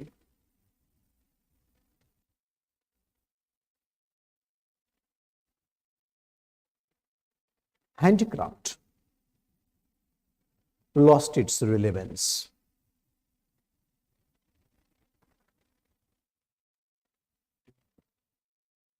Handicraft lost its relevance. It is called deindustrialization. It is called deindustrialization.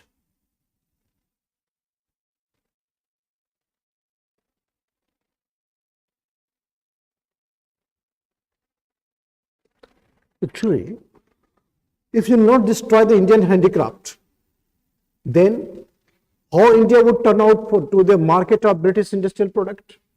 यहाँ बिकेगा कैसे? So it was meticulous designed to promote the industrial revolution. So how it will get promoted? So what factors that lead to the decline of handicraft industries?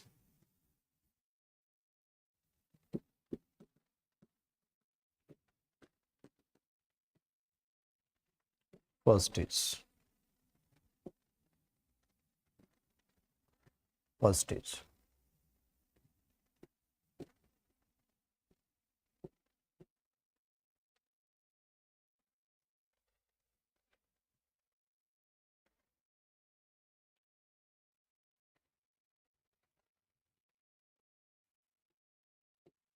Industrial Revolution of England.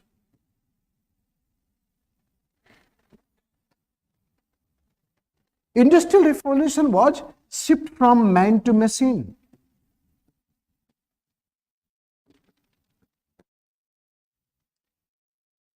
Or machine made goods qualitatively superior, cost effective. Handicraft बहुत costly होता है, So, Industrial Revolution of England, it is shift from man to machine. It is qualitatively superior and cost effective. Cost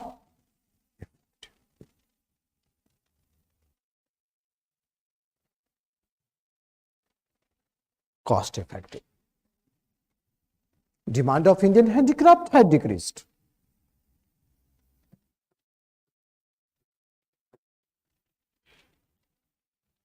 Second, tariff policy.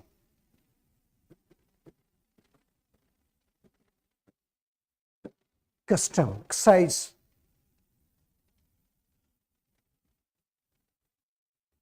taxation policy, tariff policy. It was fixed in such a way,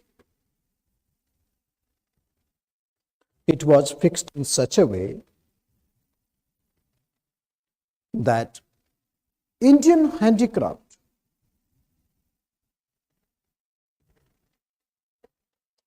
not only became costlier in international market, it was fixed in such a way that Indian handicraft not only became costlier in international market,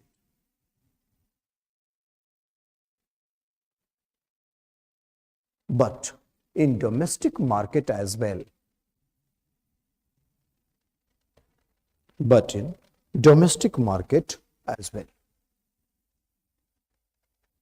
Tariff policy.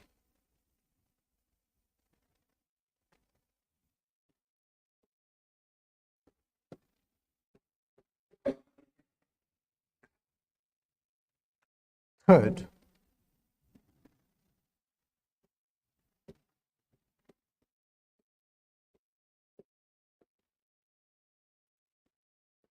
social gap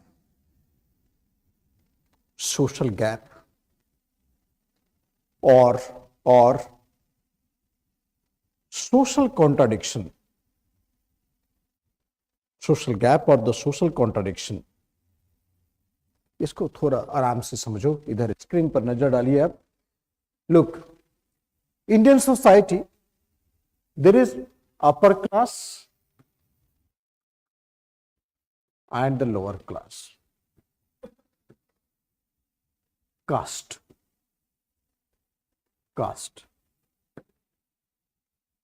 Upper caste known as intelligentsia, and lower caste production class. Whatever the modern information received by intelligentsia, it was not shared to the lower caste because of the caste gap, no interaction. ठीक है? And therefore, the mode of production remained primitive and product became irrelevant. So, आया समझ में? Caste contradiction. Upper class is basically what? Upper caste is intelligentsia. They received very high information, modern changes in the world, but because of the caste gap, there is a wall between the upper caste and the lower caste. No social interaction means no sharing of information. So the lower caste, which is a production class, their mode of production will become primitive and therefore their product will become irrelevant. So whenever there was a refined product was making all over the world, Indian artisans were using the primitive instrument. So therefore its product became irrelevant. So caste gap, there is a huge gap between upper caste and the lower caste.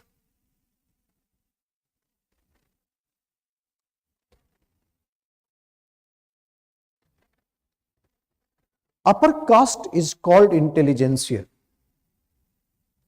Upper caste is intelligentsia.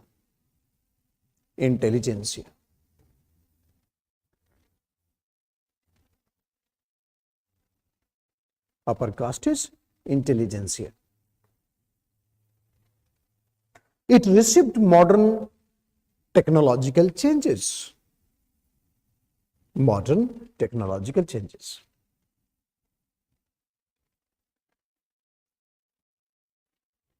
But it was not shared to the, it received modern technological changes. But it was not shared to the production classes. Production classes. It was not shared to the production classes. Production classes. Therefore, the mode of production remained primitive. Therefore, mode of production remained primitive. And product became irrelevant. And the product became irrelevant.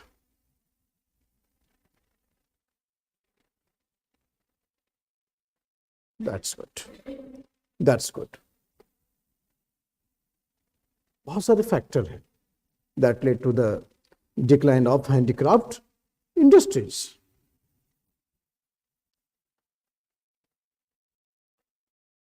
तो एक historian है Morris D Morris, ये जो basically economist, Morris D Morris बोलता है कि deindustrialisation is a myth. Deindustrialisation is a myth. Why? Morris D Morris said 1850s के बाद we have introduced many modern industries, big cotton industry, jute industry, steel industry.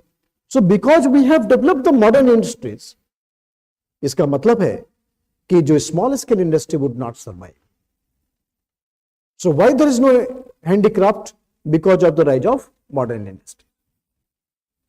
It is not deindustrialization, but shift in the mode of production. But Morris D Morris ये नहीं बोलता है कि if this is only shift in the mode of production, then why the export of India had declined sharply. एक data देते हैं, थोड़ा आराम से इसको एनालाइज करना, then you'll come to know. Look at 1757 and 1947. Here, India GDP 25% of the world. It had become 4%. Export 50% of the total demand of handicraft in the world alone supplied by India. It had become 1%. If it is only shift in the mode of production, then how the India's share in the trade had declined. Yes. 50% of the world demand of handicraft. It was alone supplied by India and it had reduced to 1%. India का trading participation घट गया because handicraft was only in the demand and we did not have so much of the big industries. इसीलिए deindustrialization is not a myth, it is a reality. 25% world GDP अकेले India की GDP होगी. It had reduced to 4%. That is called. When you talk about India, still we are talking about the Indian subcontinent. So, according to Morris D. Morris,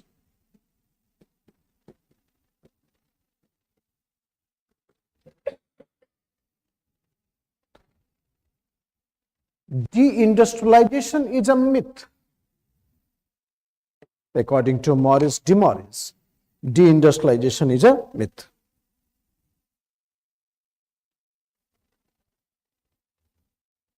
Deindustrialization is a myth. Because in second half of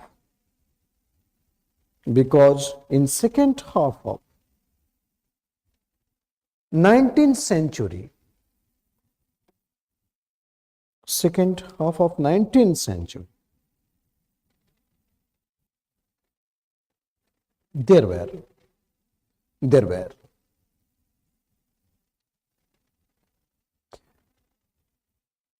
development of heavy industries,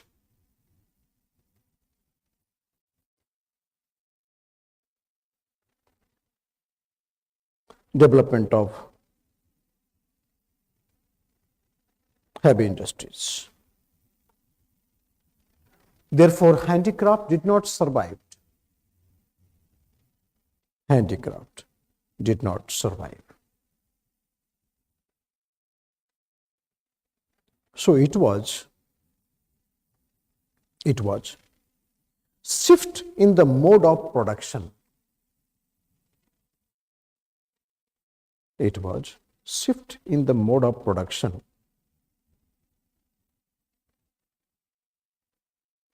rather than deindustrialization. Shift in the mode of production rather than deindustrialization. Deindustrialization. But Maurice de Maurice failed to explain. Maurice de Maurice failed to explain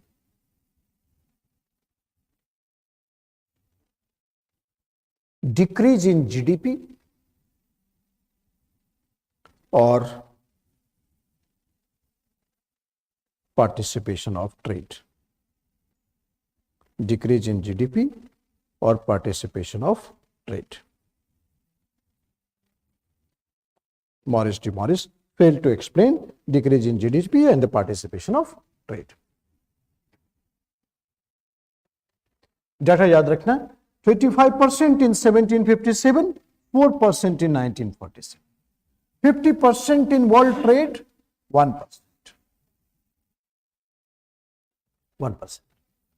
So this is called deindustrialization. और last में जो है, जो मैंने आपको note करवाया है, there are two things: growth of agricultural labor and rural indebtedness.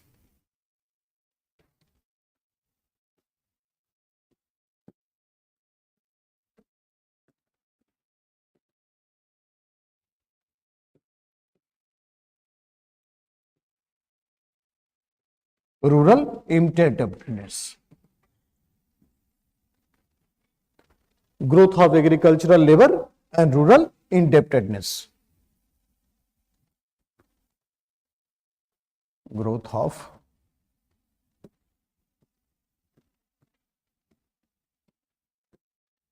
agricultural labor and rural indebtedness.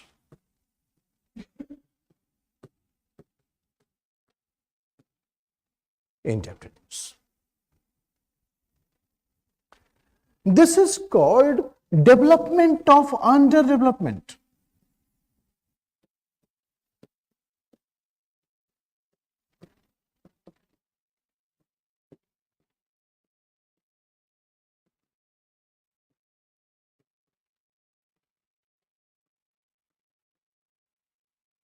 Development of underdevelopment.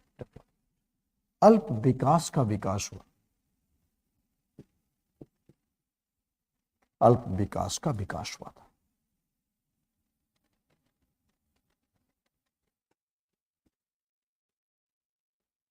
Development of underdevelopment called अल्प विकास का विकास.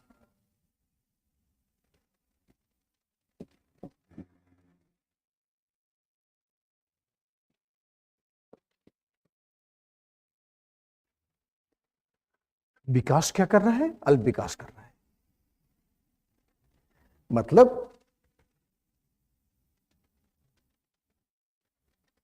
going down. In any village, if you see the agricultural labor keep on increasing, अल्प विकास. Depeasantization and debt increasing, अल्प विकास. So this is overall impact. India's village economy was the main contributor of GDP, but Britishers had destroyed the village economy because of handicraft, because of land revenue policy, therefore development of underdevelopment. क्या था ना कि land revenue sometimes it exceeds to 50%. अब production का 50% से ज्यादा land revenue लेंगे तो there is no question of increasing the purchasing power. Peasants did not had left with enough so that peasant can eat it throughout the year. Now peasant will have half fed. पहले 4 बार खाना खाता था, now will take twice. India में हमेशा food crisis रहेगा. Less production, less eating, food crisis. More production, more eating, food crisis. वो हम लोग उस हिसाब से एडजस्ट कर लेते हैं कि फूड क्राइसिस मेंटेन रखें. अपना डाइट बढ़ा देते, फ्रीक्वेंसी बढ़ा देते, खाना बचना नहीं चाहिए उनको. हमारे देश में ना टाइम से भूख नहीं लगता, टाइम से भूख लगता है. 2 बजे लंच टाइम वो ठूस लेगा. तो that is called 50 development of underdevelopment. तो rate of land revenue. Now peasant went half fed means what? Poverty. कम खाना खा रहा है तो disease, famine, revolt. My dear sir, before the advent of British rule in India, there is no peasant revolt in India. P for peasant, P for prosperous. But because of your land revenue policy, P for peasant, P for poor. So things had changed significantly. So first factor is land revenue policy of British. First factor of development of underdevelopment is land revenue policy of British.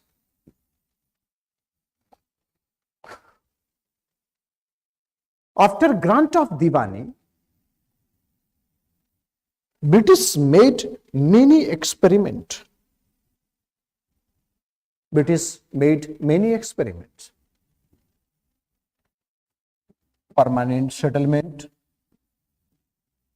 Mahalbari settlement, Royatbari settlement. Permanent settlement, Mahalbari settlement, Royatbari settlement. Made many experiments.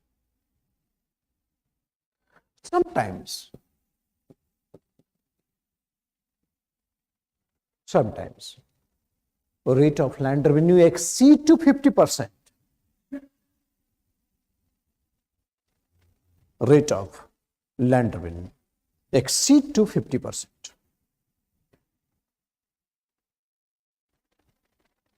Exceed to 50%.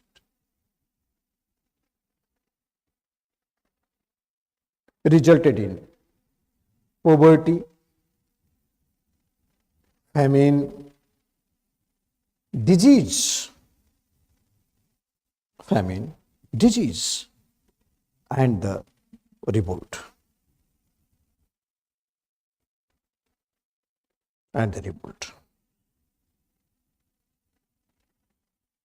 Poverty, famine, disease, and revolt. Second factor है destruction of handicraft.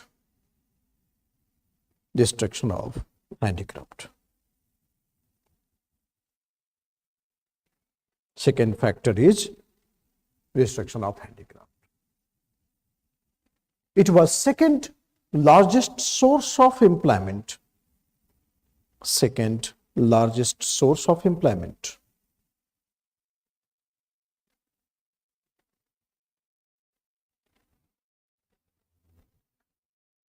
British did not create alternative employment.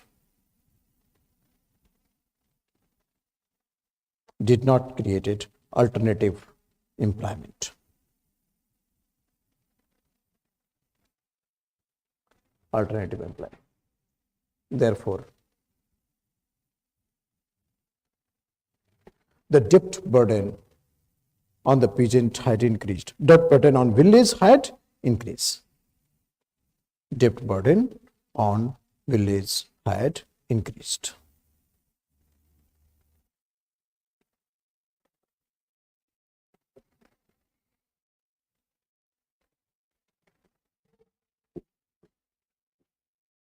Joint family system भी break हुआ, village economy effect हुआ, तो joint family system, joint family system was backbone of the village economy. देखो बच्चे, पहले था there was a joint family means joint land. There was a breakage of the family because of industrialization and modernization. Keep on breaking. Joint family, joint line, keep on breaking, breaking and breaking. So earlier we had big agricultural farm. Finally we have a flower pot. It hampered the scientific cultivation, resulted in decrease in agricultural productivity, or agricultural productivity decrease हुआ. So that means entirely the whole thing will change. That will affecting the entire life of the village. So joint family system. But डरने की बात नहीं है. Israel से सीख क्या है? Hydroponic agriculture. खत्म हो जाने दो लैंड को. We will go towards water. ठीक है. चाइना वालों ने तो एक और नया काम रखा है, aeroponic agriculture. Grow something in air and then you can eat it. Jump किया, खाया, निकल गया. Aeroponic agriculture. लैंड जाने दीजिए, जितना फ्रैगमेंट होने दीजिए. एरोपोनिक. ये सब चीज लास्ट पेज ऑफ योजना में होता है. योजना आप खरीदते हैं ना, योजना योजना खरीदते होंगे. पढ़ना चाहिए, क्या पढ़ना है. मैं देखता हूँ ना राजेंद्र नगर में, जब आप दुकान से खरीद के योजना निकलते तो ऐसे स्टाइल से निकलते हैं कि लगता है कि जैसे नीति आयोग की मीटिंग से निकले हैं. बट पलटता ही नहीं. हाँ, एकदम दुकान से निकलते वक्त इतनी देर तक रहता हो. It's only there are 6-7 topics in Yojana, then you can go for only 2-3 topics बस, that too in the selected band. वहां पर कुछ इंपॉर्टेंट बात. लास्ट पेज में ये सब लिखा रहता है, hydroponic agriculture, aeroponic agriculture. That terminology is very important for examination. You must go for. तो देखना पड़ेगा. जबरदस्ती आईएएस बनना चाहते हैं आप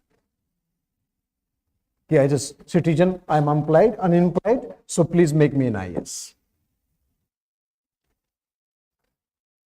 बहुत मेहनत करना पड़ेगा. हाँ नहीं, बहुत. अब उनका क्या कहना नहीं पता, but what I am saying that you listen that.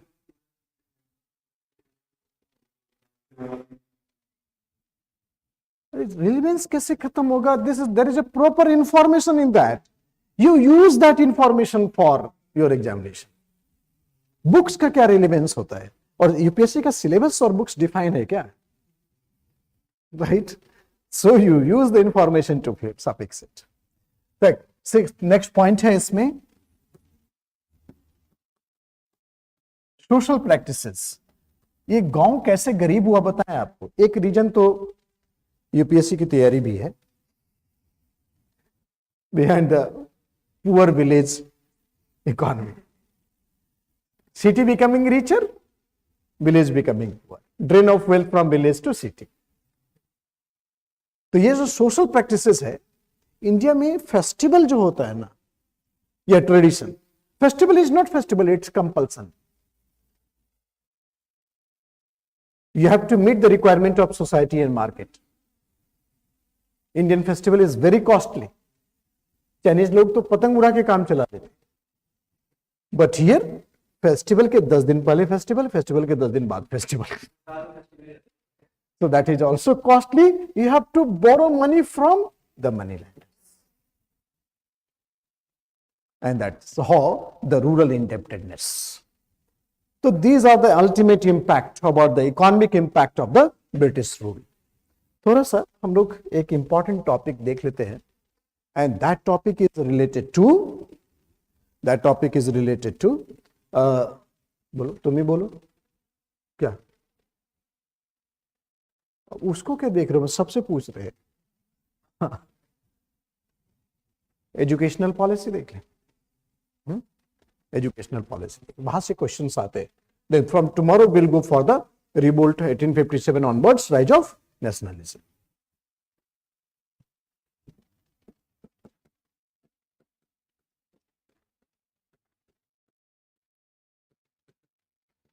Educational policies under company's rule. Company's rule. India, Gurukul, Madarsa, these are the traditional school book.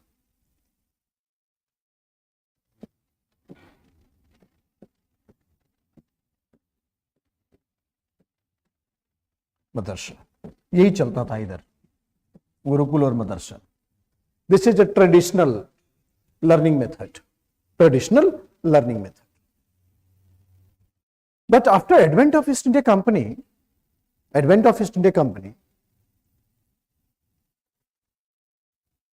there was a demand of modern education.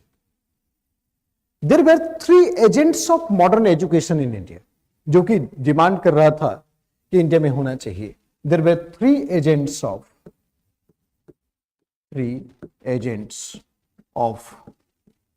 modern education.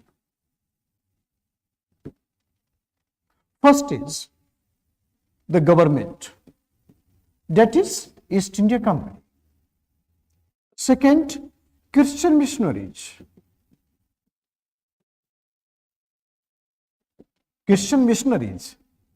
And third, Indian intelligentsia.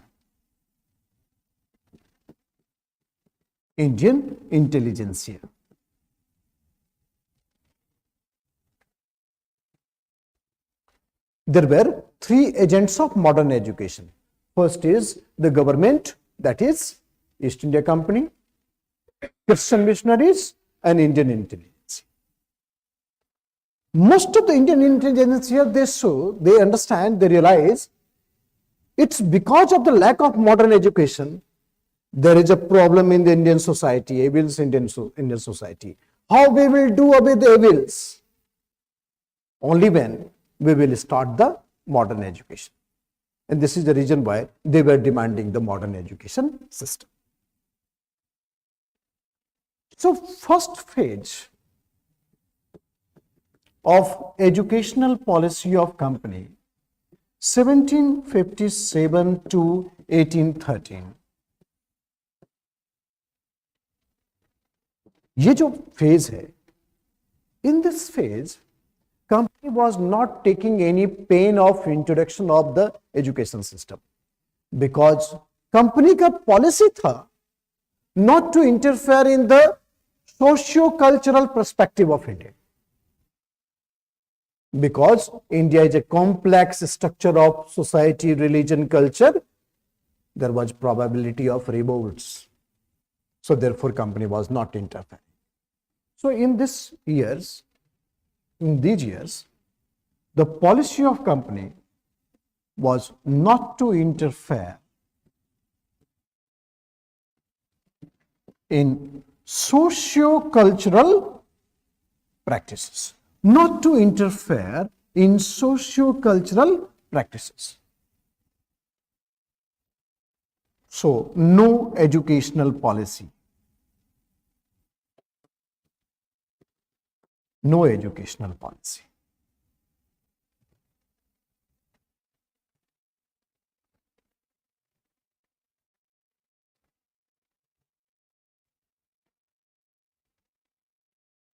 There was some development like Calcutta Madrasa, established by Warren Hastings.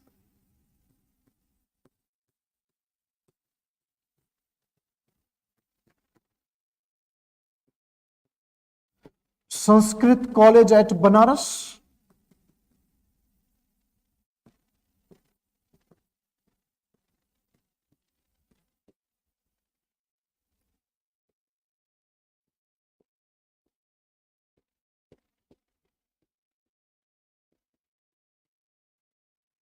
Jonathan Duncan, Sanskrit college eight Banaras, Jonathan Duncan.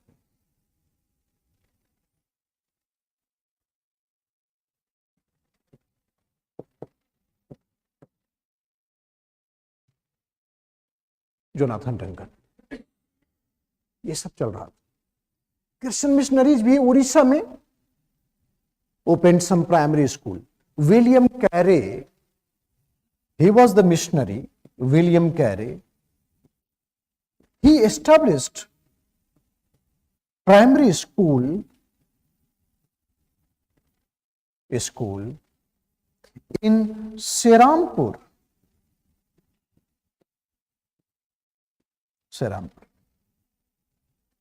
Orissa. But you know why this effort was taken by Warren Hastings, Sanskrit College at Banaras, Calcutta Madrasa? Because there were two types of court: Hindu court, civil court, and the criminal court. Civil court, there were two laws: Hindu laws, Muslim laws. Right? Criminal court में Muslim laws, but civil court में Hindu laws, Muslim laws. So from where the trained judge, jurist, lawyers will come? Mufti, Pandit.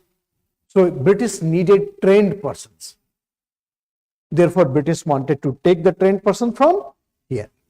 So it was, this development was to fulfill the need of British judicial system. ये सब ध्यान रखना एकदम option में रहेगा prelims में.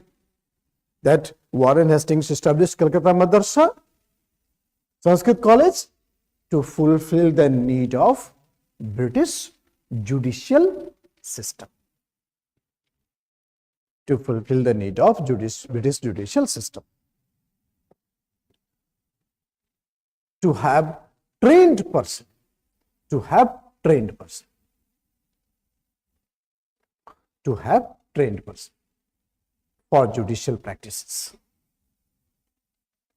Trained person for judicial practices.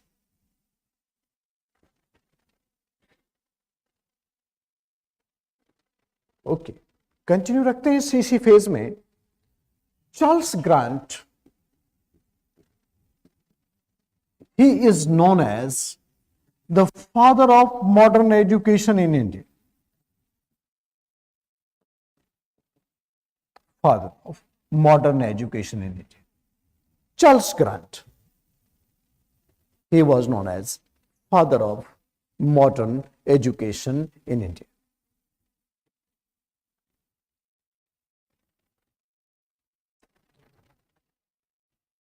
Father of modern education in India. Because of his effort in Charter Act 1813, 1 lakh rupees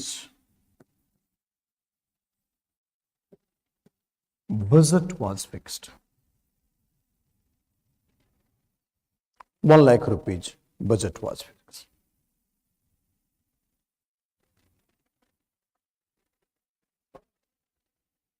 Charter Act. So therefore Charles Grant is called father of modern education.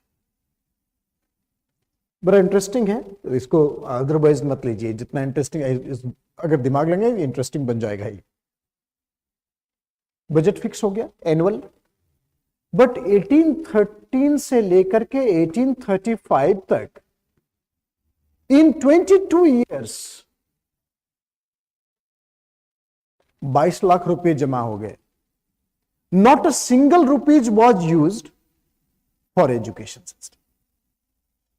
ठीक है, reason क्या था?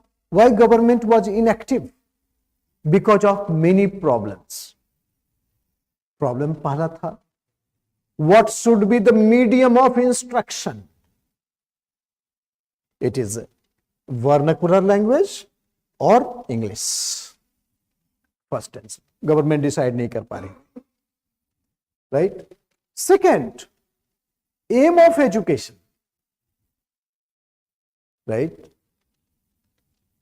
Whether you go for education of all, education for all, or selected few. सबको पढ़ा नहीं पाएंगे, किसको पढ़ाएं फिर? Selected few. Third, type of education. Whether you go for Western scientific learning or continue with the philosophical mode of education in India. Right? Fourth, agency of education. Whether we should develop our own infrastructure of education or use the Gurukul and Madrasa to promote it. कोई answer नहीं था. Fine. Lord William Bentinck had a very good friend, my colleague, right? बुलाया, बोला, I am your friend. I will give you good suggestion. I am not only a Scooty friend. So 1833, a committee was founded, right? उसके क्या बोलते हैं? General instruction of the, that was under the leadership of Macaulay. पहले इसको लिख लेते हैं, लिख लेते हैं. क्या मैंने बोला कि second phase of the education, 1813 to 1853, second phase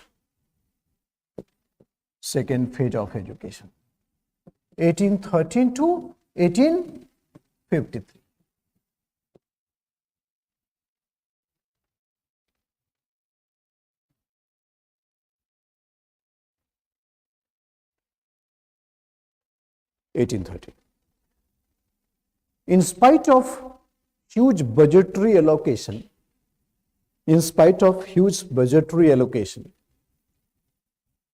there was no expenditure by the government. No expenditure by the government. Mainly because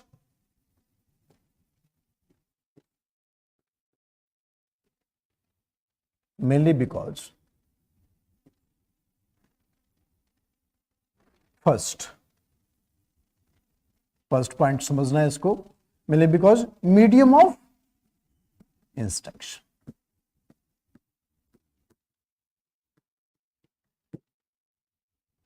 Vernacular or English. Second, aim of education.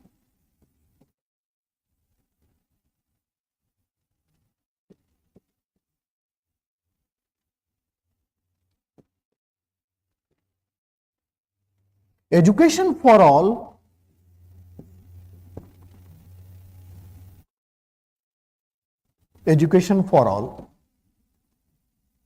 or selected group.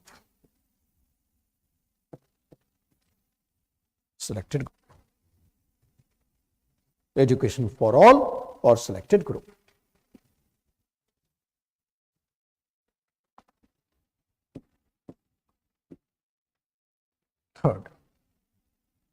Third point, type of education.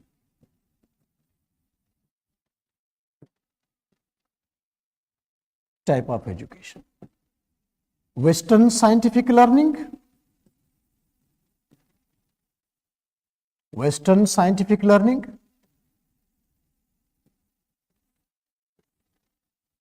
or Indian philosophical studies.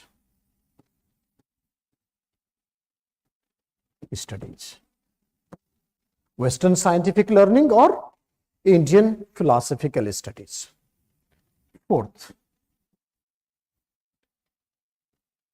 agency of education.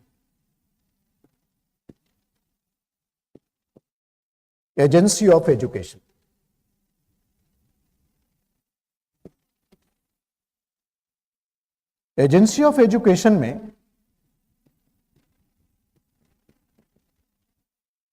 ठीक है, agency of education में important point क्या है, two whether to take the help of Christian missionaries,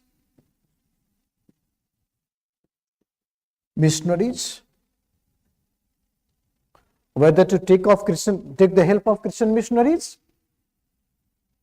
in order to develop parallel structure. In order to develop parallel structure.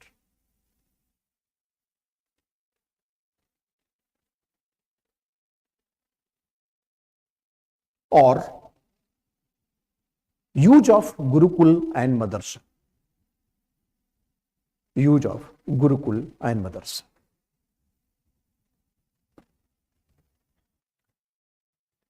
In 1833,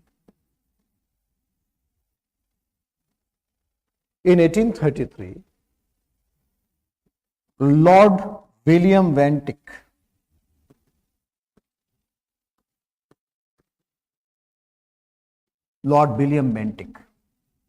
appointed a committee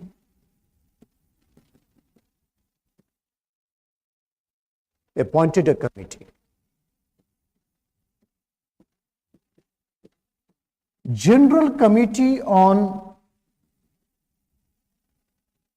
Public Instruction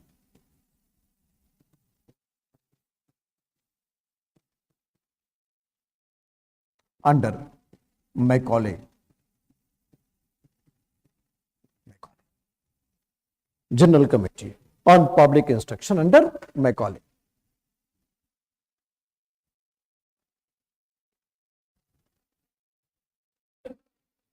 (1833) में General Committee on Public Instruction. There was debate between Anglicist and Orientalist. Anglicist and Orientalist.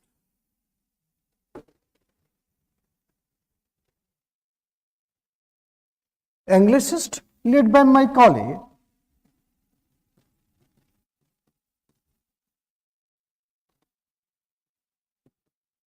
and Orientalist led by James Prinsep.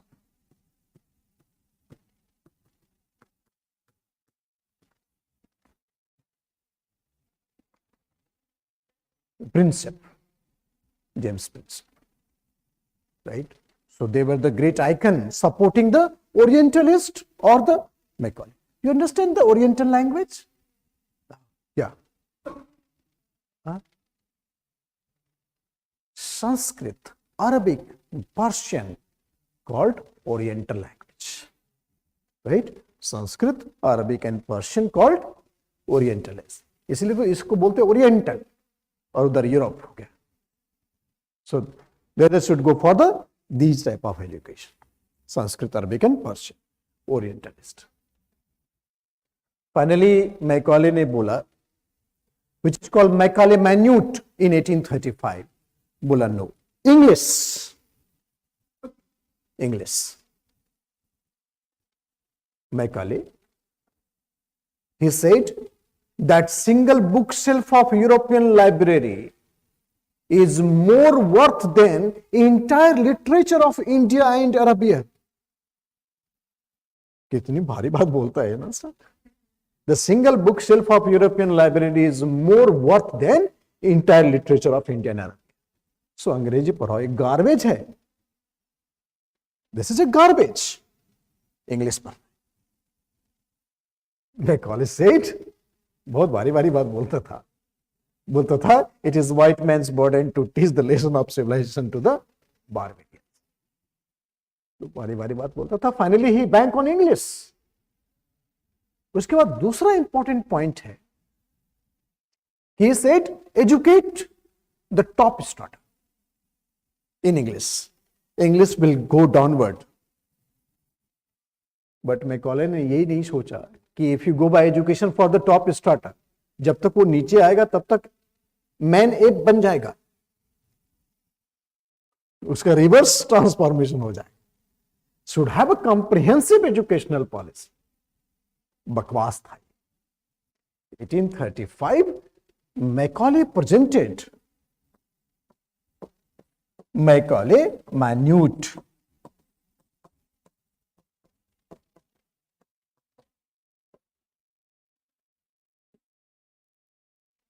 Macaulay Minute.